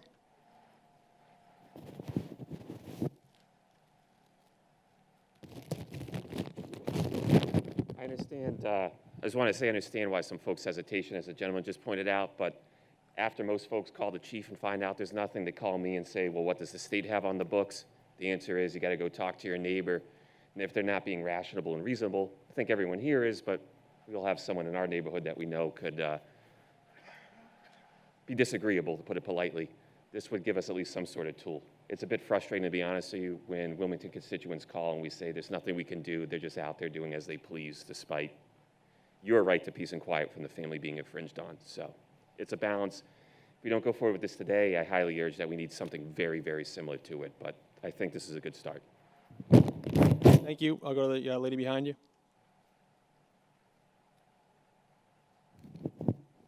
Linda Toth, 54 Fiorenza Drive. I understand that construction workers have a time frame with sunrise and sunset and darkness, but when you're allowing them to deliver supplies at 6:30 in the morning, and they're dropping tailgates or dropping whatever, their supplies and everything off, 6:30 in the morning, I don't know about the other retirees here, but I'm still sleeping. And I really don't like that sudden jolt of noise, or hearing the nail guns going into roofing or siding, or smelling gas coming through windows, even though windows are closed and you might have air conditioning. Those that don't have air conditioning, you might be smelling diesel fuel. And I understand that these are the times that we live in, and this will happen, but I think 6:30, 7 o'clock is a little bit early to have all of these things starting. And this also should include not only construction, but landscaping, lawnmowers, and anything else that starts at 6:30 in the morning. Thank you. Thank you very much. I'll seek comment from the woman behind you.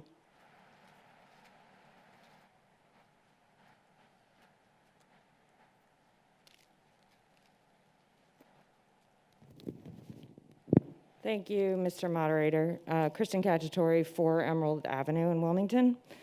And I'd like to agree with the previous speaker that 6:30 in the morning is a terrible time to be hearing tailgates drop or other construction noise. However, right now, it could be at 5:30 in the morning or 10 o'clock at night. This ordinance is a start. Right now, we have nothing, absolutely no guardrails on noise-producing activities in our community.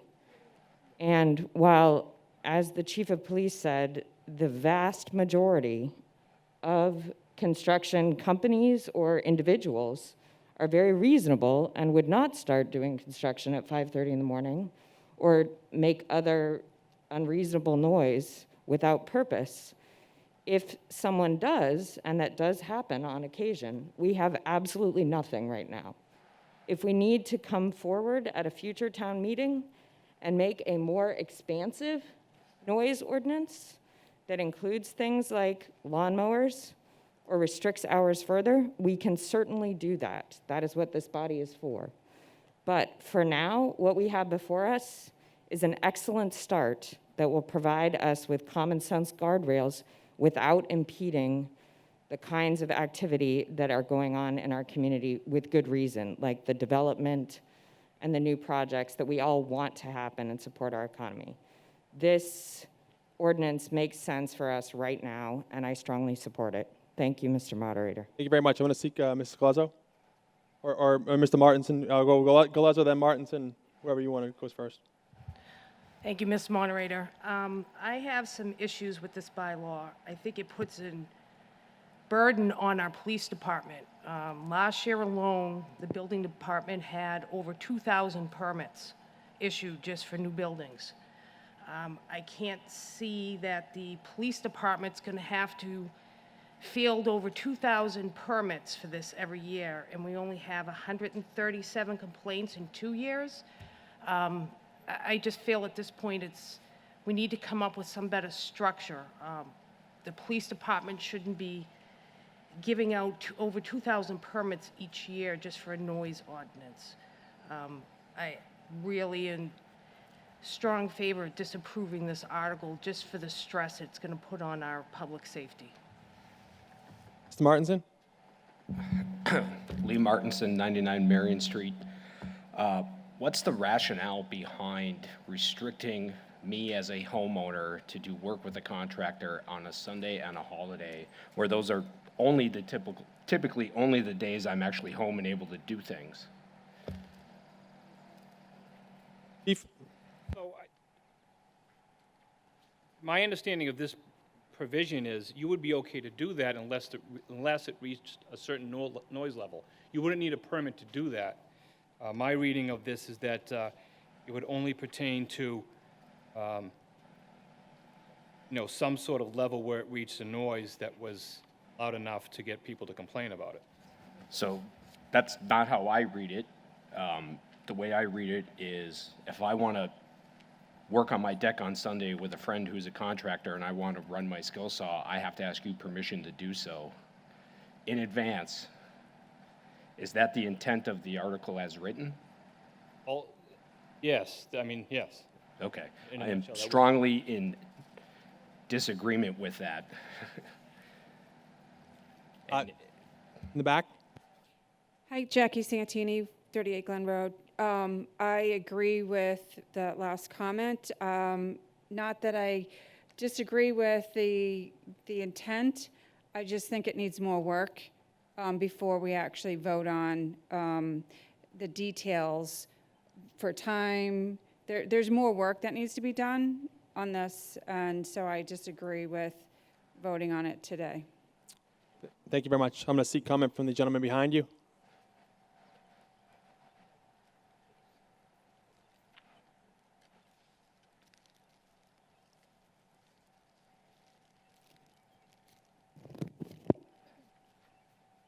Tom Cochon, 3 Emerald Ave. Several of the communities I lived in before coming to Wilmington had such orders in place, and it was quite surprising to me that there was no control over when people started and when people stopped. And I think what we're talking about here is not your average construction, and people that are going to do a Sunday project are not necessarily going to cause ire to their neighbors to where they have difficulty with their children and they can't. This is not to take away rights from people that want to work around their homes. This is to protect people that are inundated with excess noise at inappropriate hours. And it may not affect you today. It may not be your situation, but it could be your situation someday. And this is trying to be put in place to have something to protect you if your neighborhood is being ruined by excessive noise. Thank you. I'm going to look to Ms. Manganelli, then I'll come back here, and then I'll come to this gentleman right here. Thank you, Mr. Moderator. I'm standing against this article for a couple of reasons. As the chief just mentioned, in 2 years' time, we've only had 8 complaints concerning construction noise, so 4 complaints a year.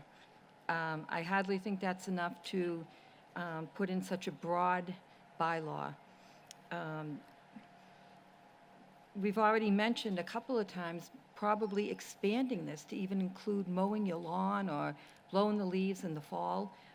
That's very concerning because nobody likes that sound, but it's inevitable. And I have a very big concern about the involvement of using our police staff to monitor this bylaw. So I ask you to please stand against it. Thank you. Gentleman in the back. Walter Duffy, 10 Treasure Hill Road. Part of the reason that you've only had 8 complaints is that there's no way to complain. There is no law. And I could have easily complained 8 times a month at certain times during the year. I have lived with Mr. Slate's Rock Quarry for 30 years now on Treasure Hill. And there's nothing that can be done. To have loud clanking construction equipment on holidays, this is about peaceful enjoyment of your house. It's not about building a deck. It's about, can you enjoy your house? And we have laws against barking dogs. We have laws against loud radios, loud exhausts. Why can't we have laws against unreasonable construction equipment? That's all. Not expanding it to lawnmowers or skill saws or drills. Alls we're asking is don't run heavy construction equipment on the weekends, on Sundays, on holidays. That's all. Thank you. Thank you very much. Sir?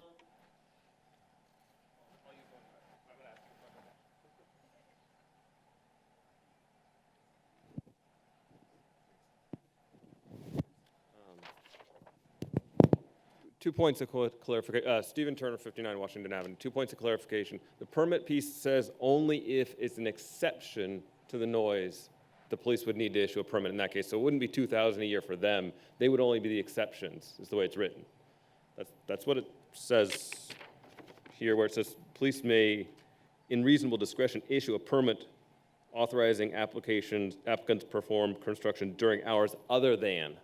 So the police would only need to issue a permit for the other than piece. That's the way it's written. Maybe I'm reading it wrong, but the other question I would have for the applicants of the motion is the other piece that says unreasonable noise. Would you consider an amendment that says noise shall be deemed unreasonable if it interferes, blah, blah, et cetera. Noise shall be deemed unreasonable if it exceeds X decibels. So, because if you have a clear, bright line, then if you're doing a table saw for your deck on a Sunday, and your friend helping you happens to be somebody who's in construction, you're not necessarily going to exceed a reasonable decibel. I happen to use a table saw, so I would agree with that. But if we define the number, then it becomes very black and white, and it's not subjective for you guys, which I would think would be harder for you to enforce. Chief? So I understand the rationale behind that, and we did put in a standard. There has to be some threshold. So that's why we use the American National Standards Institute. They actually break down different types of equipment. So in other words, what might be acceptable for one piece of equipment isn't for another. I don't believe there's any standard sort of decibel. You get a reading, and then if it's in violation, we could then cite for that, or ask them to stop, or then cite. Thanks, Chief. Have further discussion on this matter? Theodos?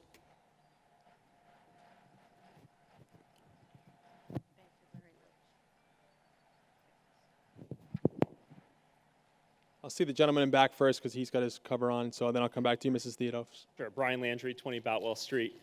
I'm very sympathetic to the concerns here, but the exception to exemption B is written in a very strange way, which basically, by my reading, says that if you're going to be working and using a saw just on a Sunday, which I think a lot of us do, you need a permit from the chief of police.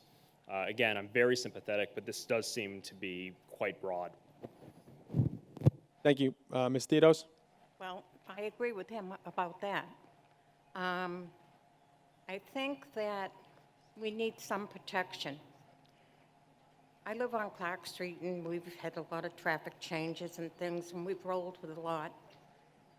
But we had a particular neighbor that created quite a bit of noise, and it was any hour of the night, any hour of any all day Sunday. It was really quite disruptive. I never complained. I tolerated it as much as I could. It's over with now. I don't have to put up with it, but it would be nice if I knew I had some protection. It's better to have some protection and not use it, to be reasonable and not pursue it just because it happens to be Sunday afternoon and your neighbor's trying to finish his deck. I can live with that. I wouldn't call up the chief. I mean, we have to be reasonable, but we do need some protection. I don't know if this is the way, but we need to do something. Thank you very much. Gentleman in the back? John Cacciatore, 4 Emerald Ave. I think, this was kind of, truth be told here, this was triggered because of one neighborhood in particular. Mr. Duffy referred to living next to Mr. Slade's quarry for 30 years. I live next door to Mr. Slade's quarry, without mentioning his actual name. So it's maddening when a piece of 40-year-old heavy machinery, an excavator, is banging rocks all day long from a residential lot, and you can't take a nap, you can't use your deck, you can't do anything of the sort. And then when it comes time to call Chief Desmond, call the police, they say they can't do anything about it. So, you know, I have several kind of folks from my neighborhood here, and it's all based on this, trust me. I don't think, you know, if you look at some of the stats, some of the data from some of the other towns, Billerica, Burlington, Reading, Tewksbury, Woburn, you'll see that there's not going to be a lot of calls for hammer banging, or it's not going to deter construction whatsoever. I come from a family of builders. My dad was a real estate developer. My brother was a carpenter. That's a sign of progress. That's a sign of health. But we need something on the books to protect, if nobody else, just my neighborhood of 3 streets where there's probably 30 households that are affected by this one individual. And we have nothing right now that we can do to stop this person. So this is a start, and it can be expanded or amended later on, but we need something on the books. We're already late to the party as a town. All our surrounding towns have something similar to this. Thanks. Sir, in back.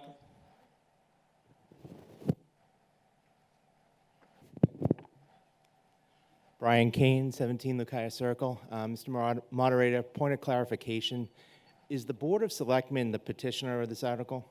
The Board of Selectmen is the petitioner of this article, but it was brought forth by the Inhabitant Bylaw Committee, so they asked them to put it on this the warrant here today.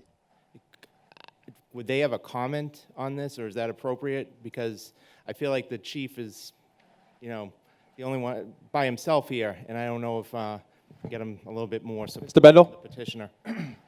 Thank you, Mr. Moderator, and thank you for the question. Although all of these particular articles brought forth by the Bylaw Committee were brought forward to the Board of Selectmen, a number of which are being voted on here today, that doesn't mean that everyone on the board voted in favor or against each one of them, so that should be noted first. I personally rise in opposition of this article. I'm sympathetic to that particular neighborhood that was mentioned, but I also want to recognize that the majority of this community are households that depend on income from the construction trades, and a lot of the folks who live here depend on that. I also would question how this bylaw would help a nurse who works overnight and come home to rest during the day, or a firefighter who works overnight after a 24-hour shift and needs to sleep during the day. Well, furthermore, I would question, should we stop the train from going by particular neighborhoods in the morning? So I have serious questions and concerns against this, and that's why I personally voted no against this particular article. Thank you very much, Mr. Bendel. Further discussion? Mr. McCoy?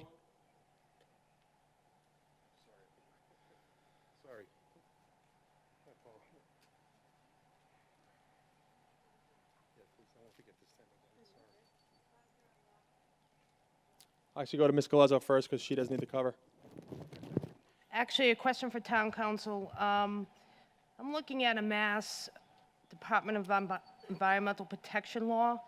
Does that apply to the town of Wilmington, and can the chief enforce this law? Mr. Rich? Through you, Mr. Moderator, I am aware that the state has guidelines for noise in general. Towns implement those guidelines through bylaws. The issue then becomes if there's not a town bylaw, there's the potential for enforcement through the Board of Health under its nuisance powers under Chapter 111, Section 122. But that's a different process. This process is intended to set specific guidelines, specific timelines. So it's a somewhat different process. Mr. De Palma? Let's follow up. Gary De Palma, 46. Mr. De Palma, hold on. Ms. Galezo to follow up. So the Department of Health would need to enforce this bylaw? Through you, Mr. Moderator, I think we were talking about the DEP regulations, not the bylaw, with respect to the Board of Health. Yes, the DEP bylaw, the health director? The DEP regulations are not a town bylaw. They are guidelines, and they do specify certain noise limits that can be enforced by the town, and generally those are enforced by the Board of Health under its nuisance regulations. But you know, it's a different process in the sense that the Board of Health would have to determine that the noise created a nuisance and determine to to enforce the nuisance requirement using those guidelines. Again, this bylaw specifies enforcement through the police chief and specifies timelines with respect to operation of construction. So it's very different than the state regulation. Ms. Colazo? Okay, I understand that. So we do have a mechanism in place through our Board of Health then at this point with this noise bylaw for DEP. I'm sorry, DEP's law, correct? Mr. Hull? I would just note, and I can't speak to the particulars, certainly Shelley Newhouse, the health director, and Al Spalding, the building inspector, can, but I know in this particular circumstance that was raised about the circumstances going on up on Treasure Hill, that we have had calls, and the health director and the building inspector have been involved, and the regulations, as far as I know, as they stand, still do not allow us to take any constructive action, so to speak, that prohibits the type of noise that these neighbors are dealing with.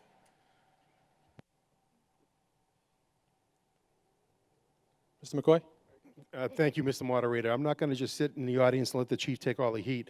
As a former member of the Board of Selectmen, I'm still a member of the Wilmington Bylaw Committee.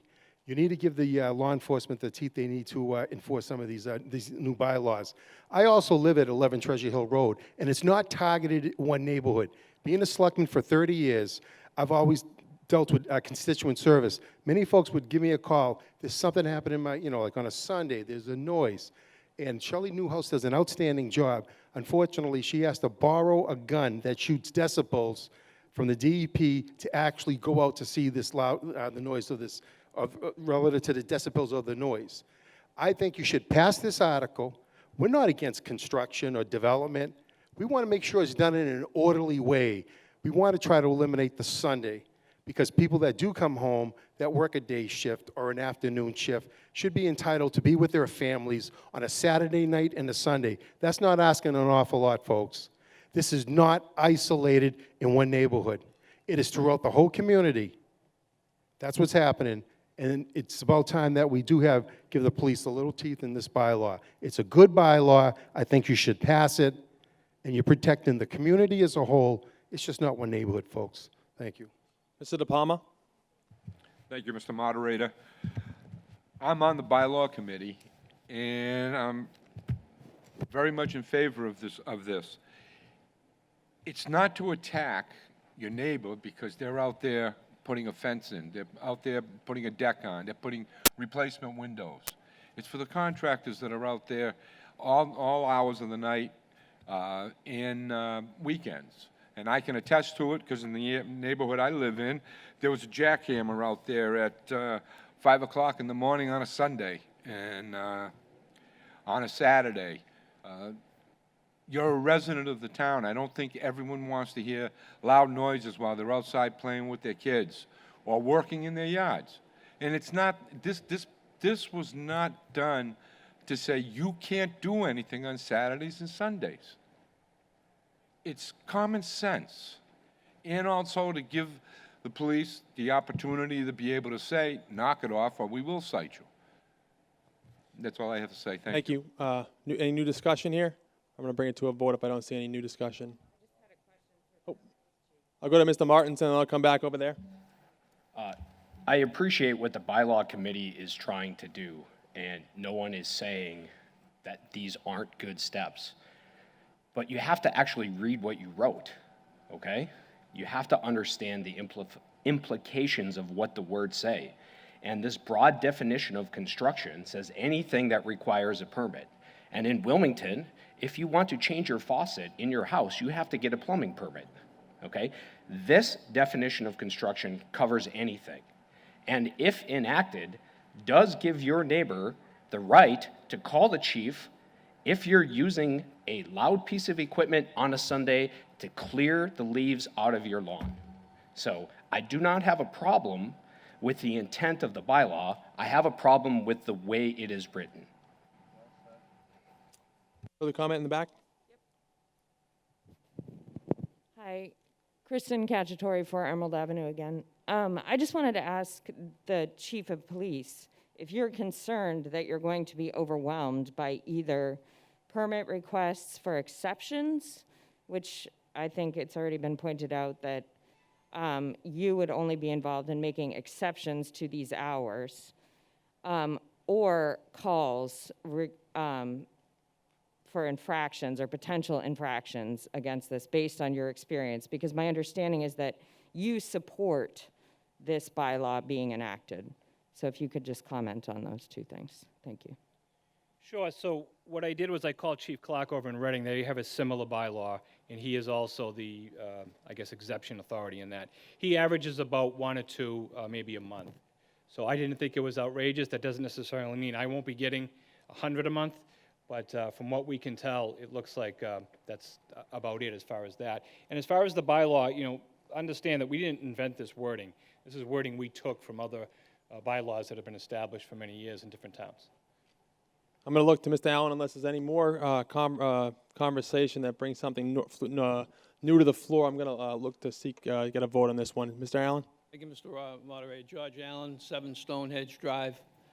First of all, when I first read this, I thought we were going to make amendments to the noise bylaw. I'm shocked we don't have one. You know, when I was working back in the day, I was a consulting engineer and worked dozens of towns throughout the state. It was mainly on municipal projects. Whenever we would get started at a pre-construction conference, one of the first things we talked about was that particular town's bylaw regarding noise, 7 a.m. to 6 a.m., whatever it was. And those were the guidelines that the contractor worked with. And that should be any construction, whether it's municipal or private. There should be some restriction on the hours of work.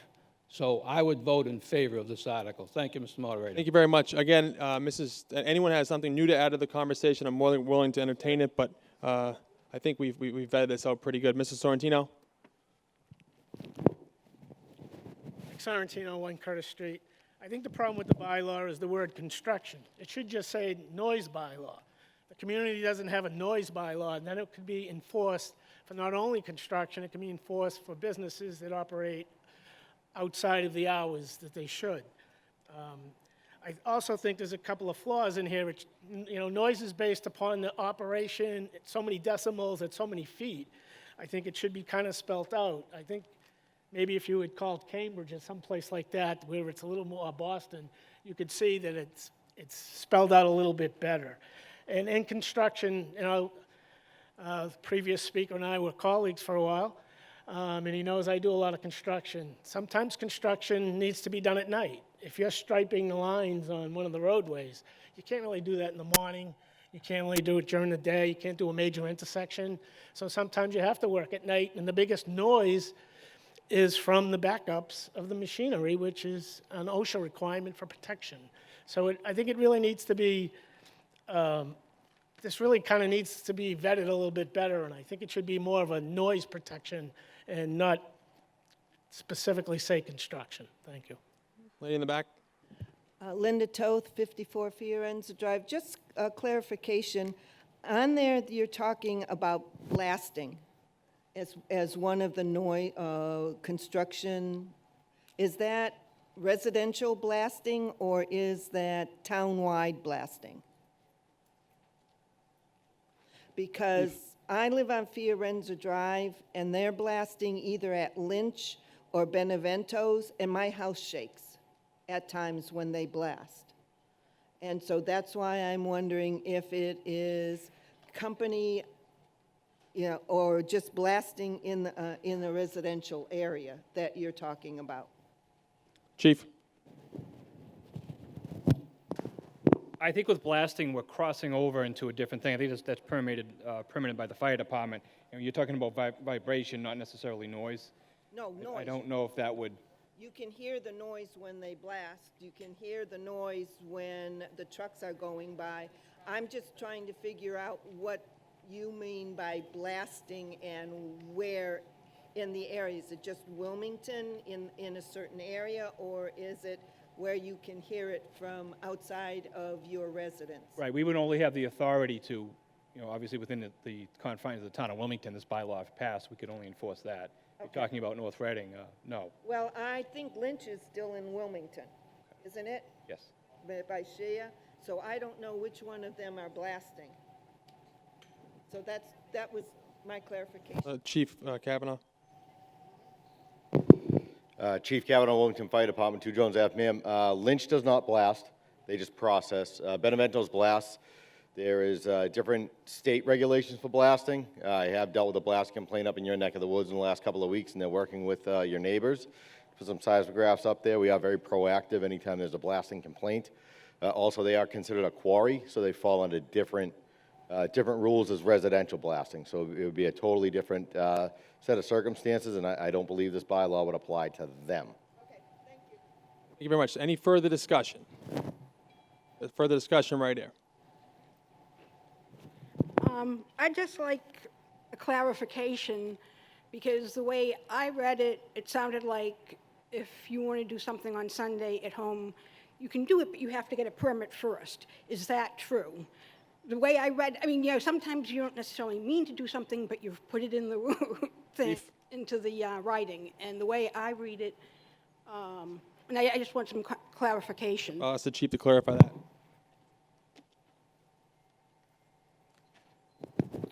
So that is correct. If you read in an exceptions, letter B, it says you can do it, but then it says the resident is in possession of a permit granted by the chief of police. Thank you very much. Further discussion? Seeing no further discussion on Article 51, we will bring Article 51 to a vote. There's been some back and forth here, so we're going to go, cut the head right off of this one. We're going to go right to a standing vote. So a standing vote on Article 51. Please tell us, take your spots.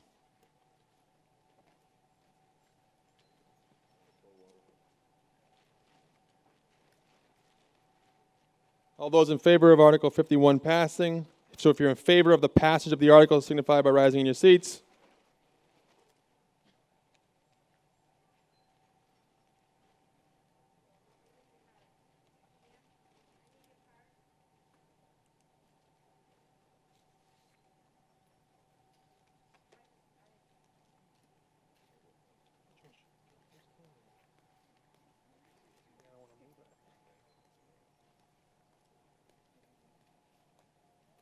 He's coming right now.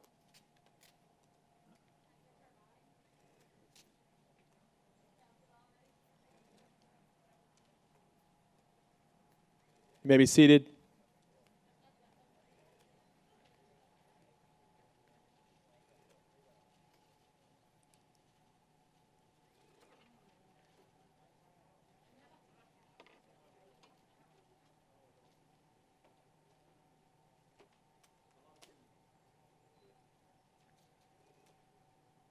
Wait for the tellers to get reset.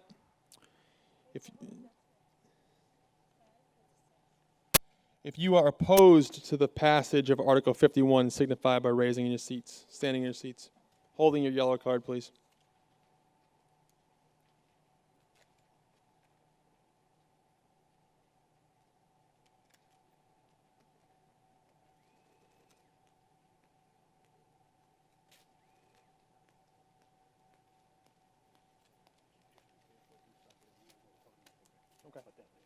Okay.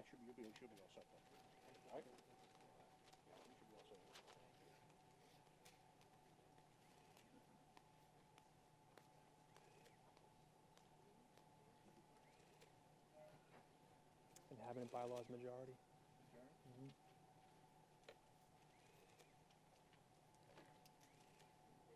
Zoning bylaws are 2/3. Simple majority.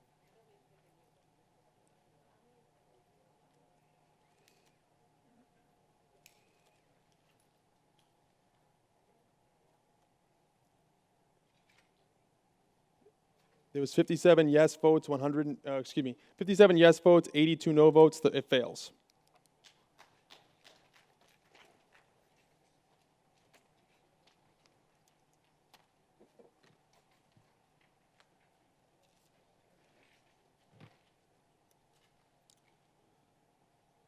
Article 64.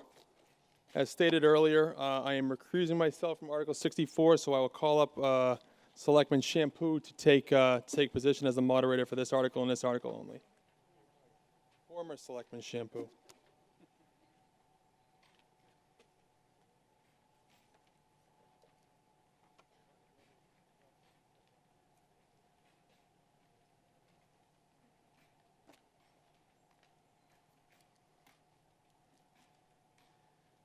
There's a new sheriff in town. Just kidding.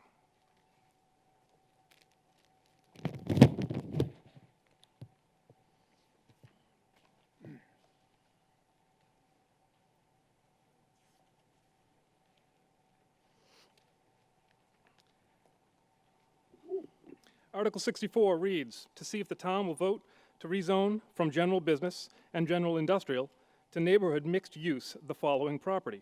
The land with the buildings thereon now known and as numbered 100 and 102 West Street. The rest of the article is as printed in the booklet. Is there a motion? Mr. Moderator. Mr. Peterson. Attorney Robert G. Peterson, the elder, 314 Main Street, Wilmington, for the petitioner of this article, SF Land Development. And Mr. Moderator, I would move to see if the town will vote to rezone from general business and general industrial to neighborhood mixed use.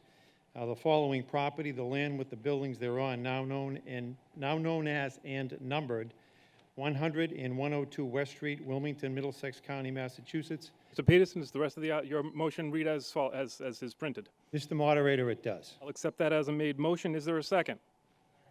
I have a second. Discussion. Mr. Peterson, you have 10 minutes. Mr. Moderator, on the article, many of you may remember this parcel as a parcel that was prior to this meeting before the Town Board of Appeals and the Town Planning Board as the Global Service Station. Subsequent to the withdrawal of that proposal, Mr. Santini, who was a Wilmington resident, purchased the property and asked me if I would work with him toward the orderly development of the property.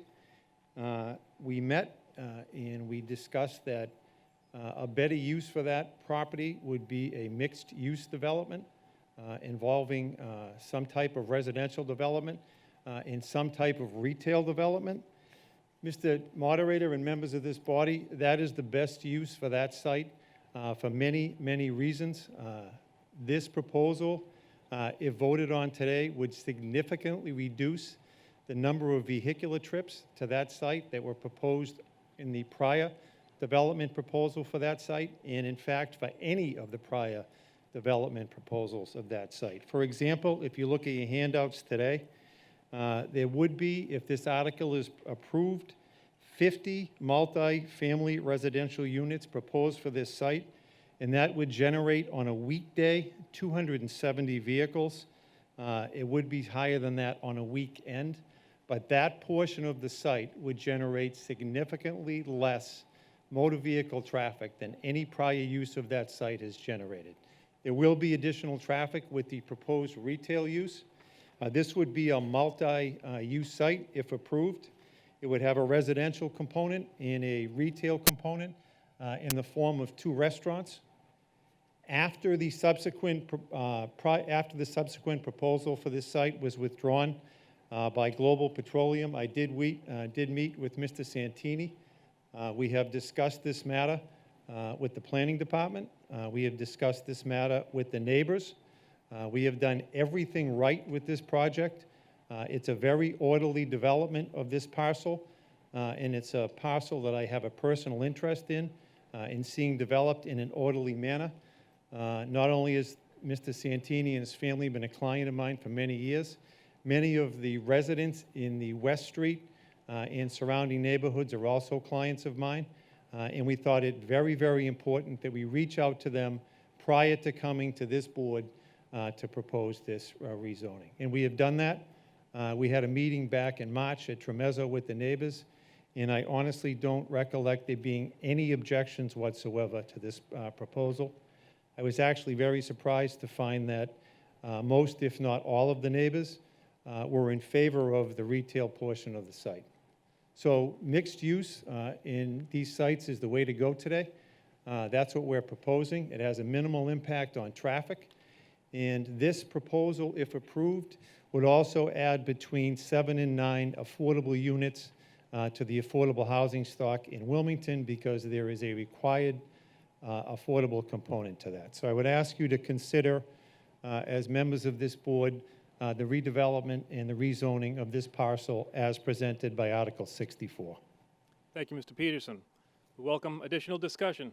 Is there any? Yes. Lee Martinson, 99 Marion Street. I've lived in this town since 2013, and I can honestly say I have never seen a more controversial piece of property in this town. I have watched the previous owner of this property come to town meeting multiple times trying to get it rezoned. I've watched other people in town try to, in my opinion, have less restrictive uses put forth on this parcel. And now today, we are being asked to allow a restaurant and basically an apartment building, which according to some will generate less traffic than a gas station. I just can't, in good faith, sit back here and watch one person who is smart enough to mobilize his voters take advantage of a process that impacts the rest of this town. For those of you who don't know where this is, it is literally the first exit off of 129, okay? That parcel has sat vacant on the corner of West Street for many, many years.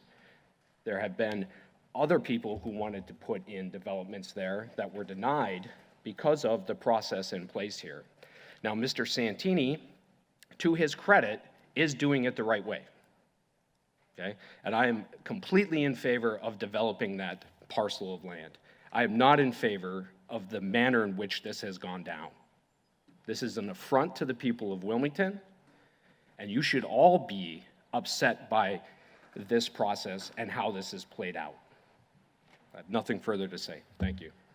Mr. Moderator, may I reply to that? Of course. I'm well aware of Mr. Martinson's personal connection to the prior proponent for the Global Petroleum folks. And to indicate here today that a residential development of this parcel allegedly would result in less traffic to that site is an affront to anyone that's ever done a traffic count. In your handout today is a traffic study done by an engineer indicating that those units would generate 270 vehicles per day. That gas station was going to generate 5,000 cars per day. Mr. Santini has done this the right way. Shelled out $2.4 million of his own money to make sure that this parcel was developed in an orderly manner. And anybody that would challenge the manner in which he has presented this case should be ashamed of themselves. Thank you, Mr. Peterson. Mr. Martinson, he did refer to you by name. Are you interested in speaking? Yeah, absolutely. I believe I said I'm for the development of the parcel. And it's not the residential piece alone. I mean, I'm reading it here, it says a proposed restaurant. So unless he plans on failing at his restaurant, I suspect he's going to generate a lot of traffic on that corner. I am not the one that said I have a personal connection to the neighborhood. I believe it was you, Mr. Peterson, who listed his clients in the neighborhood as having a personal interest in making sure this parcel gets developed. Again, I'm in favor of the development. I will vote in favor of this article, just to be clear. I just want everyone to understand that this is the forum where you have a voice, okay? And if you don't like when things are done and the manner in which they are done, this is where you speak up, okay? Mr. Santini did it all right, and he's ultimately going to get what he wants. And that's fine, right? We are here. I am sure this article is going to fly through. And that's good, and it's good for the town. But just be careful and keep a memory of what happens. That's all I ask. Thank you, sir. Additional discussion? Yes. Yeah, Gary. Gary DePalma, 46 Swain Road. I was involved with the development when it was going to be the gas station. I was opposed to it. I spoke loudly about it. I've seen what is happening there now. I support it. I believe it'll be good for the town. The implications of a restaurant bringing in more traffic, take into consideration what it would have been there when it would have been a 24-hour gas station off the highway. It's not as big of a project as I feared it would be once the oil companies, the gas companies walked away from it. I think it's good. It's a good size for that area, and I believe also that the rest of the property is zoned wetlands, so there won't be any further major construction on it. I just want to say that I support this project 100%. Thank you. Thank you, sir. I'm going to go to Ms. Sullivan, who was standing there before you, Mr. McCoy.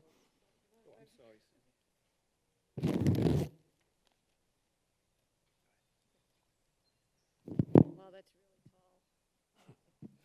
really tall. Thank you, Mr. Moderator. Suzanne Sullivan, 60 Lawrence Street. I just want to say, over the years, there's been so many developments that I have not been in favor of, and I've actually fought. And a lot of times it revolves around industrial zone properties. Industrial zone properties have a much higher impact to residents in the area. And in this particular parcel, which has been controversial, I've always wanted to see it get rezoned because I always knew that it would have a big impact on the neighborhood in that area. It's really difficult when you have general industrial abutting up to residents. I am totally in favor of this article. I'm actually kind of excited about it because I think for that parcel, it's a great use. People have been saying for a long time they want more restaurants in town. It actually has a residential component with it. I think that the traffic, yeah, we might get a little bit more traffic, but I don't think it could compare to what that is zoned for under general industrial. It could be a nightmare of what could actually go there. So I'm totally in favor of this article, and I'm glad it's come forward. So I say thank you. Thank you, Ms. Sullivan. Mr. McCoy. I remember this time. You know, folks, I had no intentions on speaking on this article. Even at the public hearing, I just asked a simple question, would it be considered spot zoning? I got an answer from the applicant and an answer from town council, and totally satisfies that it's not. I'm going to let you know, I'm going to vote for this article, and I got to say something, Mr. Martinson, and I mention your name, that way you can respond. I've been in the political game a long time. I think what you're saying to Mr. Peterson is nothing but sour grapes. And let me tell you something. If somebody was using political muscle to me to vote a certain way, I think I'd tell them go jump in Silver Lake. Just like any citizen that lives in a neighborhood that's opposed. I take for the applicant's word that he talked to the neighborhood. There was not one complaint. And even though I'm not in the game, I still receive phone calls. And I'll tell you, haven't heard anything negative about it. So it's just sour grapes of an election that you lost 5 years ago, and it's just sad. Thank you. Well, I will respond because you attacked me as a person. I think I'm pretty good friends with Mr. Peterson, the moderator. I have no sour grapes about losing the election. I think he's done a fine job. And to his credit, he is still the moderator, okay? I don't really care about that, Mr. McCoy. And I did say Mr. Peterson did everything right. I didn't attack him as a person. I didn't do that. I said, I attacked Mr. Santini. I don't like the way this went down. That is very apparent, and I'm fine with that. But this is the process, and he's going to win, and he should win because he did it the right way, okay? There's no issue with that. Sour grapes, you want to say that? That's fine. I'll probably be one of the first guys to go eat there. And I hope someday one of my daughters or sons lives in that building and has to commute to Boston. That's all well and good. I just wanted everyone here to know exactly how this went down and exactly the process by which you can get things achieved. So if you want to pass things, mobilize your friends. Get them to come to town meeting. We have 23,000 people in this town. We had, what, 200 and some to start the meeting, right? That's 1%. 1%. We almost voted to allow the police chief to give us permission to run a saw on Sunday. That is absolutely baffling to me. It is absolutely baffling to me that we would give up our rights in order to do that. So, I'm done with this article. I applaud Mr. Peterson for doing the right way. I'm happy for his client. I have no personal vendetta against anyone, okay? Mr. McCoy, you can attack me anytime, and I'm happy to talk to you about it anytime and any place. All right? We thank you for your service over 30 years. You've done wonderful things for this community. We may not always agree, but that's the point of this process. Today, if I disagree with you, for some reason I'm a bad person, or if you disagree, you're a bad person with me. That's not how this is supposed to work. You're supposed to debate the ideas. That's the whole point of the process. Mr. Martinson, if I could, I'd like to focus our conversation on the article itself, personal discussions between you two. Well, that's fine, because I don't think sour grapes is part of the article, but I could reread it if you wanted me to. Okay, thank you, Mr. With that, I am all done, and we can move to vote unless. Thank you, sir. Mr. Is there any Peterson has new something else to say. conversation to be had here? Any new contributions? Yes. I'm sorry? You may, of course. Mr. Peterson, would you be so kind as to elaborate on the restaurant, the size of the restaurant?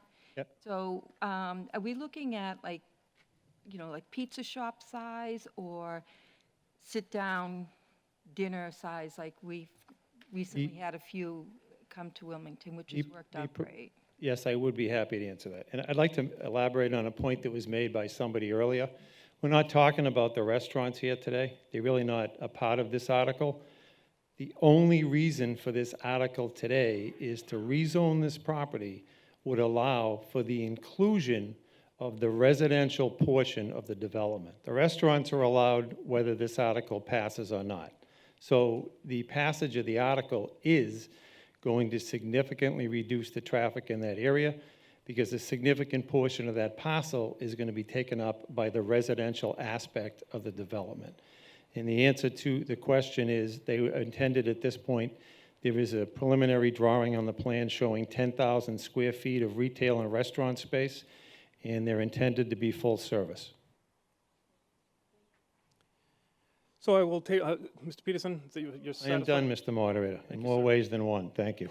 I want to make note of the fact that the Finance Committee recommends approval, and the Planning Board does recommend approval. We have a motion made and seconded. Discussion has been had.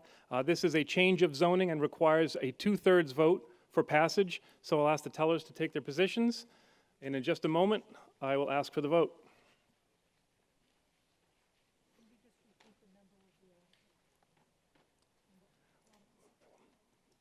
We are voting on Article 64. A yes vote approves and passes the article as written. All those that approve of and vote yes on Article 64, please stand in your seats and show your red card, your yellow card.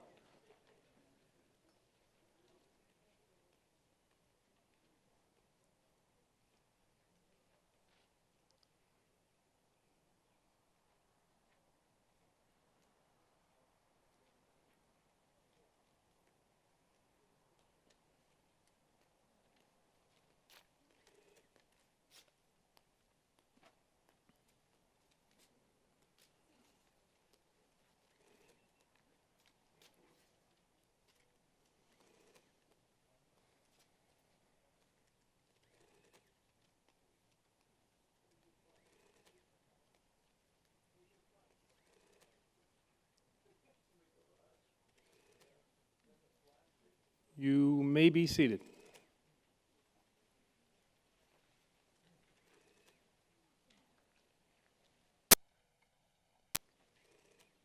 All opposed to Article 64, please stand at your seats and show your yellow card.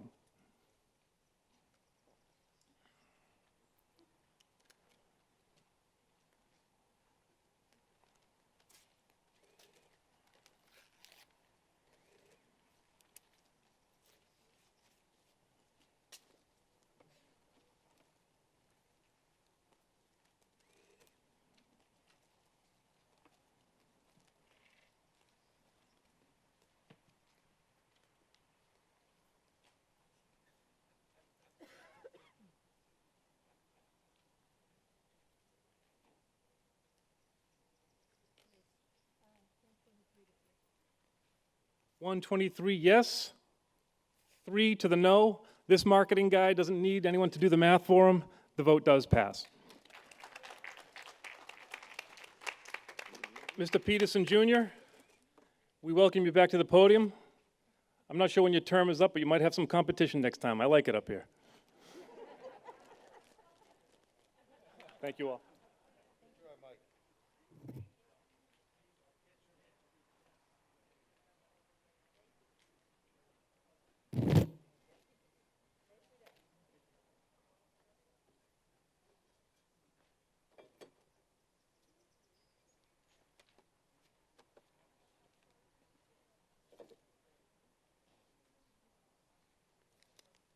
Article 58.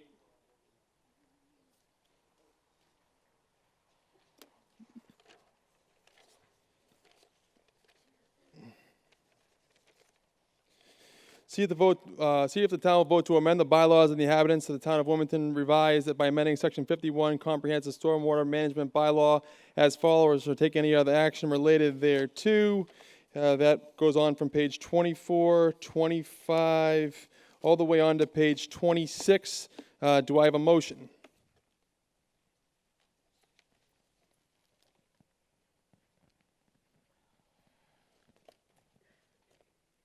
Mr. Sorrentino. Moderator, Mike Sorrentino, 1 Curtis Street, Chairman of the Planning Board. I move that the town vote to amend the bylaw of the inhabitants of the town of Wilmington, revised by amending section 51. Does your motion read as it does in the warrant booklet? Yes, it does, Mr. I will accept that as the main motion. Do I have a second? Motion's been made and seconded. Finance Committee recommends approval of this article, as does the Planning Board. Discussion, Mr. Sorrentino. Mr. Moderator, we had to update the town bylaws to agree with state regulations. Thank you very much. Do I have any further discussion on Article 58? Seeing no further discussion on Article 58, we'll bring it to a vote. All those in favor of the passage of Article 58 say aye. Aye. Opposed say no. Voted.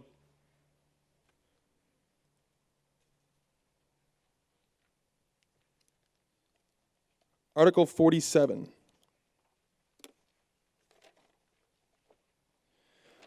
Article 47 is to see if the town will vote to amend Chapter 2, Section 10A of the bylaws of the inhabitants of the town of Wilmington, revised by including an overall omnibus presentation by the town manager, followed by taking up of the operating budget as a whole by inserting the following language in subsection 5 therein, so that subsection 5 shall read as follows: to hear the omnibus budget presentation by the town manager, and then to appropriate monies for the expenses of the town and salaries in town offices and departments as a whole, and determine how the same shall be raised. Mr. Bendel.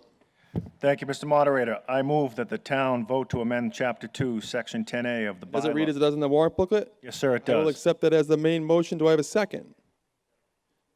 Do I hear a second?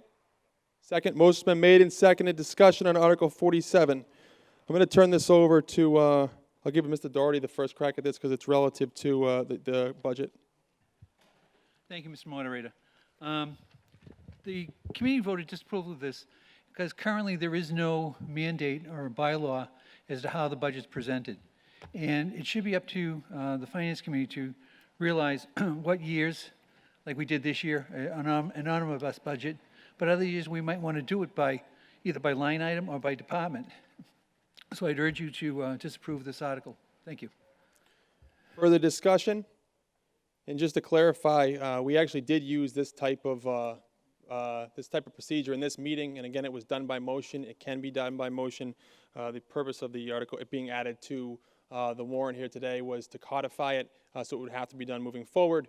But again, it can also be done in the future by way of motion, as was presented at the beginning of this meeting. So that was in order, and this can happen moving forward. Just wanted to give the committee wanted to give it that option to have it codified, so it would be understood that's how it would it would take place moving forward. Seek further discussion. Mr. Martinson? Lee Martinson, 99 Marion Street. Just to put a finer point on what Mr. Doherty said, in years past, we come in here and have everybody come up and ask for their stuff, right? And when they present the budget to us, we go through every department and talk about what happens. Today, we just voted the whole thing in, right? In order to provide you as citizens more transparency into the process and to ask more questions, Mr. Doherty and the committee, of which I am a member and I support, recommend disapproving this article, so we can, as Mr. Doherty said, come here and decide at this time whether there's anything controversial to discuss or not. And I just add to that too, as a member of the bylaw committee. They don't think there was an issue with that. It was just put it forth to the meeting, so that this forum would have a way to vote on it. So, gentleman in the back. John Toth, 54 Fiorenza Drive. I agree with the committee here that I think if we approve this, it will take away some of our options. And as we did this year, we could go to that form if necessary. I think in let's call it a normal year, we would like to have more discussion of the individual department budgets. That's all. Thank you very much. Further discussion? Mr. Eaton? Thank you, Mr. Moderator. I rise in opposition to this article and in agreement with the recommendation of the Finance Committee for the purpose of the budget presentation by the town manager that will be required by this bylaw change.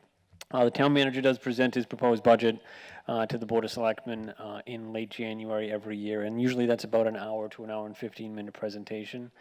So I would just ask that you keep that in mind, given the length of town meeting in ordinary circumstances, and adding an additional 60 to 75 minutes certainly might not be the best way to engage voters. Certainly allowing the Finance Committee to make recommendations and normally doing it department by department certainly encourages people to ask questions and to clarify the budget dollar by dollar. But I think adding a lengthy presentation by the town manager might not be the best for, I guess, an orderly flow to this meeting. Thank you very much, Mr. Eaton. Hi. Jen Tierney at Federal Street again. So I guess today we were allowed to do an omnibus vote. If we made the omnibus vote the standard, would we be able to have a motion at the beginning of the meeting to pull it apart? No. Okay. Just to clarify. Thank you. No problem. That was no, you wouldn't be able to do that because it would be the bylaws had to be presented that way. Further discussion? Seeing no further discussion, I'm going to bring this to a voice vote. Again, Article 47 relative to the omnibus budget presentation. And again, to clarify, this wouldn't preclude us in the future from handling it as we did today. It would just make sure a vote, voting this down just would say that it wouldn't be part of our inhabitant bylaws. So if you are in favor of Article 47 passing, say yes. If you are opposed, say no. No. Voted. Article 47 fails.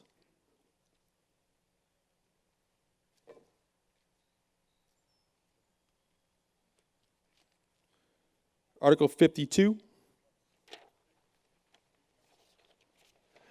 See if the town will vote to accept the provisions MGL Chapter 59, Section 5, clauses 22nd G and 22nd H, and then the rest, as commonly known as the Brave Act, and then the rest of them reads as it does in your warrant booklet on page 22. Mr. Bendel.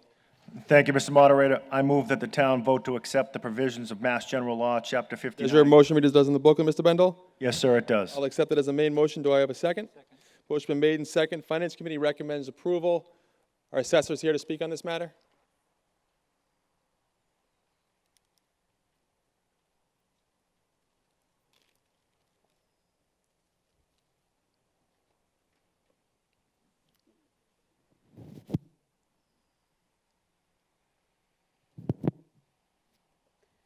Thank you, Mr. Moderator. My name is Karen Rashes. I'm the principal assessor for the town of Wilmington. I'm not speaking in favor or against this, but I thought it would be helpful, since the assessor's office is the one that processes veterans exemptions, that I offer a little bit of insight to what these clauses will do for our veterans. So Clause 22H, first of all, Mass General Laws provides for veterans exemptions for disabled veterans that have met certain criteria. And once that criteria is met, that they will receive an exemption off their property tax. 22H is providing a full exemption of real estate taxes on the domiciles of the surviving parents and guardians of active duty military personnel and veterans who died as a proximate result of their injury or disease suffered during active duty. If parents or guardians are divorced, both people would still qualify. Currently, the exemption that we have available for Gold Star parents would be a $400 exemption. So this would be a full exemption for them. And we do have a property tax exemption currently for the spouses of veterans or active military who have died during the as a proximate result of their injury or disease suffered during active duty. This would be for the parents. So if there was any questions on that, but this would be a full exemption for the parents. We had one Gold Star parent in the town of Wilmington. They had recently moved, but we did have one. Clause 22G is in regard to properties that are put in trust. So part of the criteria when you have to qualify for an exemption is that you need to own the property and have it be considered your domicile. So when you put your property in a trust, you don't always remain ownership because you might not be the trustee or have beneficial interest. In those instances, then the veteran would not qualify for the exemption. By adopting this exemption, it would treat the applicant as if they were an owner of the property. So this does apply just for veterans exemptions that the town offers. It does not apply to elderly exemptions or blind exemptions. But by adopting this 22G, it waives the trustee and beneficial interest requirement for the property so that they would still qualify. So that exemption is not a full exemption. That would be whatever the exemption was that they were applying for. Thank you very much. Further discussion. I see our veterans agent's up to speak. I'll let him have the floor.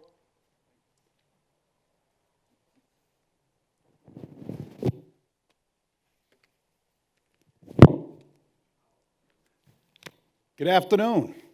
Good afternoon. I'd like to thank Karen for so eloquently explaining these exemptions. The H is kind of an important one. If a service member passed or killed in action, his parents get the exemption, a full tax exemption.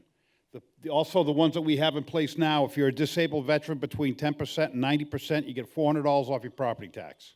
If you're a 100% disabled veteran, you get $1,000 off your property tax. That's all reimbursed by the state. So any of these that are state mandated, we get reimbursement for, so it doesn't cost the town anything on that point.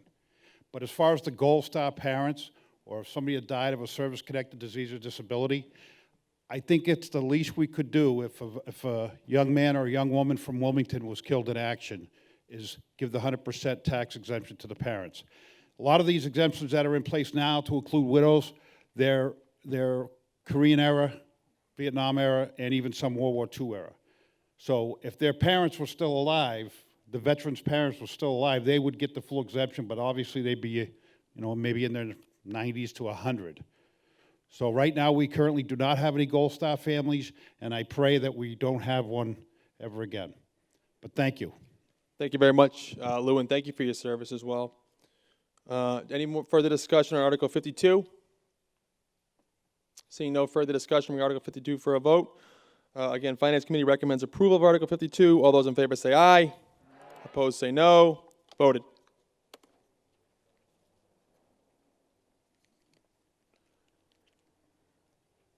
Article 50.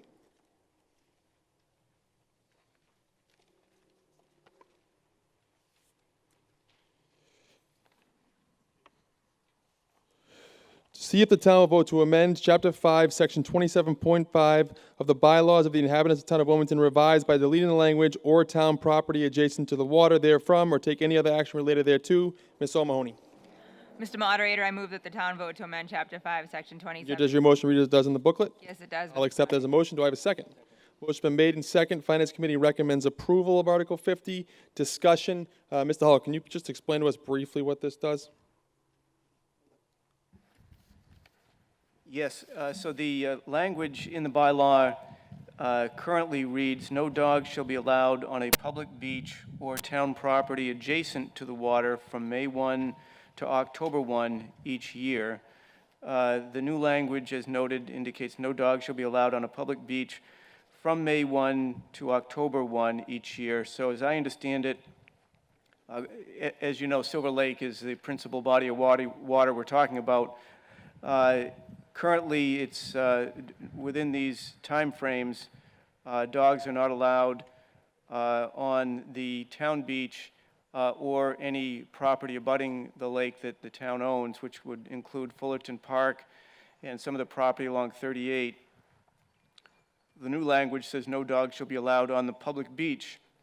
So that would mean that during these periods, conceivably dogs could be permitted on Fullerton Park in the areas along 38 that where the town owns property. Thank you very much. Any discussion on this article? Seeing no discussion, we'll bring Article 50 to a vote. Again, Article 50, Finance Committee recommends approval. All those in favor of Article 50 say aye. Opposed say no. Voted.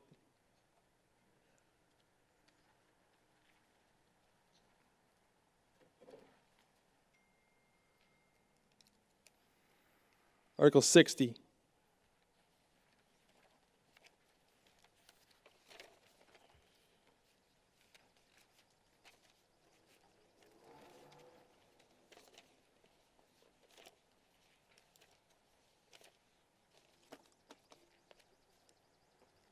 Article 60, to see if the town will vote to amend the zoning bylaws and associated zoning map of the town of Wilmington by voting to rezone from general business to residential 20 the following described parcel of land known as 5 Shady Lane Drive, Wilmington, Massachusetts. Ladies and gentlemen, the legal description read as it does in your warrant booklet. Do I have a motion? Thank you, Mr. Moderator. Scott Coran, 54 Lowell Street.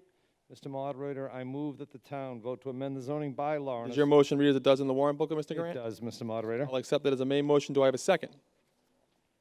Motion's been made and seconded. Finance Committee recommends approval. Planning Board recommends approval. Discussion, Mr. Grant. Thank you, Mr. Moderator. I'll attempt to be brief. The parcel in question is 5 Shady Lane Drive, which immediately abuts the R20 zoning district. It's currently situated in a small general business zoning district that runs, if people know the area, from Jefferson Road to the Reading Cooperative Bank site on Middlesex Ave. The general business zoning district cuts across the beginning of Shady Lane Drive, and in doing so picks up 3 parcels with single-family homes on them, those being 356 Middlesex, 4 Shady Lane Drive, and this parcel, 5 Shady Lane Drive. This parcel is surrounded on 3 of 4 sides by residential properties, with the bank being behind it. The parcel is improved by a split gambrel house that was built by approval or after approval from the Zoning Board of Appeals in 1992. And that decision, the Registry of Deeds, the applicant specifically agreed with the board that it would be a residential structure rather, in order to blend into the neighborhood. As currently zoned, the parcel would be permitted to be the location of a bank, a retail store, a nursery school, a lodge, or various other uses. The use of this parcel as a single-family home is certainly a much less intensive use than any of those, and as noted by the Planning Board in its recommendation of approval, an affirmative vote on the article today would result in an extension of the existing and abutting R20 zoning district and would result in the use of a property as a single-family home, which the board, and I would respectfully suggest, is recognized as the best use. Thank you very much. Any further discussion on Article 60? Seeing no further discussion on Article 60, we'll bring Article 60 to a vote. Article 60 is a zoning article. So we're going to have to take we will take a standing vote on this one, as we do on all zoning articles. Have the tellers take their places. If you were in favor of Article 60 passing with the rezoning, signify by standing in your seat with your card.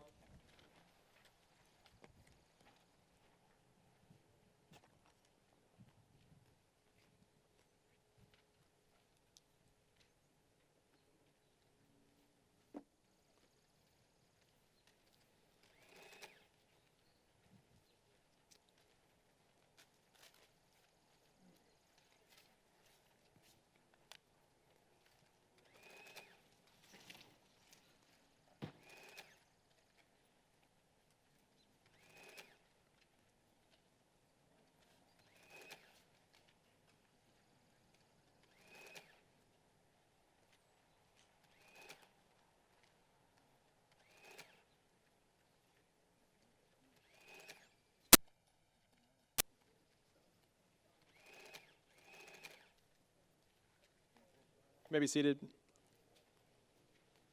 Anyone opposed to Article 60 pass, please signify by standing in your seat your opposition. 0.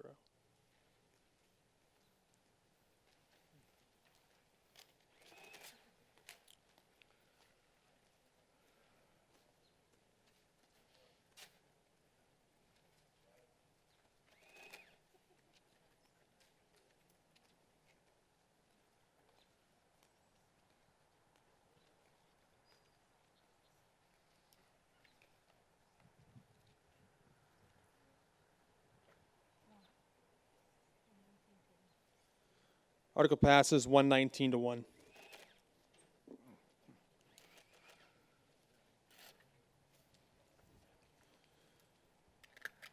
Next up is Article 45.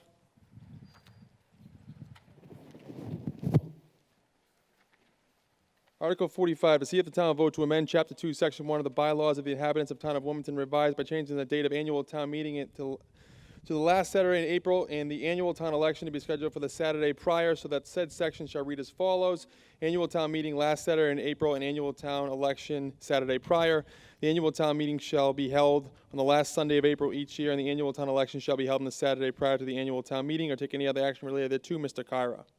Yes, Mr. Moderator, I move that the town vote to amend Chapter 2, Section... Mr. Kyra, does your motion read as does in the warrant booklet? Yes, it does. I'll accept it as a main motion. Do I have a second?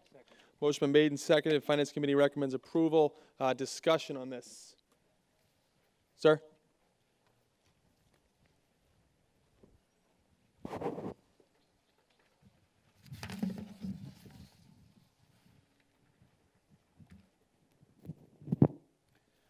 Jay Samaha, 30 Arlene Ave.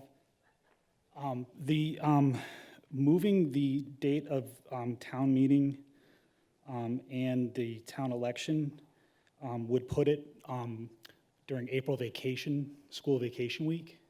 It would be the first Saturday and the last Saturday of that vacation. So I would say if the goal is to increase participation, that might be a huge barrier to it. Further comment? Lady in the back.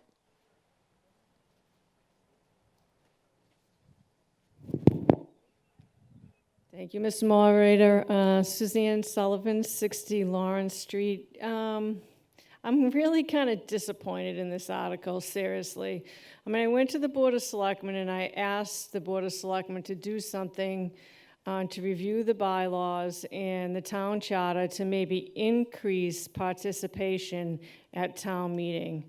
And what ended up happening is this recommendation of this bylaw that actually changes it back from years ago when we tried to do the same thing and take it away from school vacation, April vacation, and we moved it to this time, a week later, well, not now, but the current bylaw.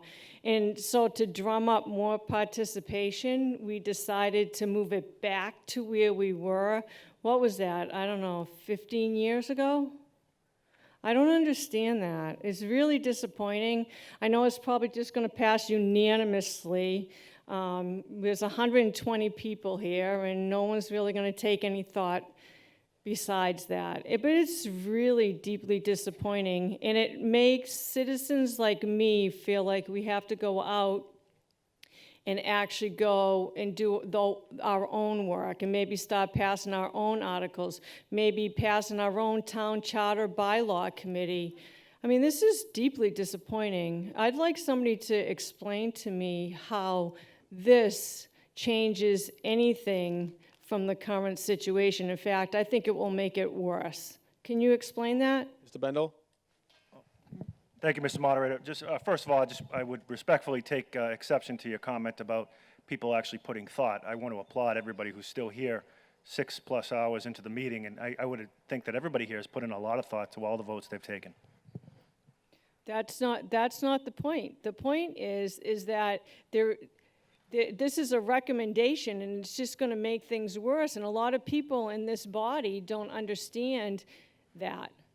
And I'm asking the people that were supposed to give that some thought from the committee what transpired there. And what I'm hearing is instead of addressing that, you want to attack what I had to say. And it's a great diversion, but what my point is, how can this drum up more participation, which I thought was the intent, and when I went to the selectmen and asked for the selectmen to do something, otherwise the citizens were going to have to, and instead we go back to where it was 15 years ago, where town election is the week that's starting school vacation, and then town meeting will be the end of school vacation. We changed it because we weren't getting any participation, and you're going back to 15 years ago? It's deeply disappointing. Mr. Moderator. So, I'll offer a couple of comments, and then I think it would be perhaps appropriate for one or more members of the bylaw committee to speak to this, because there were a group of individuals who served on the bylaw committee who, with all due respect, gave their time and effort and thought to a process. So I know there were some discussions early on about the prospect of having town meeting much earlier, pushing it back into March.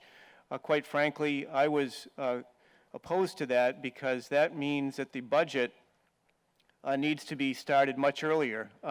There is a lot of work that goes into putting all this together, and as it currently stands, the budget is presented in January, and then ultimately, typically late April, beginning of May is when town meeting is. To push that process back into March means that I'm putting together, and the folks that I work with, a budget in September and October.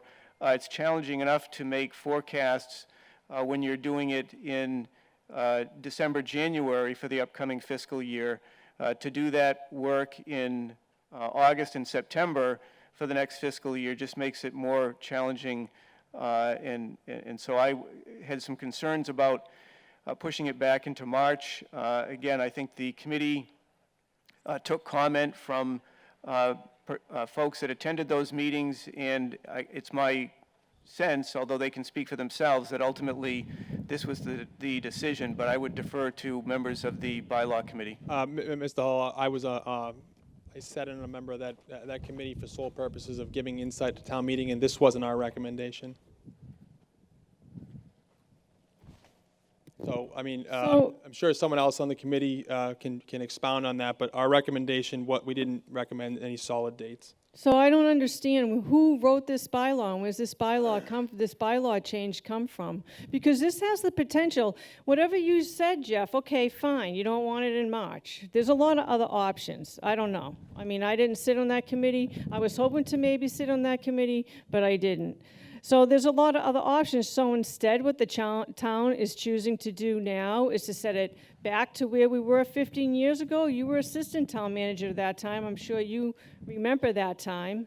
We changed it from then to what it is today. So I don't understand why we would go back. And I would like to know who the drafter of this article is. Mr. Carr. Mr. Moderator, I'm sure that we can come up with questions and reasons why not to have it at any particular time and to have it at a particular time.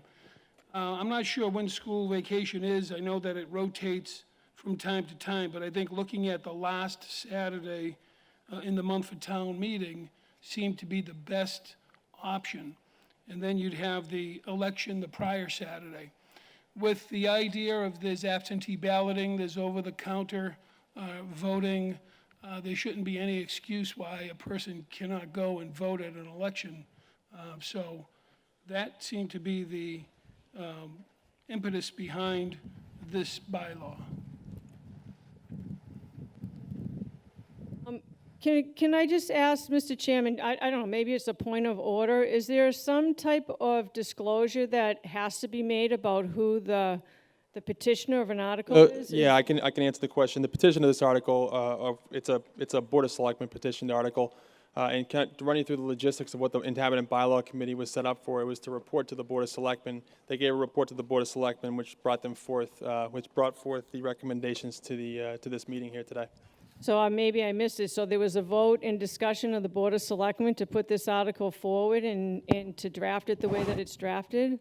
And can I ask the Board of Selectmen what their mindset was to put this back to where it was like 15 years ago? Why? Any of the Selectmen? Mr. Bendel? Thank you, Mr. Moderator. Just to clarify, so I mentioned earlier this afternoon, but all of these recommendations from the Bylaw Committee were brought forth to the Board of Selectmen over the winter, and forgive me, I don't have the exact date off the top of my head. At that time, the Board of Selectmen then voted whether they would put those recommendations in the form of articles before you folks today. It doesn't mean that every selectman supported each one. I believe some were actually amended, in the case of this particular article was amended from the recommendation by the bylaw committee.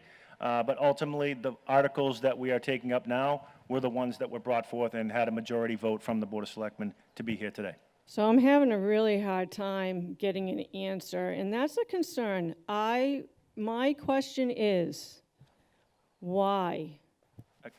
Why do you want to change it to back where it was 15 years ago? What is the mindset behind that? Mr. Bendel? Mr. Moderator, thank you very much. Perhaps I'll give another example. We brought forth the noise article. I was opposed to that, although it was brought today. It doesn't mean that I was in favor of it at the time. It doesn't mean I was in favor of it today. So again, I don't want to speak for any of my colleagues, and I certainly don't want to knock anybody's opinion on a particular issue, but some articles were voted down to be here today. Some articles were voted in favor of. It wasn't a majority on almost any of them. So I still don't have an answer. I'm asking why the Board of Selectmen put this article forward. What was the mindset and why did you do it? And I'm not getting that answer. I'm not talking about a previous article. I'm talking about this article, Mr. Bendel. Is there one board? I see Mr. Ethan with his hand up. Maybe he can answer. I'll go down here. I'm going to acknowledge Mr. Eaton, then Mr. Kyra.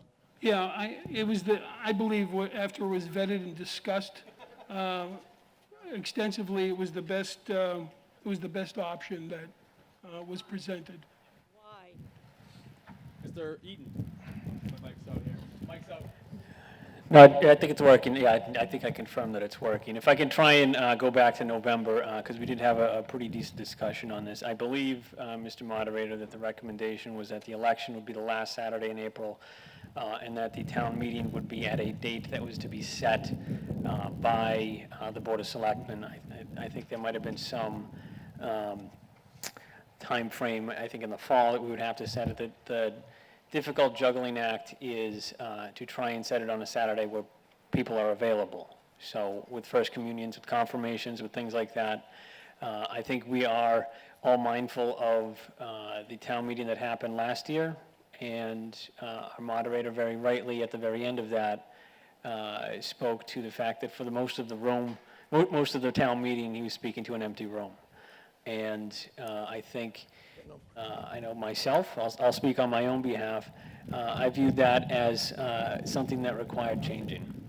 So I want to be mindful of the budgeting process, to the point that Mr. Hull made about setting a town meeting early in April requires the work that him and his office does, and Mr. Perry and his office, that moves things up by as much as a month, which, especially given how much the landscape has changed the past 3.5 months, that makes their job of guessing what state revenues and ordinary revenues from excise tax, from property tax, all the more difficult.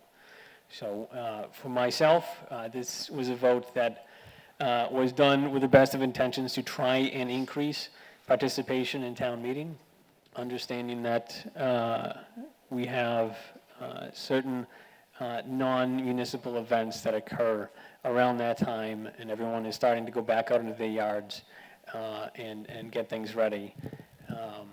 But this was done with the intent of increasing voter participation and participation in attendance at town meeting. Mr. Moderator. Mr. Bendel. Thank you, sir. The other thing I should mention is that during the discussion where we were taking up what we should bring forward here, another option that I didn't prefer was to have the town meeting before the election. And I much preferred this option than that, because I didn't want to have potential political candidates using town meeting to campaign. And so I was really opposed to that, and I thought this would be a better option for me personally. Well, I'll let you ask a follow-up question, but then I'm going to seek further comment. okay, well, I don't actually have any further questions, but I do want to say thank you for at least somewhat of an explanation. I would suggest that we maintain the status quo and keep town meeting where it is unless we can come up with a better option. But just to put it where it was 15 years ago, and town meeting changed it then because there was even worse participation. When people are going on vacation, families don't participate in town meeting if you start at the beginning of April school vacation, and then the end of school vacation. You're going to make it worse. So I think we should maintain the status quo. Thank you. Thank you. Further discussion, I'll go to the lady in the back, then gentleman in the front. Linda Toth, 54 Fiorenza Drive. I appreciate the change. I think that no matter what day, what weekend you put the town meeting and voting on, someone is going to be disappointed. I think that I looked around here today. I didn't see a whole lot, and I may be wrong, but I didn't see a whole lot of young parents with kids coming to meetings. Same thing goes when we've had it at the end of April, May 2nd, the first Saturday in May. There have not been a lot of families unless it's been a special warrant article that somebody wants to vote for their kids. So no matter what day you put voting and town meeting, you're going to have somebody that's not really too happy about that date. And if people want to attend town meeting and be here, then, and they have a vacation plan, then that's up to them to decide what they want to do, not the entire town. So changing it, why not try it? If it doesn't work out, then we can change it again next year. But I think giving other people a break or another option, new option to see how it works, I think that that should be something that you had considered, and I appreciate the opportunity to vote for this article. Thank you. Sir? Jeffrey Nussbaum, 8 Patches Pond Lane. I was here at town meeting, maybe it was 15 years ago, when Barbara Hooper made quite a good case for why we ought to have the dates that we now have today.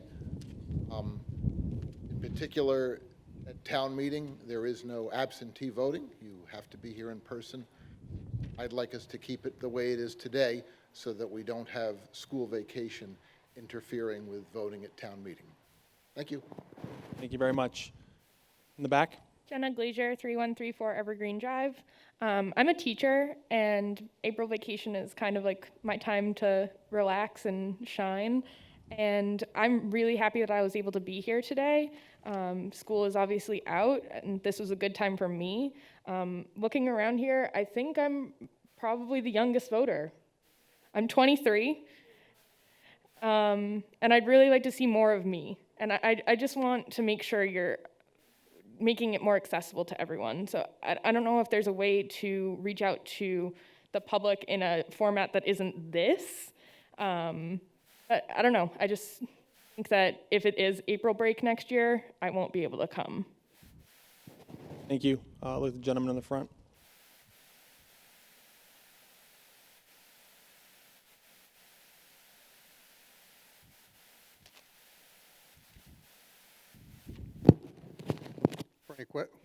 Frank West, 2 Birchwood Road.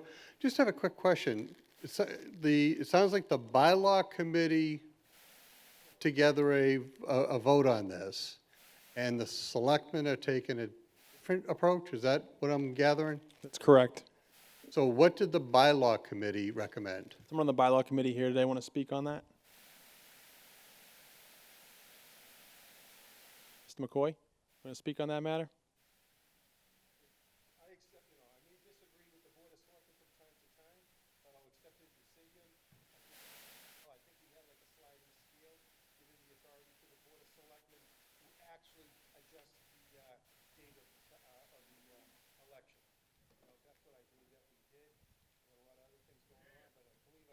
I'll repeat it.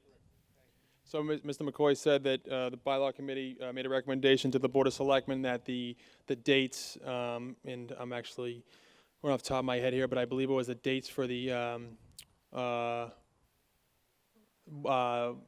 annual town meeting were on like a sliding scale.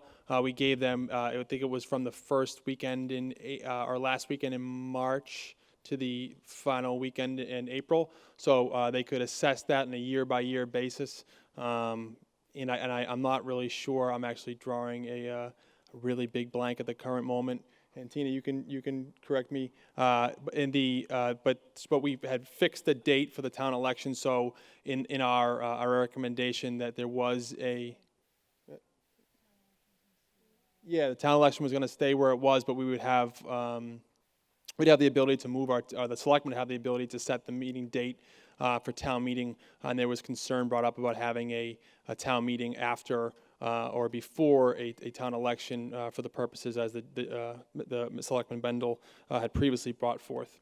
So that was the recommendation of the committee. And one other clarification, just so we know, what are the current dates for the town election and town meeting?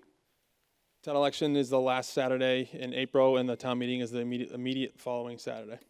I would recommend that we keep those dates. Thank you. Excuse me, the fourth Saturday, and the town meeting is the immediate following Saturday. I would recommend that we keep those dates. That way there, it does assist with the April vacation for both students and teachers and people. And again, I get it that if you're going to participate, we're all here, and it's certainly not the end of April, the beginning of May. So, we've all made a conscious decision to be here today. So I think that, if, at least for next year, let's keep it the same dates where this year is kind of just so screwy with COVID and everything going on. But that would be my recommendation. Thank you. Thank you. Gentleman in the back. Robert G. Peterson, Senior, 18 Stonehenge Drive.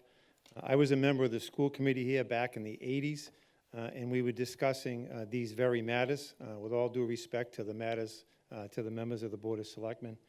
I would agree with the young lady over here and with Ms. Sullivan to even schedule a town meeting at any date that would conflict with any school vacation is not a prudent thing to do. And I understand Mr. Eaton's points about confirmations and first communions and the such, but I would move that we pass over this article. We already have a motion to vote it in. So I believe if you're looking to introduce some subsidiary motion, you could do a subsidiary motion to postpone or refer. And you could refer, I believe, and I can confirm with town council. So your available motions here, Mr. Peterson, are to postpone this article until a date certain, or you can postpone it indefinitely. You can present it as being postponed to next year's annual town meeting, although I can tell you that the effect of taking a vote here will not preclude this from coming back at next year's town meeting. It's not a zoning article, so if it's voted up or down, it can come back, or you can, I believe it would be proper for you to submit a subsidiary motion to refer this back to the Inhabitant Bylaw Committee, and the town council is agreeing with me too. So those are if you're willing to make one of those two motions, those would be the proper ones. But a motion to pass over currently right now, because we're in the middle of a main motion, would be improper. But I'll entertain either one of those two. Mr. Moderator, I'll pick door number 4 and I'll withdraw my motion. Thank you very much. Further discussion. So, further discussion in this article, and it being, there being some debate relative there too. We're going to learn from our mistakes of the past here. We're going to take this up for a standing vote. I got one more discussion right here. I didn't see it coming over.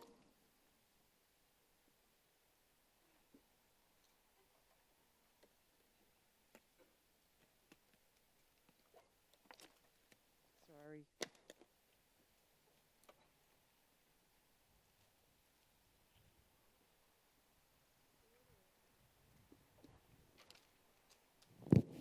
Maureen Taylor, 53 Garden Ave. I just have a question. I don't know if it's clarification or I think that would be the right word. If this article if it fails to pass, will the previous dates go back to being for town, will it go back to what it was for town election and town meeting? They'll remain the same. So if this fails, they'll remain the same. And if this fails too, a similar article can be brought at next year's town meeting. This is not a zoning article. It's not subject to a 2-year restriction on being brought back forth. And I would strongly suggest that anyone who has spoken against this article reach out to anyone they might know on the Inhabitant Bylaw Committee and get in touch with them and throw some ideas, because I might be saying this for the 100th millionth bajillionth time. We have to do stuff to make this meeting better. I agree with sentiments that have been spoken here. It's kind of crazy what we can do at a meeting like this. It's an interesting time. And if you were here last year, I said we're passing these budgets and we're taking up these articles. And when I said it last year, I think I was in front of a room full of 30 people. So it was that's kind of what my sentiment hasn't changed. So I hope that answered your question.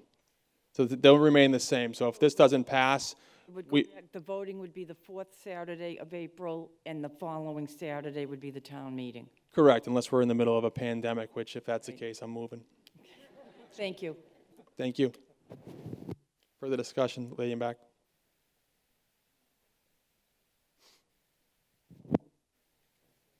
Hi, I'm Laura DeWall, 11 Arlene Ave. I wanted to add, no matter what date we have town meeting and town election, if you don't know when it's going to happen, you're not going to go. So I don't have cable TV, so I don't get the town cable TV. I don't buy paper newspaper. And many of the stores where the meeting times are posted, I don't go there. So I only saw what time it was and what day it was for the town meeting. I didn't miss the election entirely. It was because of the change in venue and time due to COVID. So I would recommend that for future years that we kind of pursue possibly other options of letting people know when it is and how it works. Thank you. Thank you. Further discussion? Seeing no further discussion, we'll bring Article 45 for a vote. Again, there's been a lot of conversation, so we'll bring this up for a standing vote. If you were in favor for the passage, again, I forgot to mention this before, Finance Committee recommends approval of Article 45. If you were in favor of Article 45 passing, i.e. you were in favor of the votes for the dates for a town meeting and town election changing, signify your approval thereof by rising in your seat with your voter card.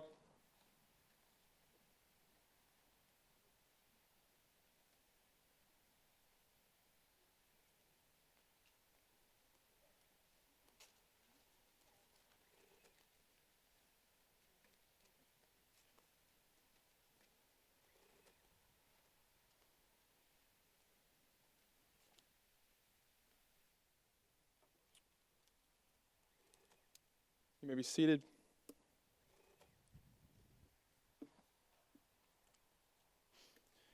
If you are opposed to the passage of Article 45, signify your opposition by rising in your seat.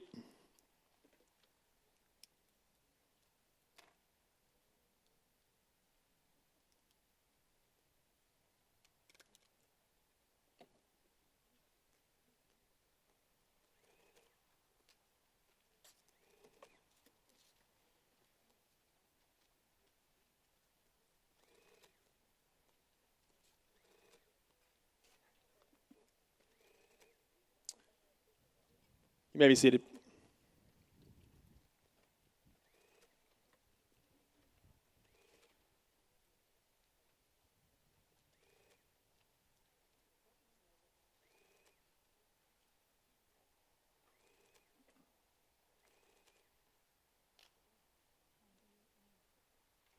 Motion fails a lot to a little.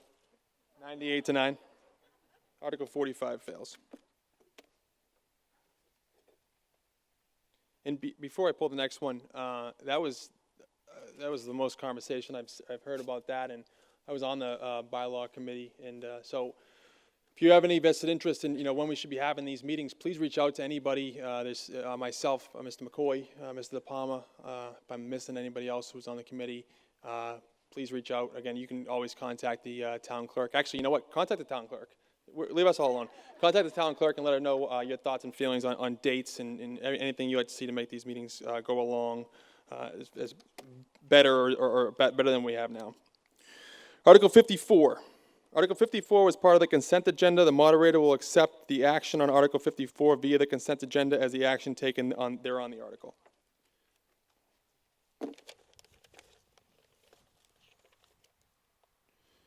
And I believe Mr. Shampoo had already echoed the sentiment about Mrs. Betty. If there's anyone who would like to say a quick few words, I will entertain that. If not, we're going to move on to the next article.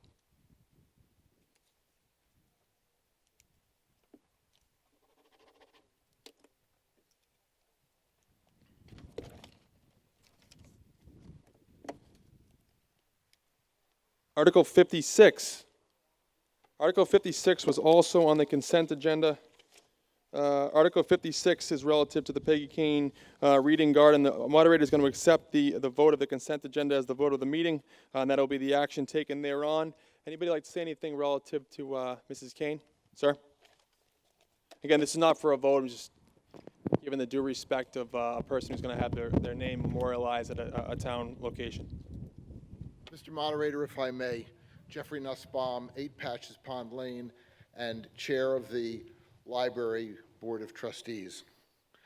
In 2019, the Wilmington Memorial Library created an outdoor garden and reading area off the back parking lot of the library. The Library Board of Trustees would like the town to name this reading garden in memory of Peggy Kane.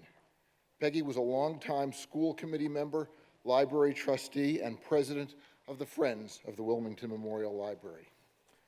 Peggy was known for her compassion, positive attitude, dedication, love for children, and support for reading.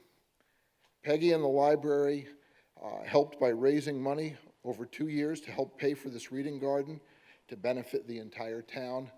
Thank you for your support. Thank you, Mr. Nussbaum. I don't get to do this often, but you got it. Here.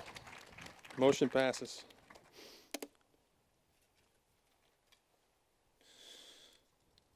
Next article is Article 46. Article 46, see if the town vote to amend Chapter 2, Section 3 of the bylaws of the inhabitants of the town of Wilmington, revised by changing the time of annual town meeting from 10:30 a.m. to 9 o'clock a.m. or take any other action related thereto. Mr. De Palma. Thank you, Mr. Moderator. I move that the town vote to amend Chapter 2, Section 3. Does it read as it does in the warrant booklet, Mr. De Palma? Yes, it is. I'll accept it as a motion. Do I have a second? Motion made and second. Discussion.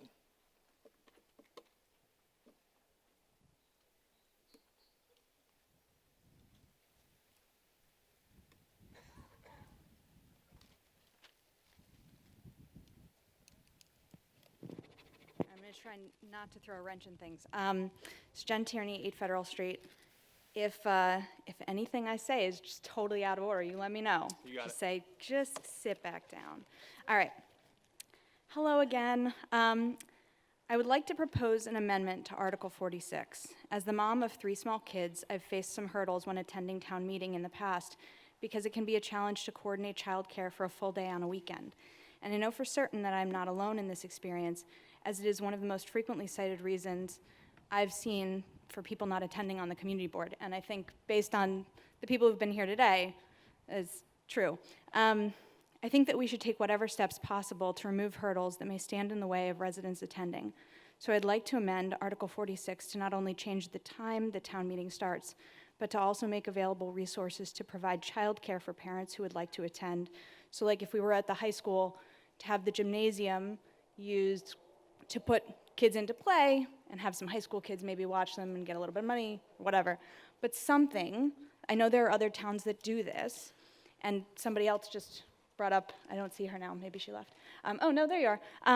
So I think that we could be doing more to encourage young parents to be here. I know there are parents who I've spoken to who are like, well, if I could find somebody to watch my kids, and I think that it wouldn't mean that this room would be flooded with parents, but if there was one fewer hurdle, I think that we'd have a better chance of getting them here. So I don't know if that's allowed, but if it is.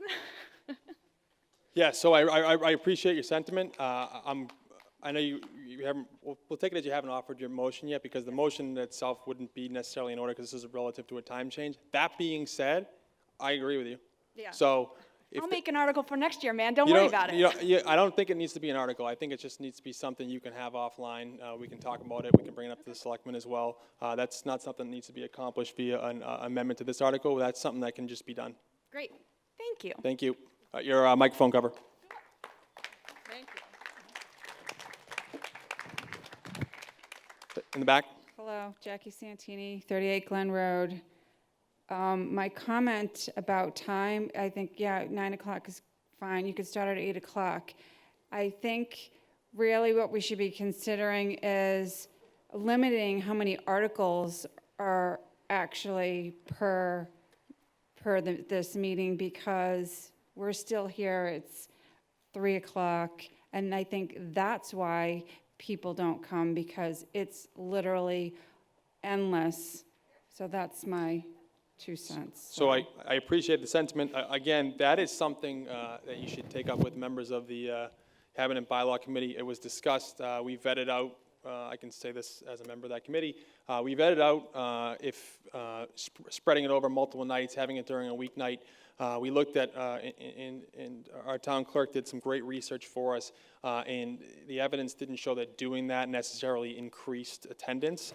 So that's kind of why we didn't bring it forth there. It was considered, but it's not, doesn't mean we shouldn't keep considering and keep thinking of things or ways that we can, make this a more efficient meeting and more well attended, because at the end of the day, that should be the goal of it. It should be more well attended. So the committee did look into that exact thing between when we started, when we talked about improvements to town meeting. We didn't get there because what we had looked at just didn't really show that back up. But it's something that we should keep thinking of new things that we need to do to make this a more well attended meeting. We'll put it that way. In the back. Thank you, Mr. Moderator. Suzanne Sullivan. So is this a recommendation from the Bylaw Committee? It is. Okay, thank you. Any further questions? Seeing no further questions, remaining Article 46 for a vote. All those in favor of Article 46, changing the time of town meeting to 1 hour earlier, say aye. Aye. Opposed, say no. Voted.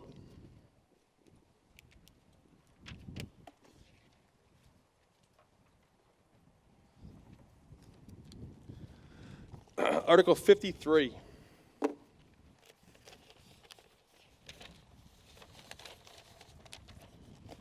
See if the town votes to authorize the town manager in cooperation with the Water and Sewer Commission to lease all or a portion of the below-referenced property, currently the site of the so-called Nassau Avenue Water Tower and currently jointly used for water supply purposes and telecommunications leasing, and then it reads as it does in the warrant article. I'm going to, do I have a motion on that? Thank you, Mr. Moderator. Joseph Bolero Jr., 300 Salem Ave. I move that the town vote to authorize the town manager in cooperation. And does it does in the warrant booklet? It does. I will accept that as a motion. Do I have a second? Motion been made and seconded. Finance Committee recommends approval. The floor is yours, sir. Can you explain it to what this is? And we have a beautiful, shiny, new NASA water storage tank. We have a very old, ugly, decrepit one that we're taking down. We have telecommunication equipment that needs to be transferred from one tank to the new shiny tank. We have leases. This is just a procedural authorization by the town to allow the town manager and the water sewer department to collaborate on executing new leases, extensions, and putting up the necessary building and infrastructure for some very lucrative contracts. Great. That's it. Further discussion? Seeing no further discussion, we'll bring that to a vote. Again, Article 53, Finance Committee recommends approval. All those in favor say aye. Aye. Opposed say no. Voted.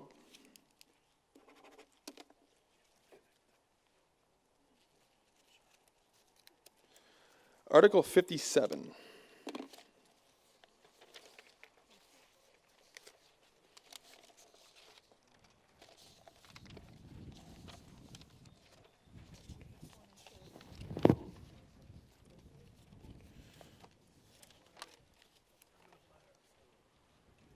Okay, who's bringing it, Randy?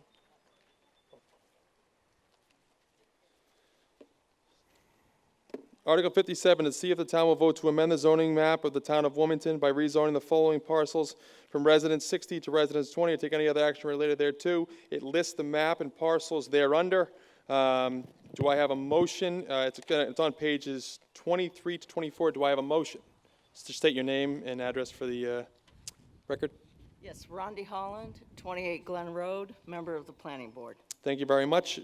Your motion? Mr. Moderator, I move that the town vote to amend the zoning map of the town of Wilmington by rezoning the following parcels from residence 60 to residence 20, yada, yada, yada. Do I need to read them all? No, you do not. I'll accept that as your motion if it does in the warrant. If it reads it does in the warrant booklet. Yes, it does. All right. Do I have a second? Motion's been made and second. Finance Committee recommends approval of this article. Planning Board recommends approval of this article. You want to give us a basic gist of what this is? Yeah, this is basically a housekeeping article for zoning lots in the McDonald Road area, which are far below the zoning requirement of R60. We chose R20 because the majority of these are anywhere from 18,000 square feet to 28,000 square feet. Thank you very much. Further discussion? Sir?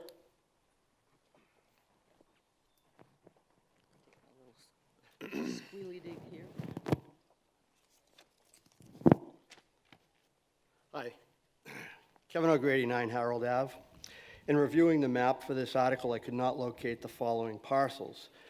Map 84, parcels 54A, 71, 103, 194-44, 303-30B. If we had a screen here, I'd ask for somebody to show me where those were located on the map, but we'll forego that. It's my understanding that this article was intended to address the fact that many of these parcels do not meet the minimum requirements of the R60 zoning that's in that area. However, there are 11 that do meet the R60 zoning. They are map 84, parcel 10, 10A, 46A, 48, 64A, 64B, 66, 73, and 89. Map R2, parcel 1A, and as mentioned earlier, map 84, parcel 303-30B, which I was not able to find on that map. If my math is correct, this article is intended to rezone 115 parcels from R60 to R20. So as previously described, 12 parcels actually meet the current zoning, but we are here today to change them. I would be curious to know if those 12 property owners are aware of this action. Of the 115 parcels, there are only 44 parcels that would benefit from this change, as they range in size from 20,000 square feet to 53,578 square feet. The remaining 59 parcels proposed to be changed would remain as non-conforming parcels, as they are smaller than 20,000 square feet required by the R20 zoning. So why would we want to make a blanket change to the zoning for these parcels? Of these 59 parcels, 26 of them currently abut either directly or indirectly R10 zoning. If the true intent was to bring these 115 parcels into conformity, then why would this article not propose that those lots be rezoned to R10? At the last town meeting, we spent a lot of time discussing the new inclusionary bylaw to ensure that the town could achieve and maintain a minimum 10% of our housing stock as affordable and not be at the mercy of a developer pushing a 40B project down our throat. This proposed change would result in a minimum of an additional 34 homes in that part of town, and without the benefit or protection of our new inclusionary bylaw, many of these lots would be able to produce anywhere from 1 to as many as 5 additional homes without adding a single affordable unit. Also keep in mind this does not include any additional homes that could be built by consolidating smaller contiguous lots to meet the new zoning. Let me be clear, I think the intent of this article is valid. However, I believe it needs further evaluation so we are not back here in the very near future trying to rezone those parcels from R20 to R10 and wondering why we have a shortage of affordable housing again. I would ask the Planning Board to analyze what the true potential impact to this neighborhood and the town will be. I strongly urge everyone to vote against this article this year. Thank you. Thank you very much. Our planning director has Rose to speak in the back. Valerie? Thank you, Mr. Moderator. Just to give a little background for folks, this area of town comes up almost every year, I think, and the Planning Board has had it on their to-do list for a while. So when we looked at this, we wanted to accomplish a comprehensive rezoning for the area. We didn't want to pick out, get too granular with it. So we didn't want to exactly match what every little piece was. We wanted to take a kind of a step back, look at the area, what best fits the majority of the parcels, which is what we encourage petitioners to do when they bring in articles. Look at the bigger picture, look at it as a comprehensive area. So we looked at R10. We analyzed that. It was going to create a lot more building lots in that area. And even though there are some lots that are that size, we thought it was best to go with an R20 just because that seemed to fit most things, not all things. There are some that are larger, there are some that are smaller, but the R20 zoning district better fits that area. It doesn't fit every parcel. So the other positive within our 20 zone is that it does provide setback relief for residents on their parcels, but it also doesn't create a lot of new building lots. There are a few, we did look at the potential for that. There are a few places where it would be easy to have, I think it's maybe 1 or 2 places where you could kind of draw a line and there would be another building lot, but most of that area is a lot more complicated. There's wetlands that run throughout it.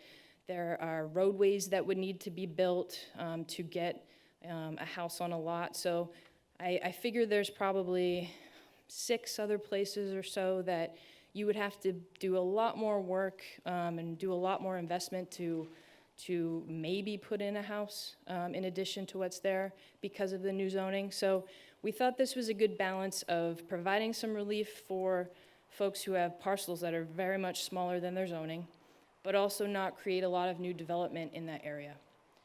And if there are any other questions, I'm happy to answer them. Thank you very much. I think we have a discussion in the back coming right behind you, Valerie.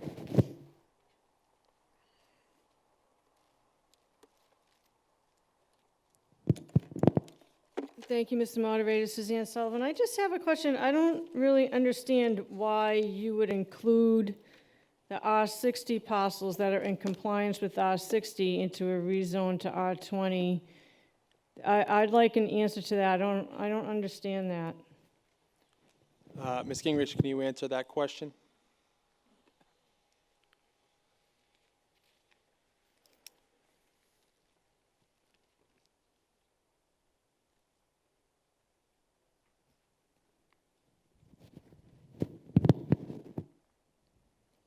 So I think the parcels that are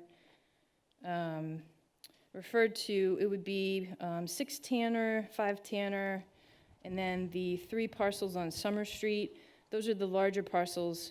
And when we looked at those, there's a large wetland running through the Tanner, 6 Tanner, 5 Tanner. So those don't really have a potential for new extra development on those parcels.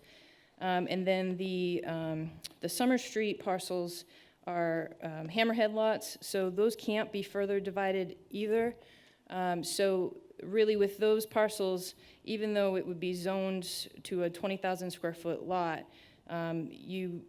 with our analysis, you wouldn't get any more lots out of that. So again, we were trying to take this whole area and rezone it to something that better fit what was the majority of the parcels. And when we looked at those closer, they didn't appear to provide more lots to the mix. So, and we didn't want to reverse spot zone. We didn't want to just keep one parcel out of the rezoning. Again, we were looking at it as a full picture and wanted to make something better fit. Thank you very much. Seeing discussion down here.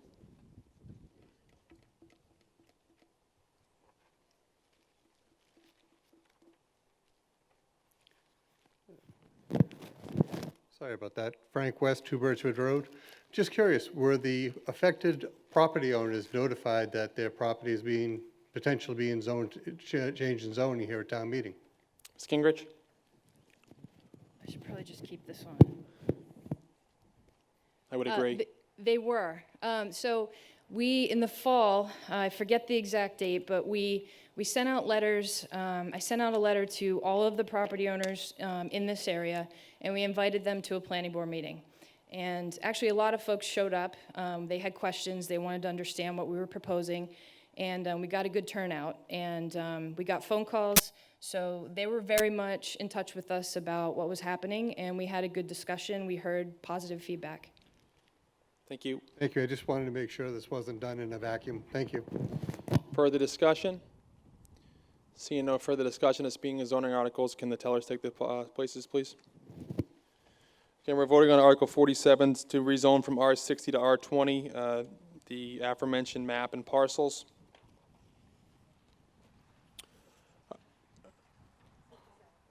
Yeah, 57, excuse me.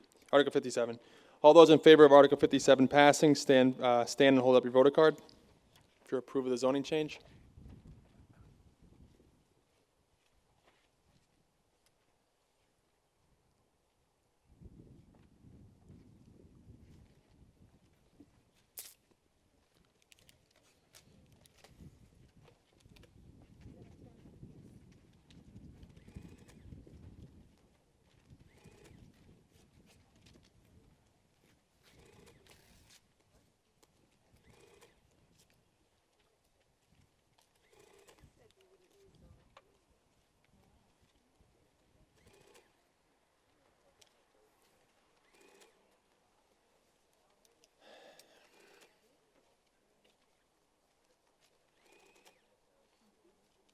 May be seated. If you are opposed to the passage of Article 57, signify your opposition by rising in your seat.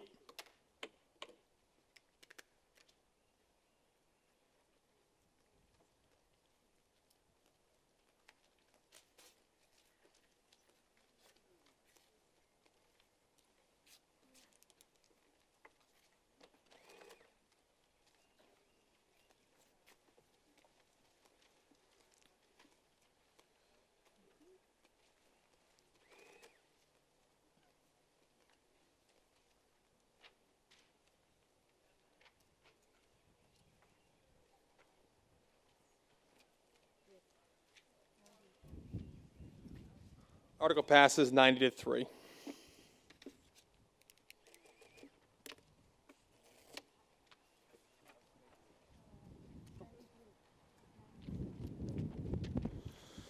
Next up, Article 55. Article 55 was part of our consent agenda. The moderator will accept Article 55, the vote on the consent agenda via Article 55, and accept that as the action taken thereon.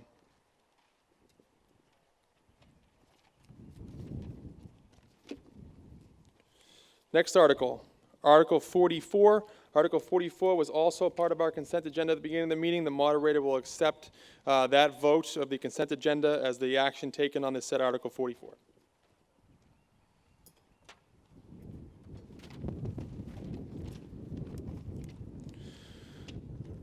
Article 59.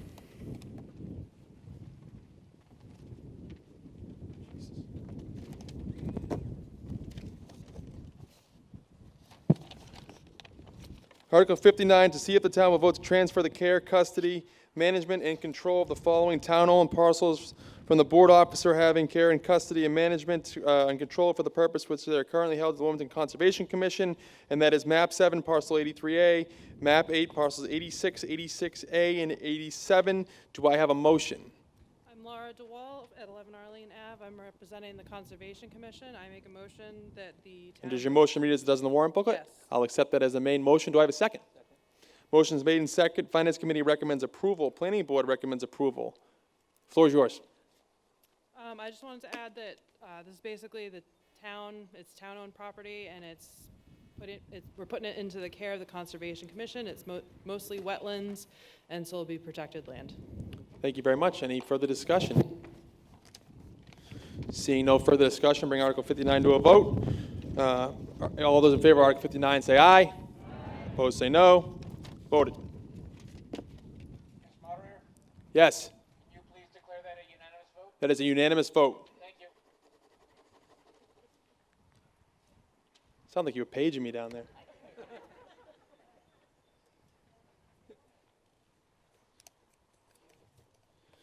Article 62.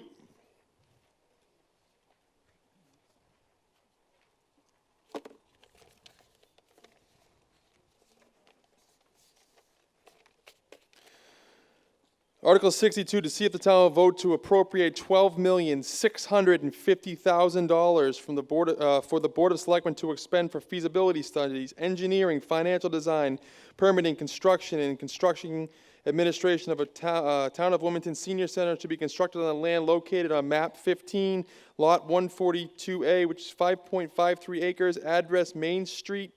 And then it goes on to name the rest of the map and parcels on Glen Road. And then it reads as it does in page 27 of the finance booklet. Do I have a motion on this article? Mr. Moderator.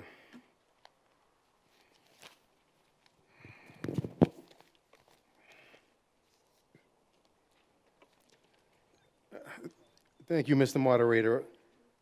To see if the town will vote to appropriate $12,650,000 for the Board of Selectmen to expand for its feasibility studies, engineering, financial design, permitting, construction, and construction administration of a Wilmington Senior Center to be constructed on. Does it read as does the warrant booklet, Mr. McCoy?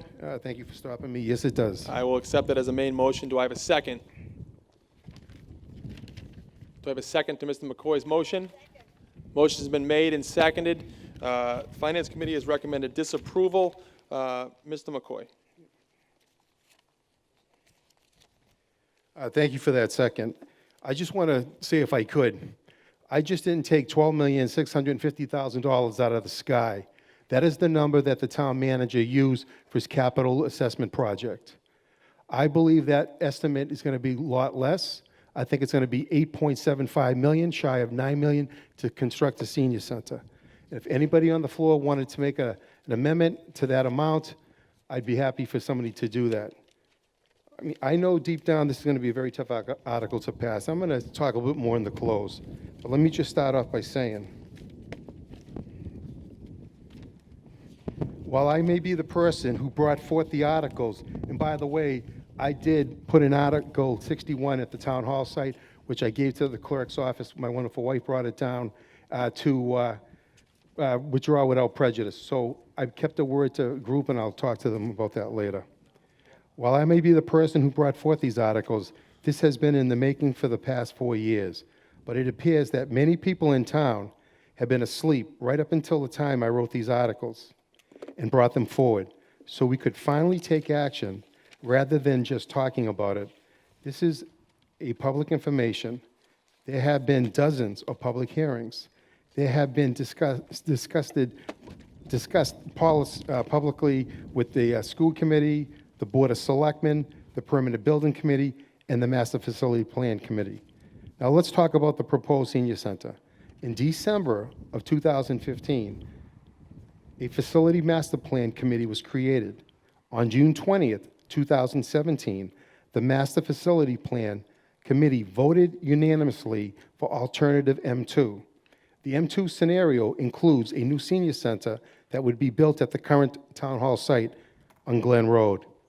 The Wilmington Facility Master Plan report states, and I'm quoting directly from that report, new senior center at the existing town hall site, a new expanded senior center can be provided at the site of the existing town hall. This site has several benefits, including the proximity to outdoor spaces and adjacency to the recreational facilities, the ball fields. This will activate the school site, or this will activate the area. The town hall site is adequately large to accommodate the senior center, either prior to its relocation to the Swain School site or after its relocation and demolition of the former town hall building. In a nutshell, the existing 19 acres hall site would accommodate a new senior center, would still keep the existing ball fields, additional parking, and keep the existing town hall building where it sits in a suitable site that is found for its relocation. I just bring that forward. I did withdraw the article for the town hall. I believe, and I say it respectfully, I believe my article is the better article. I don't believe it's going to see light of day tonight, but I would like to, when it comes time for my 10 minutes, Mr. Moderator, I'll take a few minutes then to just set a few records straight. But that's why I'm here, to present this article, and I can talk more and more about it in the closing. Thank you, Mr. Moderator. Thank you. I'll look for further discussion. Gentleman in front.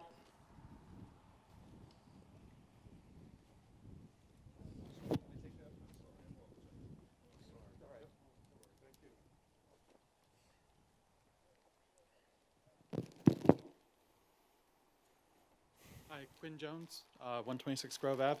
I would just like to note on two things. One is that we already agreed to have a feasibility study about the senior center. It's inappropriate to then make the decision about exactly where it's going to be.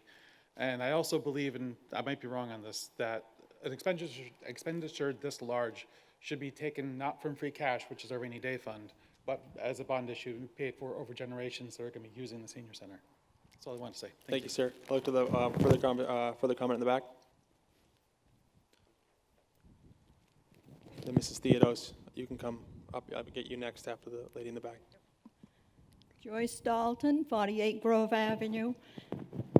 I'm against this mainly because I like to see that area as a Pine Grove area for picnics or that such a thing. Thank you very much. I'm going to come down front, then I'll go back to you, ma'am. Robin Theodos, Clark Street, Wilmington. Earlier, the chairman of the Commissioner of the Elderly got up and said that the first article we passed was what was discussed and approved.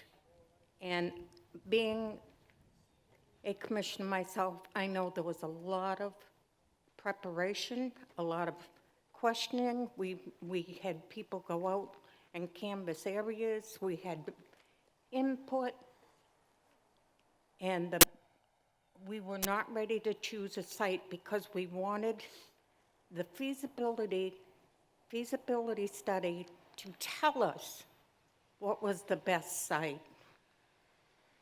And I don't know why somebody would second guess that. That's all I have to say. I think this article ought to be put down and that we ought to let things go the way they are. Thank you. Thank you. Ms. Toth. Linda Toth, Fiorenza Drive, 54. I agree with the lady that spoke just now. I didn't think that we had decided where the senior center was going to be because is the town going to give up the football field for parking lots for the senior center? Is the town going to be able to grade the land where we now have on either side of the driveway to make a bigger parking lot? The parking lot at the school, if they're planning on just using that, isn't any more feasible than the one at Bazell. So to make the town hall or Glen Road area the permanent in people's mind that that's where the senior center is going to go, I think that's not what the intent was. And so whatever they decide, I think it, right now, for me, it's not, shouldn't be passed, I guess is the best way to put it, even though I'm for a senior center. Thank you. Gentleman in the back.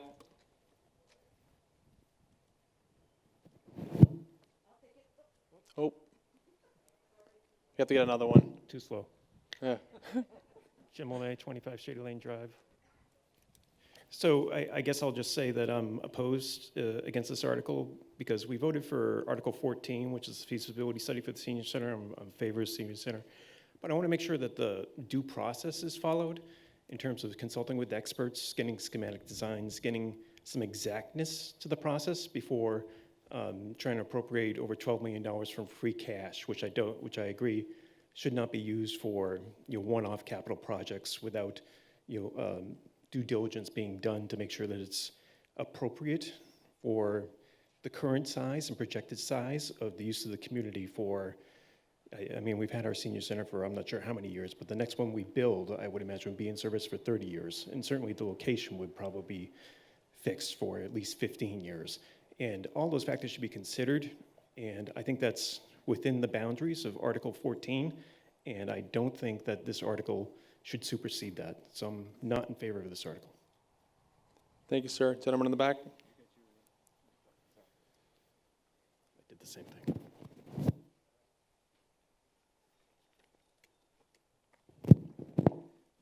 Yes, let's take this off. Mr. Moderator, just a point of clarification. We're talking about Article 62, correct? Correct. Okay. The description of Article 62, as I read it, is the St. Dorothy site. Everybody seems to be discussing the town hall site. Article 62, I believe, is the St. Dorothy site. Mr. McCoy? If I could just say, I'll say it from the chair here. I'll repeat it. Go ahead. Yeah, no, from the chair here, if I could. I withdrew yesterday the article for the town hall. I believe the best article is St. Dorothy's Church. I thought I said that earlier. In my closing, if I didn't, I apologize. That's absolutely the first line of my closing. That the St. Dorothy Church, in my opinion, is the best. In all due respect to the master facility can do it. plan, I got it. we talked about $150,000 spent for a feasibility study. They decided unanimously to support the town hall site for the town senior center. I respect their opinion. I disagree with it. I'm the lone wolf. I think it should go to the St. Dorothy and not at the town hall. So to clarify, Mr. Allen, and for the meeting, yes, this is not a town hall site. This is the St. Dorothy site. It is not to put a senior center in town hall. It's to put it at St. Dorothy's. Okay, that was it, just for clarification, because everybody was talking about the town hall site. St. Dorothy site. Further discussion? Town manager? I would just offer the comment that I consulted with a number of communities that have gone through a similar process, and the vast majority by far, in fact, I think there was only one community that went through the process of voting for all the money up front. The vast majority of communities went through this phased process, and in fact, the community that went through and appropriated all the money right out of the gate wound up having to go back to town meeting because they didn't have adequate money, and they also had to modify the final design to dial it back so that it could, they could afford it, essentially. Thank you very much. Terry, you have something to say?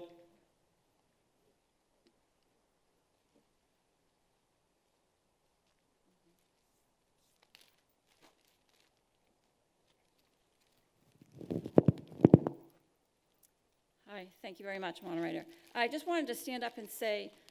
Terry Marciello. Terry Marciello, Director of Elderly Services for this lovely town of Wilmington.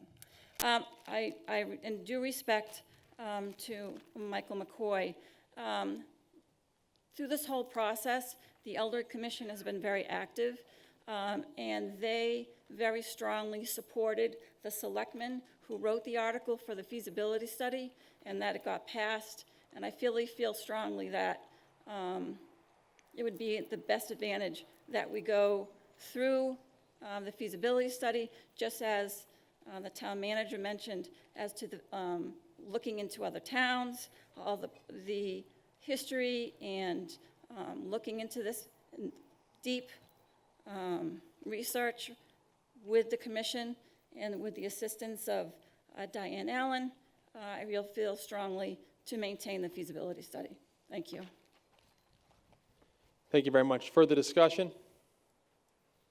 No further discussion? Mr. McCoy?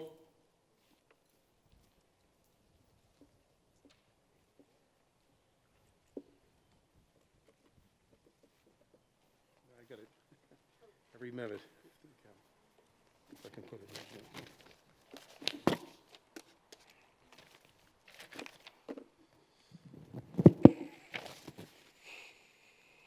Thank you, Mr. Moderator. I want everybody to know right here, relative to the Selectmen's article, I did say yea to that article as a citizen of the town, not as an elected official. I took a different vote as a member of the board, but as a citizen, I want all you good folks to know I did vote for that feasibility study that the Selectmen proposed. And I want to make it really clear that I withdrew Article 61. Article 61, I want to talk to you folks. Article 61. Mr. McCoy, can you just make sure you keep your conversation relative to Article 62? I understand that 61 was I withdrew Article 61 so I could focus on Article 62. I want to make that clear. I've attended Elder Service Commission's meetings. I've spoken to many seniors. They have expressed publicly and have spoken to me directly saying that they want a senior center now.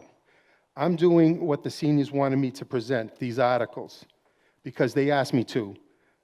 I was the author of 2 articles. Article 1 proposed a senior center to be built at the town hall, which in no way that I felt at the time would be detrimental to the fields. Article 2, well, it's Article 62 now. I proposed an article at the St. Dorothy sites. The process first started in March 17, 2020 at 7 p.m. I just wanted to talk about that for a moment. I just want to let residents know the bottom line is that, unfortunately, we got this pandemic. Unfortunately, there are rioting and people are protesting, and that's what's dominating the news. When I brought this article forward and I started to talk to folks about it in November, January, part of February, I'm telling you, a lot of folks were absolutely encouraged on what I wanted to do. I just want to let you folks know out here that some folks said, what is Mr. McCoy thinking? Why does he want to spend $12,650,000? Wouldn't it be wonderful for once in our lifetime to actually build a building that we really need without asking for one single penny in tax increase? By me putting this article forward, I'm asking you good folks to take that money out of free cash, do the right thing and do it now, or hopefully maybe down the road someone said, well, not a bad idea. You can always come to a future town meeting and take the same appropriation out of the capital stabilization account, put it back in free cash. I get that. That was the whole crux of this whole thing. Doing something without raising a single penny, and that's what this would do. I want to keep my promise to the folks of Little League and Pop Warner. As a selectman, as we leave the building in the hallway, we have that small meeting room. As you go into the town hall, on the right side is that small meeting room. The president of Pop Warner, his wife was there, and a couple of members. I went in there and I said, listen, I would never, ever take 1 square inch of any ball field from your kids. If anything, within my 30 years, I've always supported the schools and any ball field. I've done that, and the record can show that. I also volunteer at the Tewksbury Wilmington Elks, at the old bingo, right? And a lot of seniors would come up and say, we love your idea. It would be wonderful to do something now. We love your idea. And that was before this pandemic. And unfortunately, that's their biggest fundraiser. And now they're all shut down as well. Let's see. All right, the St. Dorothy site now. Mr. McCoy, you're brushing up against your time limit. I'm sorry. All right, I'm going to sum it up. Something, I respect everybody here, and I got to give credit to everyone here that's here. And I think people know me. I call it the way it is. When people say to me, geez, how come this happened? Well, you should have been at the town meeting. I want to thank all the people behind me for giving a full day. All you folks, I may not accept the decision of the town meeting, but I respect it, and I'll accept it, okay? That's what I want to let you know. So I hope by me bringing this forward, it starts conversation where it should go. I firmly believe in my heart, St. Dorothy is the better position. I'm the lone wolf in this. That's what I think. Hey, I just wanted to have an opportunity to do this, and I respect everybody here that's out here. I give you credit. Once again, and people can't complain on how a vote goes. They never came to the town meeting, and sometimes somebody say, hey, Mike, can you help me? Well, we got that old book to see who votes, and sometimes I go, I can't believe it. I did this and that, and those 2 individuals never even voted. I want to thank you for being here, and I support whatever this town body does, and I want to thank the people who got elected to the board, and Mrs. O'Mahony and Mr. De Palma. I want to wish you all the best. I know it was a nail-biter, but I'll tell you, I know everybody here has the best interest of this community behind me and in front of me. Thank you. Thank you, Mr. McCoy. Any further discussion on this Article 62? Seeing no further discussion on Article 62, anyone in favor of Article 62, and again, Finance Committee recommends disapproval here. Article 62, if you're in favor of Article 62 passing, say aye. Aye. If you're opposed, say no. No. Voted. Disapproval.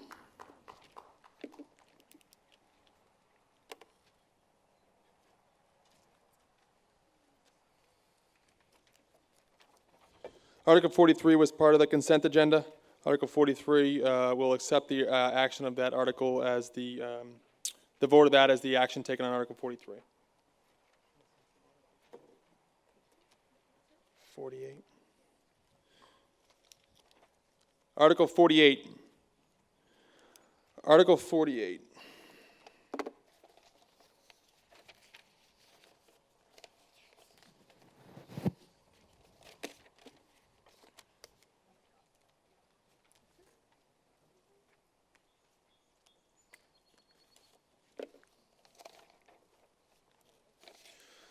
Article 48, see if the town will vote to amend Chapter 2, Section 10B of the bylaws of the inhabitants of the town of Wilmington, revised by eliminating random selection so that said section shall read as follows. Order of articles. All articles on said warrant shall be enumerated by the Board of Selectmen and shall be presented to the town meeting by the moderator in the order they are enumerated. Ms. O'Mahony. I move that the town vote to amend Chapter 2, Section 10B of the bylaws of the inhabitants. Does it read as it does in the warrant booklet? Yes, Mr. Moderator. I'll accept that as the motion. Do I have a second? Second? Motion been made and seconded. Any discussion on this article? Mr. Shukas.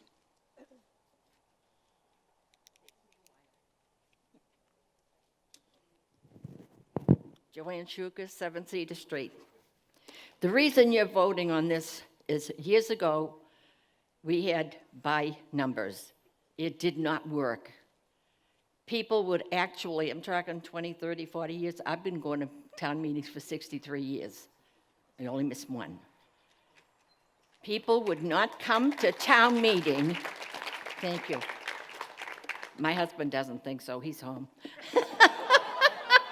He says he hears me enough. Going by numbers, people would actually not come to town meeting, and their friends would be here, their neighbors, and call them. They had to go up and use the public phone, because there were no cell phones, and they called them and said, your article is coming up in about a half an hour. And all of this influx of people would come, they would vote it in, and then they would all leave. Now, by going by random, you all have to stay here. And that was the whole gist of it. We went to, a bunch of us went to the town moderator, the manager, and we spoke with them. Mr. Shukas, I wasn't the town moderator back then. I wasn't born. No, I know Cy Cutter was. Cy Cutter was, he was the town moderator, and Chief Lynch was the chief of police. And I could go on. He said the best way to go about this is do random, because then people have to come and sit and listen like we are. We've been here for a long time. And if I can remember and quote you from last year, he said, people, before you leave, look around. I want you to see less than 50 people just voted in $66 million. So if your neighbors don't like it, tell them about it. Tell them to come to town meeting, right? That's what you said. That's a little more than 66 million, though. I know it was. Well, you just picked, oh, it was more than 166? Whatever. But he's a good kid. But he is a kid. I'll take it. My kids are older than you. Even my grandkids are older than you. I just want to let you know, please, keep the random choosing, because it's the only way to go to keep people here. Otherwise, you'll go back to this horrendous thing. And with cell phones, nobody would show up here. We wouldn't even be able to meet a quorum, because they'd wait until the article came up, use your cell phone, and call people. That's not right. That's not what this is about. If you want to come, if you're interested in how we spend your money, and I've spent a lot of your money, trust me, tell them to come to town meeting if you don't like it. It's the only way you can change it. So please, keep the random choosing. Thank you. Any further discussion? My mask. Mr. Moderator. Oh, yep. Go ahead. Thank you, Mr. Moderator. Suzanne Sullivan, 60 Lawrence Street. This is a really tough one. What the previous speaker just said is all true. But then there's the other side of it. In today's world, if an article comes up, you can still pack town meeting because people have cell phones. So all you have to do is have 1 or 2 people or watch it at TV at home. You get on the phone, your article's up, and they flood town meeting because of cell phones. So it's not like it was in the old days. The other argument for this article is a lot of people say, geez, I would have come out for an article or 2 or 3 articles, but I'm not going to sit there for 10 hours and be expected to sit there for all the articles. So it's a very tough decision. It's like 6 of one, a half dozen of another. Do you want people to participate in any way that you can do it? Or do you want to tell people, if you want to participate, then you have to sit here for 10 hours and lump it? And that's what the dilemma is. I'm willing to try this way, because the way they've been doing it for years, I don't think is really working in creating participation. So I'm willing to try it this way. Thank you. Thank you very much. Mr. West.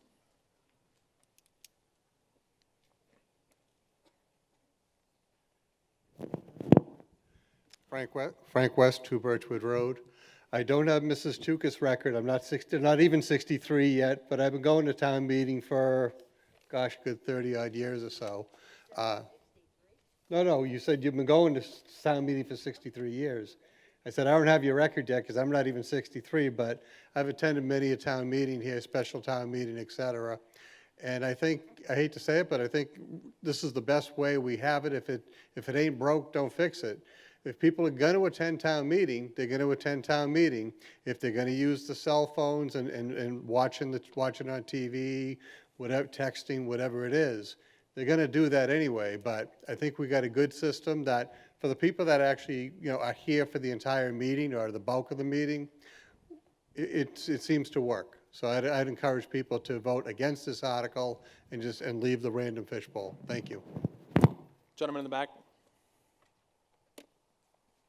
Thank you. Dave Anick, 43 Nathan Road.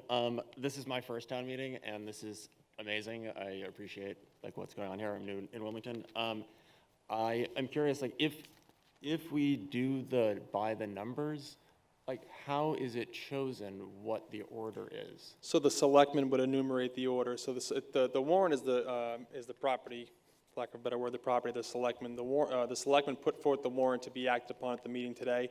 So any number you see attributed here, although historically you'll see the first 40 some odd are usually the same because it's the the budget, your typical every year articles, and then after that they're enumerated by the selectmen. So that's who kind of assigns them the number.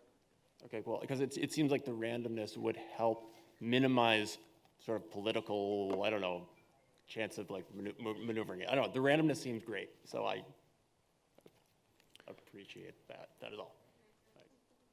Mrs. O'Mahony? Thank you, Mr. Moderator. I just wanted to comment because I think I was in the restroom for part of the discussion on a previous article. But Articles 45 through 51 were presented to the Board of Selectmen by a volunteer committee of the Inhabitant Bylaws Committee that we expanded their role to also look at town meeting. So I'd be remiss if I didn't point out that, there was a lot of discussion and thought put behind these articles, whether we agree with them or not. It is because we're trying to address the concern that we want to preserve, this form of democracy and having this open town meeting format, but there are a lot of challenges that are faced by doing it this way. So I just wanted to take a moment to acknowledge that that's why these are on here. That's why I think, at least myself on the board, voted to have them be included because I thought they were worthy of discussion by the town as a whole. And I would just want to echo what the moderator had said previously. If you don't agree with these particular articles, then I think it still warrants further discussion by that committee to try to put something together because, it's wonderful to get quorum at 9 o'clock today. And I know we were all very nervous about that. And I was so pleased and happy to see that happened. But here we are talking about the last article at 3:46. And we don't have quorum anymore now. So I don't think it matters which way the numbers are being called. I think it matters that when we have a 7-hour-long town meeting, it lends itself to this. And I think that's worthy of further discussion and evaluation. So if this is a way to see if that works differently and we can keep people here longer, then we should consider it. And I just want to thank the members of that committee for the work that they put into the articles this year. Thank you, Selectman O'Mahony. Do you have any further discussion? Mr. Martinson? Lee Martinson, 99 Marion Street. To further what the lovely young lady said to begin this discussion, the reason for the randomness is not only to prevent people from showing up when they know they're going to show up, but what it does is makes you have to stay here, right?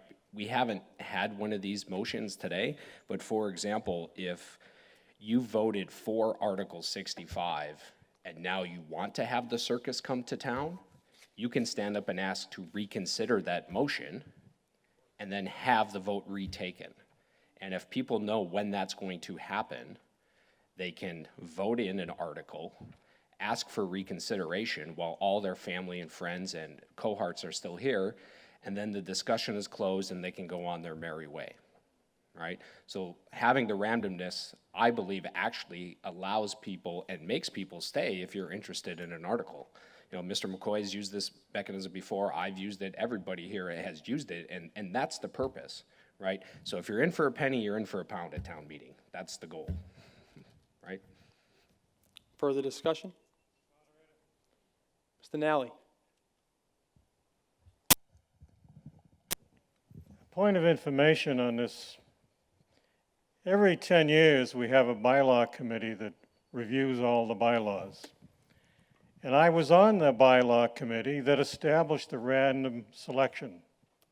I think it was around 30 years ago.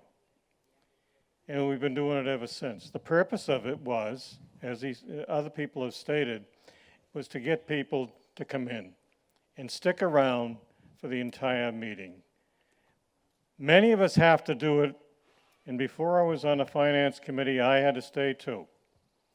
It's one day in a year that you spend some time at town meeting and spend a lot of money for a lot of different things. We don't always win what we want to do, but at least everybody gets a chance. Back 30 years ago, we were discussing the same thing. The same committee that created a few of the regulations that we just overturned established those things because they wanted to get people to come to town meeting.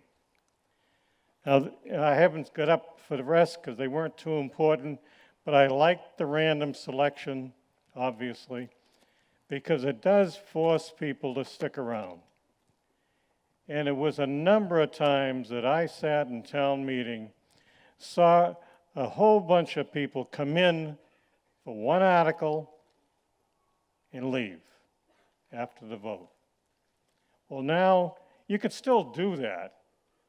We made a phone call before, but now cell phones. But still, if we have the article, if you draw it right now, you can't make phone calls for the people to get here immediately. They're not going to make it. If they want to hear, if they want to get involved, come to the meeting. And please vote down this particular article. Thank you very much, Mr. Nally. Further discussion? Seeing no further discussion, I will take Article 48 up for a vote. We'll try a voice vote first. If you're in favor of Article 48 passing, signify by saying aye. If you are opposed, say no. No. The noes have it. The article is defeated. Ladies and gentlemen, that's going to wrap up the business of the 2020 annual town meeting. But if I can have your attention for about 2 more seconds, I got the podium. I kind of want to say a few words. First of all, I want to thank our Department of Public Works, Public Buildings Department, WCTV, our town manager, Board of Selectmen, town clerk, finance committee, and everybody else that made this happen. This was not an easy event to put on. It's especially not easy when, no matter what you do, people complain about it anyways. So it's something. That's a bit of an endeavor. But I've had an interesting and distinct pleasure of serving as a moderator here for since 2015. I've overseen 6 annual town meetings and 2 special town meetings. I've seen the best in people. I've unfortunately seen the worst. I've seen our community come together and our community be divided. I've seen a lot, and it's been a process every step of the way. It's funny, I sit here and I'm hearing what people are saying, and I'm echoing the same sentiment. Regardless of how great the ideals of an open town meeting are, I still believe we have to do better. I think it's broken.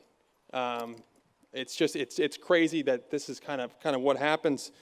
So that being said, I'm going to extend the courtesy to this meeting as my predecessor Jim Stewart did.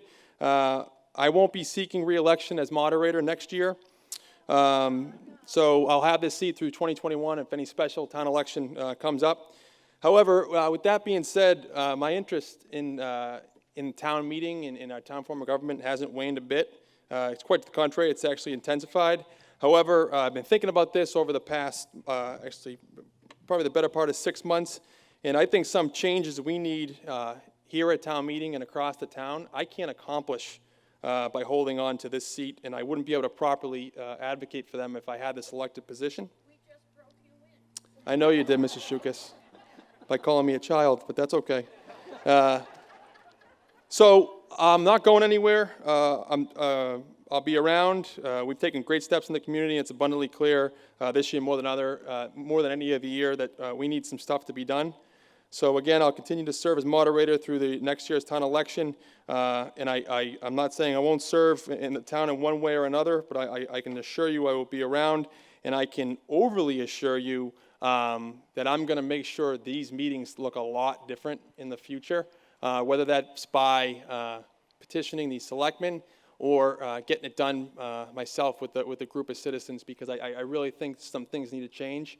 And I've been trying to do it from here, and I just really don't think this is the avenue for me to drive those changes home anymore, even with suggesting it. So that being said, if some unfortunate soul wants to run for this position, God bless you.